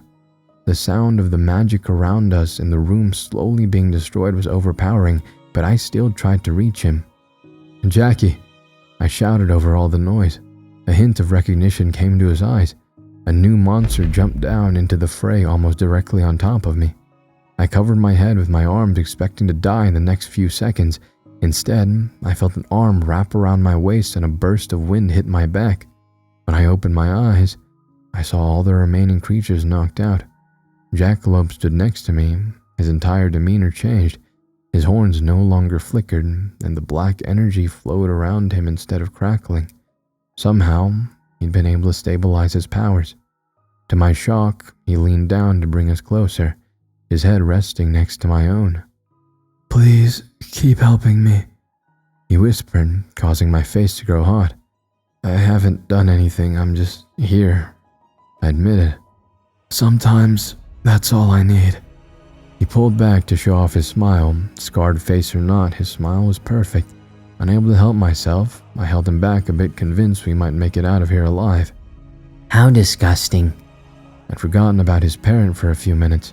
The person he feared the most finally came out from the darkness. The human body we saw was nothing but a lie. A monster poured from the shadows, the body long with countless arms grafted on. The main head looked like a beautiful woman. Around it was a circle of other heads of creatures, all of them with dead, milky eyes. This monster not only created stitched-together creatures, but it added other parts onto itself to gain power. You have no rights to this power. You were made to serve and nothing else. What an insult, what a disgrace. Those organs do not belong to you, nothing in your body does. I worked hard to find them, and you owe everything to me. How dare you use it for your own gain? I shall put an end to this right now," the monster screeched. I knew this thing was stronger than the both of us. I didn't want to die for once, but I didn't have any clue how we would be able to get out of this. There was no time to think. A light came from the creature's main mouth. Jackalope matched it with his power. They both attacked at the same time, knowing that energy exploding after hitting each other would cause a backlash that would kill someone here. At the last second, a crack of pure silver lightning came down between the two blasts. A shockwave hit us all. I would have been blown off my feet if Jackalope hadn't kept an arm around my side to support me. When the dust settled, a new person stood between us. I stared at someone I never would have expected. "Would you care to repeat what you just said?" the newcomer said in an intimidating voice. He was the white-haired man that took over the Hunter's case and the person I'd spoken with before. I dismissed him as being the Silver King when we met before. He acted too kind, but now his entire personality shifted. His red eyes hard enough to make the creature back down. "This boy of mine," it started in a weak voice. "From what I've seen, Jackalope has well paid back his debt for his life. He's worked an honorable job, and if he wishes to be removed from this family, I do not see why not. His body is his own. You did do a proper trade for the pieces that make him up, correct? Therefore, he does not owe anything. However, 35 years ago, there was a rush of stolen organs. If somehow he ended with one or two, then surely he would owe himself to the family affected by that death. If that isn't the case, then he should be free to go. The man spoke, and his wording implied a lot. If the creature refused, it would have been admitted it stole the parts to make Jackalope, if not all the creatures in this family. That would mean Jackalope risked having his organs returned to the other creature's family, and his parent would be arrested or killed for the crimes. But if the creature claimed to have gotten the parts in a fair way, then Jackalope could go free. He's worked enough to no longer owe his parent for his life. I saw the internal struggle on this creature's face. If it let Jackalope go, then the other creatures it made could follow in his footsteps. But if it didn't, it risked being killed by the Silver King on the spot. Yes, you're right. And Jackalope has earned his freedom. He had worked enough for me to get back the worth of his traded organs. We were just testing him to ensure he was strong enough to leave this family. The creature lied. Then there's no issue. I wish to speak with him alone for a short while. There are special protocols when a creature becomes engaged with a human. It's best if we go over them. The king spoke and turned towards us. The creatures Jackalope fought were stirring. At least they would recover from the fight. We followed behind the white-haired man, and I gave one last look over my shoulder to that towering monster. Clear hatred showed on its attractive face. If anyone but the Silver King spoke to them, they might have just killed everyone in the room. We didn't leave the mansion. Instead, we ended up in a room off to the side. Cautious, the king finally broke his composure. "Look at how dirty you two are. You must have been so scared," he said in a voice completely different than how he spoke to the monster. Jackalope's horns faded, and he did look pretty rough from the fight. Cautious frantically brushed us both off. For some reason, our minor wounds healed along with the dirt being brushed aside. "Did you just..." I asked slowly as I looked at my newly healed hand. "I just helped you with the dirt. That's all," Cautious said as a huge hint to drop it. At least I was smart enough to do so. I don't think he could display any kind of favoritism and heal others for no reason. Thank you. I wasn't expecting you to come in person. I thought you'd be too busy, but you did save us," Jackalope said over to the man. Cautious smiled in a way that made him look much younger. Now everything made sense. Jackalope turned to me to start explaining what I already knew. "My parent..." He started, but wasn't able to get the words out. "I get it. Your parent killed and stole parts of other creatures to make all of you. Since being an agent is a respectful job, they must have seen this as an easy way to create a powerful family with a shortcut. I've been working on scenes with stolen organs, so they just have started back up recently. When you heard what jobs I've been doing, you arranged all this to put an end to it," I commented. Both of them looked at me as if they didn't expect a human to put easy hints together. At least that was explained, but we still had a very important thing to talk about. "About the marriage thing," Jackalope started, his voice clearly embarrassed. I needed to say something that would upset my parent enough to make them attack. I'm sorry, I risked your life for something like this." Cautious looked between us, interested, but not wanting to interrupt. "Did you do not mean the offer?" I asked slowly. Jackalope let out a nervous smile, refusing to look in my direction. He looked almost sad in a way. "Well, most people need to be in love with each other to get married," he pointed out. "Good, we got that covered," I replied without any hesitation. It took a few minutes for either of them to react. Jackalope kept trying to say something, but words failed him. My chest got tight, and I knew my expression looked as stunned as he did.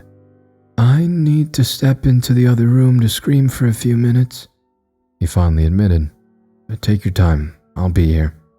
We defaulted to sounding like business partners in order not to break down. He left so quickly that I thought I saw his heels kick up dust. The moment he was out of the room, Cautious came over to me to take my arm. He shook me, frustrated over what he just saw. "Why didn't you confess to him in a better way?" he demanded, sounding like a child. "I panicked," I said truthfully. I was still in shock, and the full truth of what just happened hadn't hit just yet. Cautious was saying something, but my brain refused to listen. I thought I heard him say that we needed a ring for this to be proper, then disappeared through a door, leaving me alone with my thoughts, which were just internal screaming. Cautious came back before Jackalope. He placed something in my hand, and it made me crack a smile. I didn't have time to make fun of him for it. Jackalope came back into the room flustered. He had hoped we would have forgotten the whole thing in the few minutes he'd been gone for. I walked over to him and offered what the Silver King brought. Cautious said we needed a ring. I told him. Jackalope looked it over, wondering if this was a joke. This is a ring pop. He pointed out the obvious. I panicked, Cautious admitted. Jackalope laughed, and I think it was the first time I heard him do so. I felt a little bit jealous that Cautious was the one who caused it. It would have felt weird having an audience for this conversation. Soon, we didn't need to worry about it. A door flew open and a large person walked swiftly over to the most important person in the room. Cautious tried to get away, but he was easily lifted over the shoulder of the newcomer. He wore a long trench coat that went down to his ankles. The face was just a tangled mess of vines with 2 barely visible eyes. I'm taking this, the newcomer stated. He turned to carry away the struggling king, Cautious yelling back to us to call him for updates. With that strange scene over with, I needed to force on a more important conversation. I realized I was fairly close to Jackalope, which was embarrassing, but I didn't move back. We really should get a proper ring. Before that, we should try dating first. I offered, already feeling a blush creep up my neck. I felt him take a hold of my hand, which shouldn't make it easier to deal with this whole ordeal. I don't want you to go through this if you think you owe me in some way. I can't imagine how hard it'll be for you if we do make it official. I'm not human and a guy. Some people tend to frown on both of those aspects, and I'm... He trailed off to look at the room we were standing in. He'd been made from stolen parts. He carried the weight of 3 lives, the one for his horns, another for what was inside, and the final was a man who died for him to become what he is now. I wondered if he offered his life for my own that day because he was just tired and wanted an easy way out, or he might have had no reason at all for such an impulse. You're perfect. Another thing embarrassing to say, but he needed to hear it. His smile came back for a few seconds, then tears started in his eyes. For his entire life, he never considered just living to be a possibility. Working as an agent meant he could have died at any time. Now he could take it easy in a perfect normal house, doing reasonable work. The fact that someone would stay beside him after knowing everything about his past had been beyond something he ever hoped for. I let him bury his face into my shoulder. I carefully held him back as I thought why the hell this took so long. I've never really dated anyone. With my self-esteem issues, I didn't think a person could ever see me as an equal. I never even considered gender when it came to a partner. After everything, this felt right. When he pulled away, his face was stained with tears he rubbed away with the back of his hand. This was the second time I'd made him cry. I felt a little guilty about that. I wanted to make it up to him. When I leaned in closer to do so, he pulled back. That simple action caused me to spiral into thinking somehow I completely mistook everything we said so far. My face is a mess, Jackalope explained, which ended my spiral. I showed him just how little I cared about a still damp face from tears, for a few minutes. I felt eyes on us and nearly died when I realized we weren't exactly in a private place to be showing any kind of affection. He agreed that we should head home before his parent found us and did something none of us liked. The carriage waited outside to take us back. The driver looked somewhat friendlier, even though his lipless expression never changed. The entire ride back was awkward. We weren't certain how to react to each other after everything that happened. Sure, we nearly died, but that barely touched the mortifying ordeal of asking out your previous roommate. We acted like blushing schoolgirls for the rest of the day. It may have been easier to deal with if we didn't live with each other. Just as I thought I would be able to calm down a little, I was tricked. Jackalope wanted me to stay in his room for the night and promised nothing would happen. After the day he went through, I agreed. It was impossible to close my eyes, let alone try to sleep with him next to me. I stared up at the ceiling with the glow of the small rabbit casting shadows in the room. His bed was far too soft with all the blankets, but very warm. Do you want to make out? He asked as a joke to break some tension. I gave his shoulder a light tap. Yes, but I'm not ready for that, I answered honestly. I didn't know how much time that might take. I dreaded I might just shut down and he would leave me for someone else if I didn't get my act together. I looked over at him, his face clear due to the small light next to the bed. I don't think I'm good enough for all of this. I don't like myself. I admitted, getting serious because I thought he needed to hear the truth. I can't see why you don't see all your good qualities, He answered back. Lying at the start of this relationship? I said in a falsely offended voice. I have no idea what you're talking about, He said, matching my tone. Gaslighting now too. I should have seen all these red flags before we got engaged. He wanted to keep the joke going, but the word engaged made his face twist back into a shy smile. He wanted to scream, but held it in. I am serious about how I feel, but I like who I am with you. All this right now is alright. I feel guilty for putting it all on you. I don't want you to think you have to stay here. You can leave if I become too much of a burden. All of that was also true.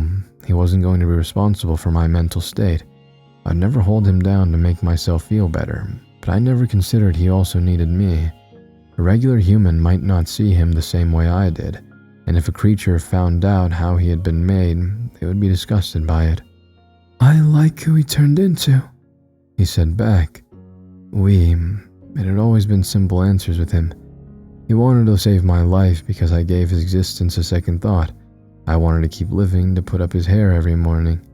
It had been we since he moved in. I wasn't the only one being supported by him. He needed me around, no matter how much I refused to see it. I know if I spoke again, I would start crying. Instead, we both stayed next to each other, watching the shadows on the ceiling for a few minutes. Want to fool around? He half joked. He could be pretty demanding when he wanted to be, but that was alright. Sometimes you should give in to a demanding partner from time to time. It took a long time to get my home life settled. I needed to figure out my work life. Doing jobs in the field was almost out of the question. I came back with bullet holes too many times. Now I have a home to return to. I asked for a meeting with Lupa to go over some sort of engagement. He agreed 2 days after the technical engagement. That was a fact I wasn't sure how to approach. Farah picked me up to bring me into the office. She could make a magic connecting door, but also a friendly face was always needed. Her beads were a bright orange that day. All the bright colors really suited her. She greeted Jackalope, who came over to the front door to see us off. How's the shoulder doing? Robin said to stop doing dangerous jobs and no one wants to see you in the clinic for a third bullet wound. She commented. The snitch. Third time? When was the second time? Jackalope said as if this was a murder investigation. I don't want to talk about the second time. I replied as if I was on trial. At least he was letting it drop until I got back home. You really need to tell your roommate important things. She scolded. Fiancé, I corrected. The word took a while to sink in. When it did, she let out a screech and latched herself onto me. I nearly fell over from the sudden weight. I heard a lot of I told you so for the next few minutes. Jackalope peeled her off so we could get my meeting done with. Farah wanted to tell Nessie right away, but we already accidentally broke the news over text and told her he was going to be our flower girl replacement. She needed to get her shrieking under control. The moment we stepped through the door and into the office, she snapped back into a professional agent. She led me to Lupa's office. This time, I was a bit more confident with the meeting. I walked through the small path to find the set of couches in the middle of the plants. Lupa sat with papers again. This time, he didn't set them down when I sat. I would like to stop doing field work, I told him. Yes, that would be best. You appear to be somewhat of a liability. There may be jobs when you do have proper agents to protect a human like yourself. We can offer those to you when they come up, he said, sounding almost bored. I wasn't expecting this to be so easy. They needed my skills in some way, so why let me only do a job from time to time? Lupa kept speaking to answer my unspoken question. We would like to offer you a teaching job instead. The agents get along well with you. It would be a better arrangement. I sat stunned. I never even considered that kind of work before. That would be perfect for me. But I had another question. Why didn't you offer this to me before? I was shot. Twice. I huffed. He finally set down his work. A smile came on his face as if he had won some sort of game. Do you think you had the confidence to do so when you first started working for us? He asked. I was about to say yes, but the truth sank in. I would have rejected just a teaching job to start with. I would not have believed anyone should have listened to what I had to say. Well, in the field, I did teach some agents, but I also did another job at the same time. It made me feel busy, or as if I was doing something useful. Lupa saw through me. He might have known more about who I was than myself from the start. I hated how easily I got played. I do understand why Jackalope doesn't like you, I said as a cheap shot. I am not wrong in my assessments. I make the choices most cannot. I wonder why you could forgive the hunter, and yet you do not like my reasoning. He answered back in an easy tone. He brought up a good point. I've nearly died twice because of him. He was the one who ordered Jackalope to suggest I spread the word about the Dark God. They did not have agents strong enough to stop the deaths. Lupa was willing to sacrifice lives to put an end to the deaths at some point. When he assigned that job with the Whisper, he knew if I died, then he would confirm something supernatural was at work. If they brought on strong agents, they would not have found the creature before it killed again. The hunter shot me, and yet I forgave him. I saw some creatures as equal to humans, and that man killed them. Lupa made calculated choices, and the hunter acted on emotion, but they both had blood on their hands. I forgave him because he cares, I told him. Lupa gave me a questioning look but didn't appear offended. He shuffled the papers in his hand, somehow making the action threatening. A bold statement to claim I do not care about the lives of my agents.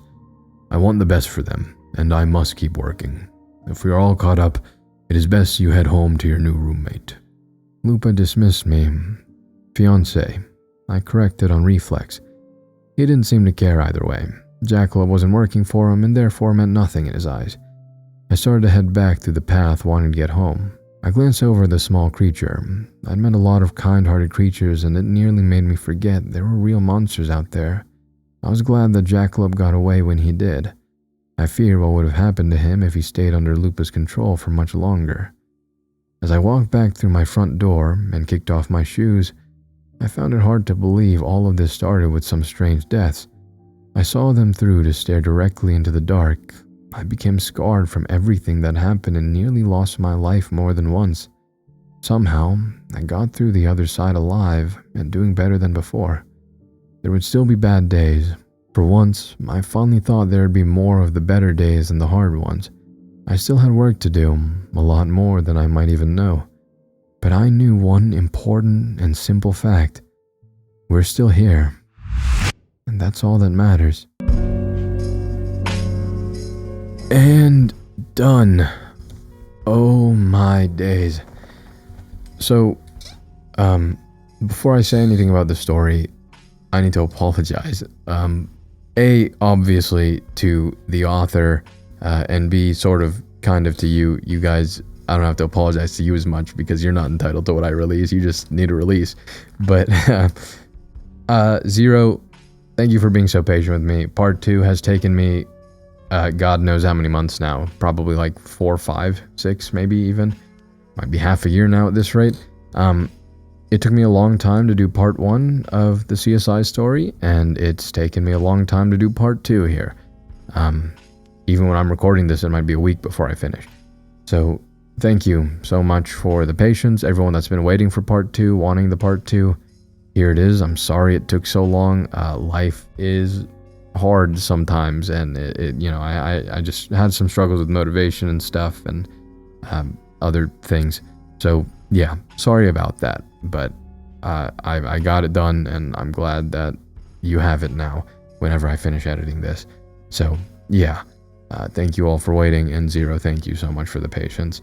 I do hope you all enjoyed the story. Zero's stories are always incredible. There's another one he's writing right now, which should be like an hour long, and that he said I could read it. So whenever that's done, it'll be done. It'll probably come out after this, in all honesty, because I've been editing this pretty harshly for the past 2 weeks, and I need a slight break. That doesn't mean I'm going to stop posting, but the stories might be a little bit shorter. I don't know if I can bang out another 1 hour plus one. I have a couple of those in the list to read for you, but that'll probably be in like 2 to 3 weeks when I start getting back on that. So for now, I'm probably gonna do a little bit of 20-minute, 30-minute story. I think I have another like 19-minute story. I might do that. So yeah, sorry for maybe the short ones that you're gonna get before or after this, but yeah, the story was great as always. It was really cool how, still I think one of Zero's best traits is the universe. I believe it wasn't Cautious. There was another Silver King that showed up in the Harvest Cabin of the Harvest Moon story that Vidith read, and he was pretty cool. I think it had to. I feel like his name was Cautious though. I don't remember, but the Silver King, this one was super cool. We've seen a lot of different Silver Kings. Ellie, we've seen a lot. Edgy, very, teenager-like, very edgy. I'm going to say it again, I guess. No, very, very few other words. Quiet and, yeah. Cautious here, very upbeat, bright, funny.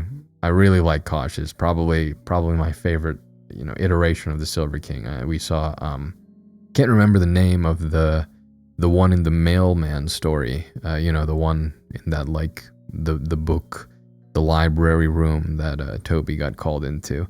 But yeah, I liked Cautious a lot in this story, and I liked Farah as well. I know the author Zero is a big Nessie fan, so yeah, and it's always cool to see. So this is Jackalop's story. You guys, if you listen to the mailman story, which you probably have because it has like 200,000 views now, it's the only video on my channel that still lives greatly.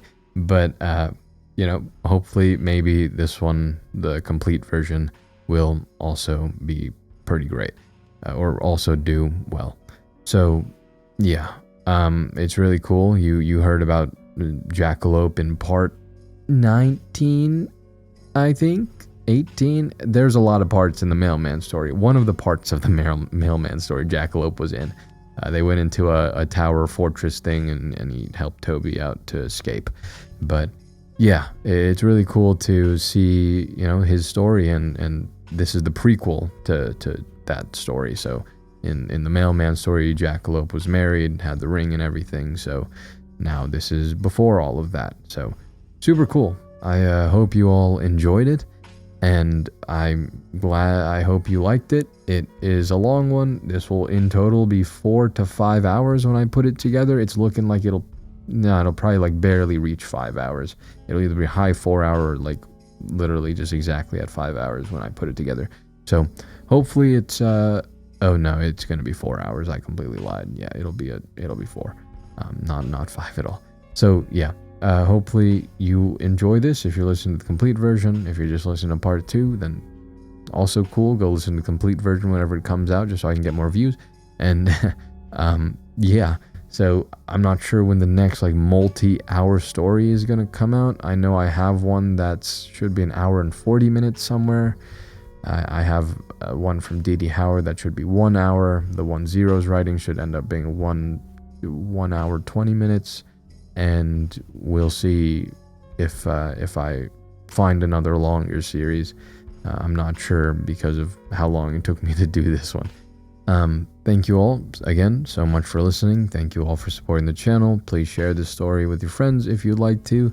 Also continue to support the channel, and yeah, thank you all again. Hit all the buttons below. I will see you in the next Ego Volt Anima Vestra.